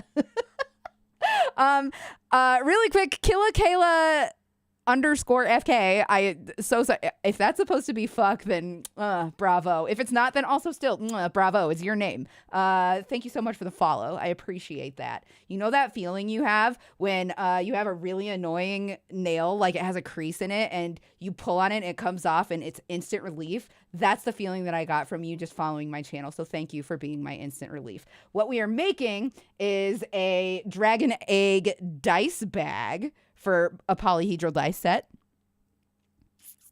Welcome, Kayla. Thank you so much for the follow. And everybody, please join me in making Kayla feel welcome. And also, since this is, oh my God, it's your boy Leaky PP. What a fucking amazing name. Just for those of you that don't know, I'm Doxy. I am a garbage fire of a human. I just am. That's just true. I'm disgusting. I'm embarrassing. Welcome. I am doing a thing that I call Creepy Crochet, where I crochet and you can watch that. And I am watching this creepy thing right here is YouTube drama that happened a year ago. That I just found out about. It's somebody that stalked somebody else, and it's very creepy. We did a Chilluminati episode special, which was really fun, and we have done illness faker exposing. We do a lot of fun stuff with Creepy Crochet. So if you like crochet, if you like creepy shit, I'm your fucking guy. And I'm disgusting, so you should be ashamed of yourself. But anyway, welcome. I love you. Thank you for being here. I'm going to go ahead and unpause this and get back to crocheting. Book does this thing, right? And where yet not if as you bad as are Shannon. not I friends can with safely someone say and that you I am send a them better message, person than Shannon. Your message I have goes into their major message depressive request disorder. inbox. So, And I'd be willing to argue that most casual Facebook users don't even know just this let inbox that speak for exists. itself. And then that bit about me sending personal private information in order to hurt him, if you actually stop and read the message I It's a sent to war her, you would see machine. no such thing. In fact, I am giving her personal private information of mine I in order love to try and that, get in CB. touch with her so I could have filed a restraining order. where And are the we here? only Yeah, we're information good, I right. included about him at all was the fact that he was thinking about changing his last name from his original last Russ, name what were to you playing? Parker, What which were you was guys up his to? public Facebook name. I remember he spoke of changing his surname from to Parker, but I'm not sure if he ever went through with that. Feel free to call me. My phone number is blank, and I currently live in Nebraska. I moved hoping a fresh start in a new Said state all of this would in your deter his first video, aggression, too, but it doesn't babe. seem to have done any good. Thank you, Emily. And because his Illness Fakers stepgrandma and I OMG weren't Hope friends on Otto Facebook, is I the believe ultimate she munchie. never saw this Yo. message. In Shannon's Hope Otto is who we covered. Hope Otto is who we covered. Esprit, I feel like you found your kindred chat, is all I'm saying. Also, we got the What Do You Awful Women Want. That was wonderful. Yay. Thank you. Okay, I'm unpausing. video, something bizarre that stuck out to me is this interaction Shannon had with Anthony about some I think we're going to do review service she dog left pause for next. Bob's Place I'm of not Work. entirely sure. Anthony completely Because we're going to and go back and utterly do more illness fabricates the fakers for entire sure. story, More all munchies. about how I had a tantrum that she even went into Bob's Place of business. Shannon shows the conversation between her and Anthony and speaks as if that's Sorry, I had to enough go back evidence because I that wasn't the sure whether I tantrum had took changed place, one or not. which is another example of her taking what Anthony says as the gospel truth. Bob is actually the social media manager for the shop and always has been. And although he doesn't remember the review and he can't seem to find the original review, he can still confirm its authenticity and that Shannon actually physically went into the shop itself because she mentions a specific part-time employee of the shop by name, and this part-time employee was never featured on the company's website. I know we're being really serious right now, but fucking Osa came in here and straight up farted, and now you're leaving. Walk away. The coincidences. Wow. They talk about She farts just- when she we just talk came about down the farts. steps, came over here, and then I just hear her go "Ugh," and fart, and then she didn't even sit down. Oh, She wow. just ripped ass and left. And you never found the review Shannon claimed she left, right? No, I assume it was because she said, she deleted her Facebook. I mean, Farts are life, farts she are love. They are the definitely went funniest there. thing that Like, can I know she happen. came to my They are parents' objectively the for sure funniest because thing. She gave the name of employees who I don't think was a good name. I recommended challenge anybody Anthony to find specifically me something that is because reliably as Anthony funny as a wanted fart to every capture the time. sound of a violin bow on a guitar. He thought that was a really interesting sound, and I had been suggesting like I go feel to, like Bob's farts are place just of work. He objectively works at the this funniest place. thing. Because I was on good terms with Anthony at that point, I hadn't realized what had happened between It's your us butt was making not, sound. my That's fault. so I thought, that's like, a so melding of funny. the minds would be good because I was dating. It's your Bob, butt who is making an amazing, sounds. It is musician. poopling. And I felt that Anthony was also an so amazing funny. musician. I'd wanted them to meet on multiple occasions, and so I'd recommended on multiple occasions that Anthony. If go I'm to about your to fart job near my to get this girlfriend, I always bow, say loudly in a very concerned voice, because the "Oh only way this could be no!" true, they lived on the complete That's very funny. side of. Does she laugh? Of the Bay Area, like complete opposite. Or are you at where the Bob's point where job she is. just It rolls was her a eyes very now? long drive, so it's not like why would they go there for any other reason than I had recommended them. So it makes absolutely no sense that Shannon would leave this positive review and I'd throw this. How about a tantrum person trying to get over out her of a leaving positive grave review they when I dug had themselves? recommended that they go there. And Dee you remember me talking Ah, about you petty bitch! I love it. Shameless plug for the boyfriend, and I was like, All fun and games till it's liquid instead. Yeah. This is perfect. Made sense, and I remember you were enthusiastic. And Your it was a long, your it was a ways girlfriend for them to come. sounds pretty 'Cause when killer. Shannon was portraying that like she All I know randomly about went her into this shop and is left a that good she review, reacts and I found the out way how would that I I found would out about the react review. That's what, and it was to a your positive funny review. fart thing. And but and why would I have this big I meltdown over a approve positive that. review? Again, they could have gone to any number of other music shops in San Jose because they were just looking for a bow. Very prominent. that you do. music shops Oh that are much no, closer to that's them. very funny. Yeah, it would make no sense that they would go there had it not been for my recommendation. Shannon doesn't go And on then to your show butt any says proof of something. this meltdown. She only shows the Facebook messages of her and Anthony Fucking talking about great. it. And I that love happens it. a few times where she uses Anthony's messages as proof of we're me here. doing something. Another and final example of Shannon taking Anthony's word as the gospel truth is found here on this little section she dedicated to Anthony and I's breakup. Anthony shit. did not I try did to not mean break to up do with me on that. more than one occasion with all his friends watching. We definitely had one or two disagreements when his friends were present, but those disagreements did Sarah not is end in us breaking phenomenal. up. Anthony only broke up with me the one time, and it completely blindsided me. Oh, I hear, I was babe. sitting down playing piano. Brandon called me, started yelling What? at me, threatening me, and calling me. We're talking about farts and why they're funny. Oh, you guys are talking about poop wind in here? Yeah. You were watching the stream. No. Give me kissy.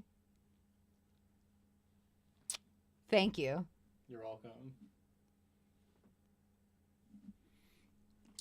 I love you. I love you too. What are you making? Is it a dragon egg? Yeah, I'm making a smaller one because I don't like how the big one came out. It looks like a pine cone. That's kind of cute, in a way.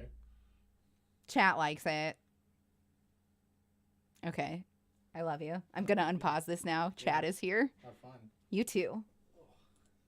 Names, and then when I begged to speak to Anthony, he said I was no longer allowed to speak to him, and then he hung up on me, and that was quite literally it. I was so blindsided, I was so confused, I had to dig through the recesses of I my hate brain to figure out why all of a having sudden was he breaking work up with into me. a Now chain. logically, I I can hate look it back so and much. fully Okay, agree we're with good. the real reason that Anthony broke up with me, which was probably because our relationship was so unstable and we didn't treat each other well. But at the time, the conclusion I came to was that I posted a flirty comment on an openly gay don't need friend's to do that. Facebook page because the call came moments after I had posted that comment. And during the phone call, Brandon had made made several comments about me being unfaithful and slutty. Sorry, I What just most have to, likely happened is that Anthony was experiment just a little bit using here. that comment as a way to break up with me, when his real reason was that we just did not have a healthy relationship. And the day after the phone call, because I was so blindsided and cannot be like confused, that. I Okay, did we're go good. to Anthony's Everything's work, fine. which I admitted in I'm my original stupid. video. Shannon says You that I love was pine cones? escorted Okay, off that's the good. premises, but that just didn't happen. I went up, I've I had that asked happen with Anthony's projects where I manager hate if them he when I was finish there them. that Yeah, this is day. the He first time said that's ever no, and I happened to me. left. That's not Nobody true. I made escorted a me really off the ugly hat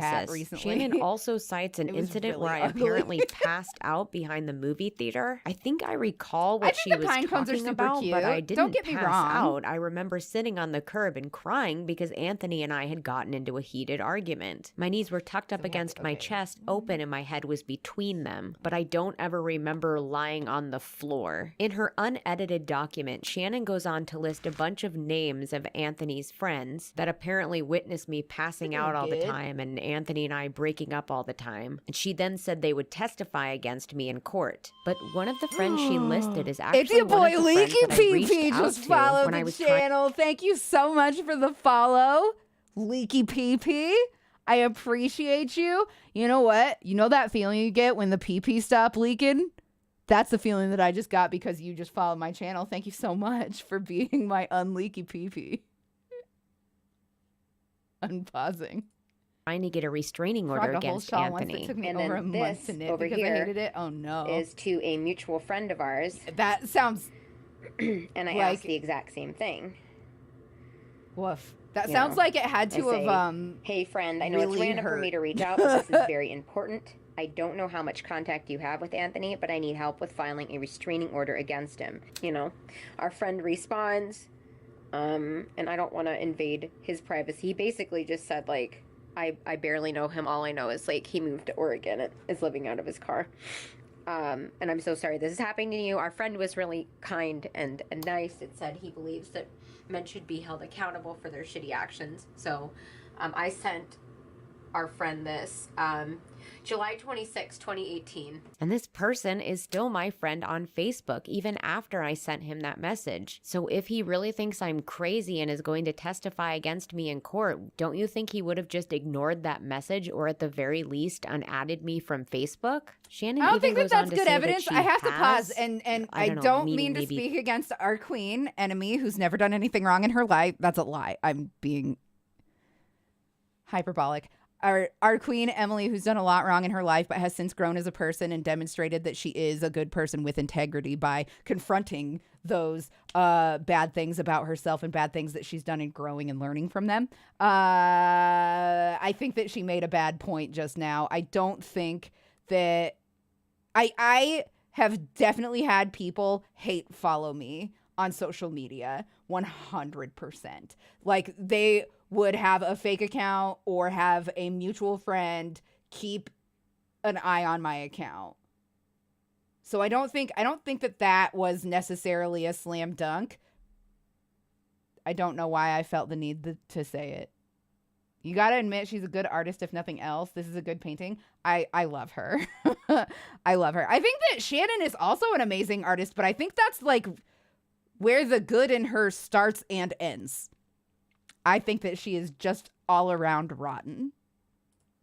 They interviewed multiple eyewitnesses to my erratic behavior, including former coworkers, bosses, and mutual friends. I'm sorry, but I have a really hard energy time needed to believing hate follow any someone, of that, right? mostly because I don't know what eyewitnesses she would even be talking about. I've never had any kind of meltdown I guess in I any hate job follow I've ever To- had. Tommy And Loren aside from and that one Caitlin instance Bennett that Brandon had referenced where I had the and black Tucker paint on me, Carlson. I don't recall any other significant mental breakdown that had a bunch Steven of Crowder, Tim eyewitnesses. Pool. The vast majority of Anthony and I's disagreements were in private. All And the the only dumb other big pundits. blow up that I hate Anthony and I follow would have them. had actually happened in the parking lot of a Denny's. And It's it true, was I just hate followed Anthony you. I and didn't all follow you because I genuinely enjoy the believe chill that Shannon vibe and has that you enjoy my absolutely name. no eyewitnesses. Swear on me, Mom. She is just We'll fight at completely the bike fabricating that to racks. try and intimidate me. And the reason I I block think those this shits is so because they she don't knows I stain have my multiple screen. people who have witnessed That's her probably behavior the and are saner, willing to healthier testify thing to against her do. in court if it ever came down to it. So she wants to feel like she has some big trump card, so she says she has all these eyewitnesses.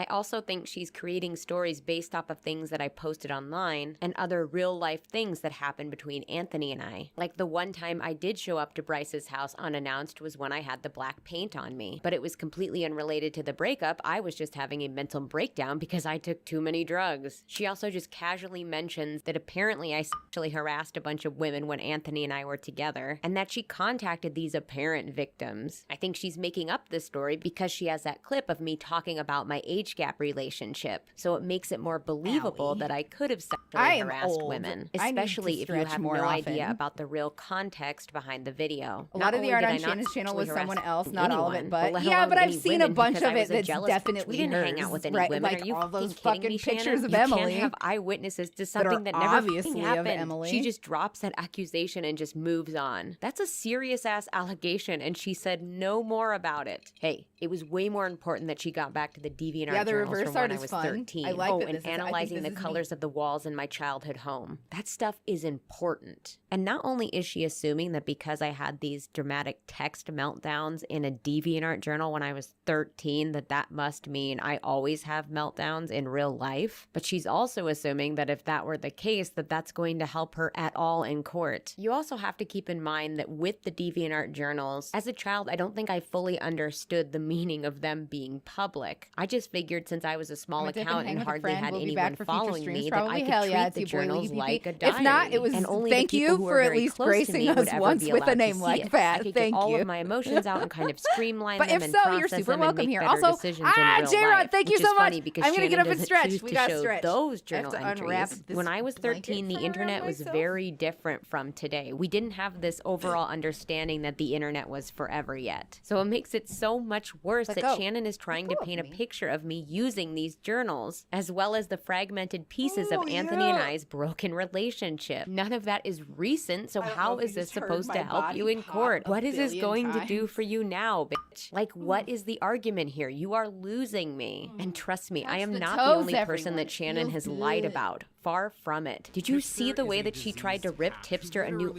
asshole? And what's with her accusing all of her friends of crying on stream because she's such an amazing friend? And it might seem funny on the surface, and you know, like some of it is funny. But she really fucked over her friends and then bailed on them. And then turned around and pointed the finger at them like they were the ones not being loyal. A person who does kind things is not always a good person. I'm not kidding when I say that every day, all of us find more and more inconsistencies in our friendship and things that just don't make sense. It scares me because she did get me to open up to her a little bit. It's private information in my real life, that things I was going through, that she got me to open up on. Kudos to you, Shannon, for able to get people to open up to you so personally, all the while you're going on sites trash talking people who were your friends. Who is this person? Shannon, who are you? You know what sucks too? It sucks when you can't get any damn closure. At first, I was like in denial. Yeah. Like I was like, That is something that I have been thinking about and then, that I meant to bring up before, and I keep forgetting to bring up, is I just lost it. How long is your hair now, Doxy? It's very long. I sit on it with ease. It's very long. Fuck, what was I saying? Oh, that none of these people get closure because she just ghosted them. She just disappeared. Like, I'm sorry for what I've done. Not even doubling down more to them. Just nothing. Just gone. Just blocked. Just bye. These are people that, like, invested emotions in you, you fucking piece of shit. Time and effort and content and emotion. And, like, you don't even have the courtesy to fucking put the effort into making something up to try to make them feel better, even. Jesus Christ. I have someone like that at work, super nice, face to face, and talks about everyone behind their backs. But since it's everyone we all know, yeah, ugh. She's lost her channel, kind of, so there's that at least. But yeah, that, like, I can't imagine how these people that are close to her feel, or that were close to her, one of their very close friends has just been gone all of the sudden, out of their life for, like, 8 months now. Hi, Lita Cakes. For the best, though, fucking gone in the ether where she belongs. Yeah, I mean, you're right. You're right. But, like, they just find out that she's been talking shit on all their deepest insecurities and then bounces without being like, sorry about that. Or, wasn't me. Like, ugh. Sorry, did I derail your train of thought? Only for a moment, but that's okay. It was worth it. It's good to see you. All right, I'm unpausing. And I was like confused, and then eventually I was like sad, and then I was more sad, and then I started to become more confused again, and then I got a little bit angry, and then more angry, and then I'm mostly over it now. I guess it's still weird to talk about. Who I thought I knew, I didn't know at all. Shannon, you lied to my face, and I feel like you should be ashamed for what you've done. Which, by the way, she makes multiple comments about my dick, my penis. I don't know why Shannon is obsessed with my penis. Maybe her husband isn't able to fulfill her needs. But yeah, for some reason, she's really fascinated by my cock, and I don't understand why. Why did she talk about his penis? I don't remember that happening. Expect them to have an opinion on any of this. I do remember they were already tearing hurt that they dude had apart. lost their friend, and then the internet came down on them. And in some cases, the internet is still coming down on them. And at this point, all of us are just fucking done. We are done with Shannon. We are done with hearing her name. We are done with seeing her brand everywhere. And not only has she hurt her friends, but she's hurt fellow artists as well. Something that really bothers me is that in Shannon's unedited Google Doc, she goes on to accuse Skittles Juice, an artist that she had commissioned and never paid in full, of being a scam artist. She claims that she had sent Skittles $250 for the first payment of a commission, but implies that Skittles lied and said they did not receive the initial payment so that Shannon would send another payment and Skittles could then keep both payments. Disgusting. Skittles shows receipts that they actually did not receive the first payment when originally scheduled. I don't remember any and that of Shannon not only acknowledged this, but also said she had sent the payment to another artist by accident. So it's in the written Shannon then document sent that over she the attacks dude's $250. dick? Skittles completed the commission, but then I don't Shannon remember disappeared anything about before that in the Skittles could video. collect the second payment of $250, as the commission was priced at $500 total. It's laughable that Shannon is trying to call Skittles Juice, an incredibly talented and reputable artist, a scam artist, when she herself allegedly scammed one of her viewers out of $400. Always get it in writing, folks, And to be for fair, this is sure. completely unrelated to any claims made against me specifically, but this person came to me with valid evidence, and I believe they have a right to be heard, especially after Shannon tried to call another artist a scam artist. This ex-fan, who I'm going to call M, had reached out to Shannon wanting to support her channel in some way. Shannon and M agreed that M would send Shannon $400, and Shannon would do a speed paint of M's character in one of her videos, as well as give M and their passion project a shout out. Shannon posted a video, but only gave M a shout out and did not fulfill the rest of the agreement. The creator of this project is incredibly passionate about it and has put some of her own life savings, actually most of her life savings, into it. But I'm going to include links below so you can follow their Twitter for updates, see exclusive scenes first, and get a link to their Indiegogo campaign, which is trying to raise more funds so they can afford to put finishing Emily is touches a on class the movie act and make all it the way best it through. can Like be. I just Like I like said, it's the just so creator of this obvious. Like project just in the videos, you can tell like she's like protecting people's identities. She's like using vagueness when she can. But Shannon just blasts people's faces and they babies all up in these public videos for 500,000 people. It's so fucking disgusting. Talking about people's dicks and shit. Jesus Christ. Get a life. Like, get a life. Jesus. Her life savings into this, which amounts to over $15,000. The fact that she isn't just screaming every 10 seconds is M impressive. very gently reminded Shannon of the speed paint I- at a later date, but Shannon claimed I'll she try was to not calm able down. to make a I understand full that speed I am paint at that screaming point every in 10 time, but seconds. she would I eventually wonder- make a I dedicated wonder art how piece much of that closer was to you the release date of subconsciously M's hoping I passion stopped. project. She made sure to let M know that she would be doing it unpaid. And the unpaid part just rubs me completely the wrong way because this is what Shannon owed M in the first place, but she was now regarding it more as an act of charity than the completion of a commission. Time went by and Shannon stopped responding to M. M even allegedly tried to donate additional money to Shannon during her live streams in order to try and get Shannon's Holy attention. After that shit. interaction on Discord, Shannon went on to unfollow M on Twitter and M never received the rest of her commission. Shannon or no Shannon, this happens to artists way too often, where we will complete a commission and then come forward to collect the rest of the payment, but the person will have disappeared off the face of the earth. It's unacceptable in any capacity and needs to be called out, especially since Shannon kind of fucked people on both sides of the coin here. With Skittles Juice, she never completed the payment even though Skittles Juice did the work, and with M gave Shannon money, but Shannon never completed her side of the agreement. It seems as if Shannon does a tremendous amount of not only flat out lying about other people, but also projecting. It's as if she was grasping at every straw she could, at every angle she could, even if doing so portrayed a very skewed version of the truth. What I find frustrating is that in my video, I make sure to regularly give disclaimers throughout that although the evidence may be damning to me, that doesn't necessarily mean everything that I was showing had to have come from Shannon or Anthony, and I urged people to draw their own conclusions. I did this both at the start of the video and at the end. Everything in this video is alleged. I just encourage people to look at the evidence and form their own opinion. I will warn you, I do not have all the receipts for everything. I have a very good handful of receipts. I have to say allegedly for Shannon to protect myself legally, because even though there is, I feel like, a lot of proof pointing in that direction, obviously nobody like can say this bag at so any much point, more when small. did Shannon I like it potentially so much partake more in any small. of this? Again, I'm going to repeat, I have no idea if at this point Shannon was involved or not. I was actually, if anything, I was concerned about Shannon, and I mentioned that in later receipts.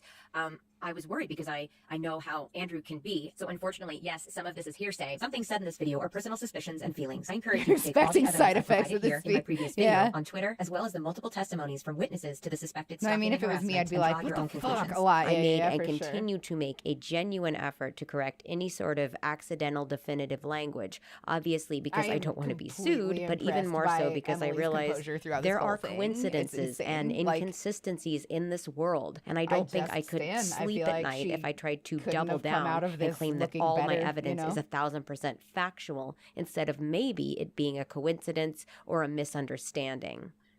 Shannon does none of this. She creates a very disjointed mosaic of my life using social media fragments as her medium. Where there are gaps, inconsistencies, or misunderstandings, instead of giving even a shred of leeway in my direction, she finds another random, unrelated social media fragment and tries to force the piece to fit the portrait she wants you to see. As they say, there are 3 sides to every story: my side, your side, and the truth.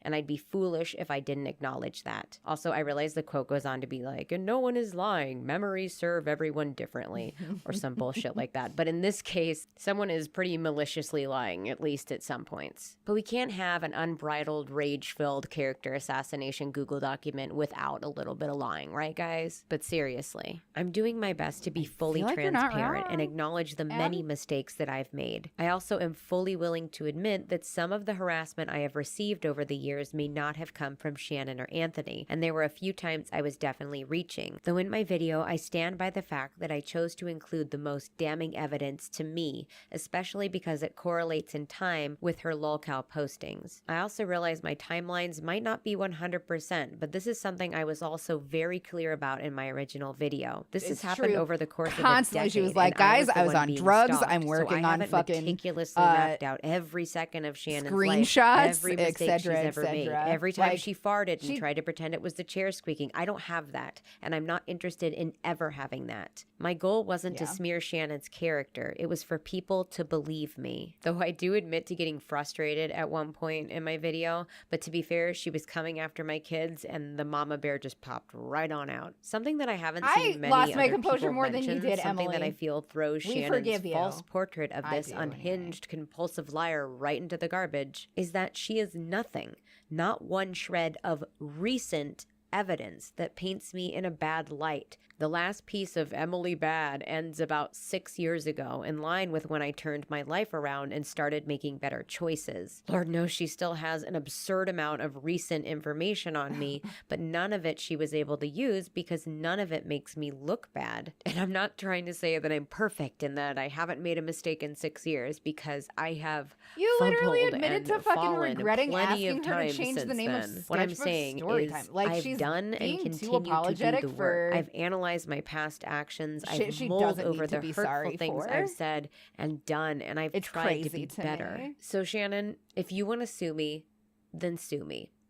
If you want to spend months possibly years, fighting it out in court, spending thousands of dollars that we, you, me, and our families don't have, then go ahead. Bury us in legal fees. Drag this drama on. Refuse to move on with your life. I don't care. I want to be done with this. I want to be done with you. I want to detach you from me like a barnacle from a ship. I've come forward. I've said what I need to say. That's all that matters to me now. All I know is that now you've put all of this out on the table, you have nothing left to hurt me with. I could be living in a shoebox and I would find a way to be okay because of the people that love me. That is all that matters. I'm done with this whole shit show and I'm ready just to return to my regular life. This is the last time I'm going to talk about this on my channel. For anyone who's worried, I have done an extensive amount of work to relocate and other, unfortunately, drastic things to hide my identity and whereabouts. I have just overall gone above and beyond to protect myself and keep my family safe. I want to thank every single one of you for supporting me, asking questions, being objective, and overall for being genuinely kind people. Your kindness and support has taken me so far, and I would not be able to do this if it weren't for all of you. Thank you from the bottom of my heart. Thank you guys so much for watching, and don't forget to stay out of trouble. See you guys later. This was actually super good timing because we only have like a teeny tiny bit of this row left. Like I just have to do 5 double crochets here and then we're done. J-Rod, I'm so sorry that it's just showing a spider over and over again. I'm just memorized by the reverse painting. I've watched this video before. Yeah, it's insane. She's so talented. And then playing it back in reverse was a really creative idea. I like that a lot. Yeah, I want it dead. I want it on my wall. I love that fucking picture. Anyway, I don't know who ZHC is, but we're not a T channel, so we're not going to watch this. But I say this as somebody who does have like 40 more tabs open about Creepshow art. So we're definitely gonna watch some more of the tertiary responses from other people that I am very interested in seeing. I really want to watch the Tamimi one. This one was referenced. This one was referenced. There was Repsion. And then I don't know who else. But I think that we are going to officially call the stream here, guys. So thank you so much for hanging out with me and being part of Creepy Crochet. I'm sad I missed the opportunity, the majority of that video. I was invested. Yikes, poor person. Do you want me to really quick link all the videos that we watched so far so that next time you can be caught up? Because I'm telling you, this like 5 hours of content that we just watched went by quick. It is definitely ring o'clock. It's chicken and ring o'clock. I'm excited to eat food. I'm starving. I really wanted to have a burger today, but we can't always have what we want. Chicken will do. By the way, the drawing of, hold on, so sorry, of Creepshow art with the candle is the drawing referenced in the video that she didn't pay for.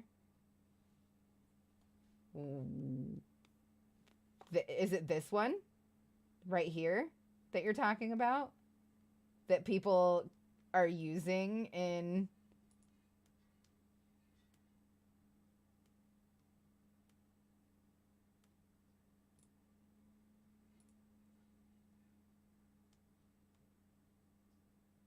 I don't know. I don't want to accidentally click on something and start a video that we're not trying to watch. So let's go ahead and get over here. Anybody that is not following, please consider following. I am very poor and your ad revenue adds up. I appreciate it. If you have a Twitch Prime sub laying around, I sure would love it. If it doesn't have a home, don't feel obligated, obviously. Also, please subscribe on YouTube, follow me on Twitter, you know, all that stuff. We do creepy crochet like pretty much every day at this point. Also, by the way, River Styx Creations, welcome. Thank you so much. I saw that you followed like a while ago, but that this is your first time chat, so welcome. Thank you so much for the follow. And you know that feeling that you get when you bite into nougat and it's just yummy and cushiony? That's the feeling that I get from you having followed my channel. So thank you for being my squishy, yummy nougat. The Shannon and M story was the only one I managed to hear today. Oh, that's the only. We've been hyper focused on this story for the past like 3 streams. I would go to Emily Artful's channel and start with the Creepshow Art Has Always Been This Way video, and you will very easily find in what order to watch these videos if you want to get invested. Okay, I am gonna bounce out. We're gonna find somebody to raid. So if you guys don't mind hanging tight while I run ads, I'll find somebody very fun to raid, and we will be back maybe tomorrow, depending on what's going on. Her spider was amazing. Yeah, Emily Artful. No spaces, just Emily Artful. Don't send us to Shannon, I promise. I love you guys. I will see you probably tomorrow. Goodbye.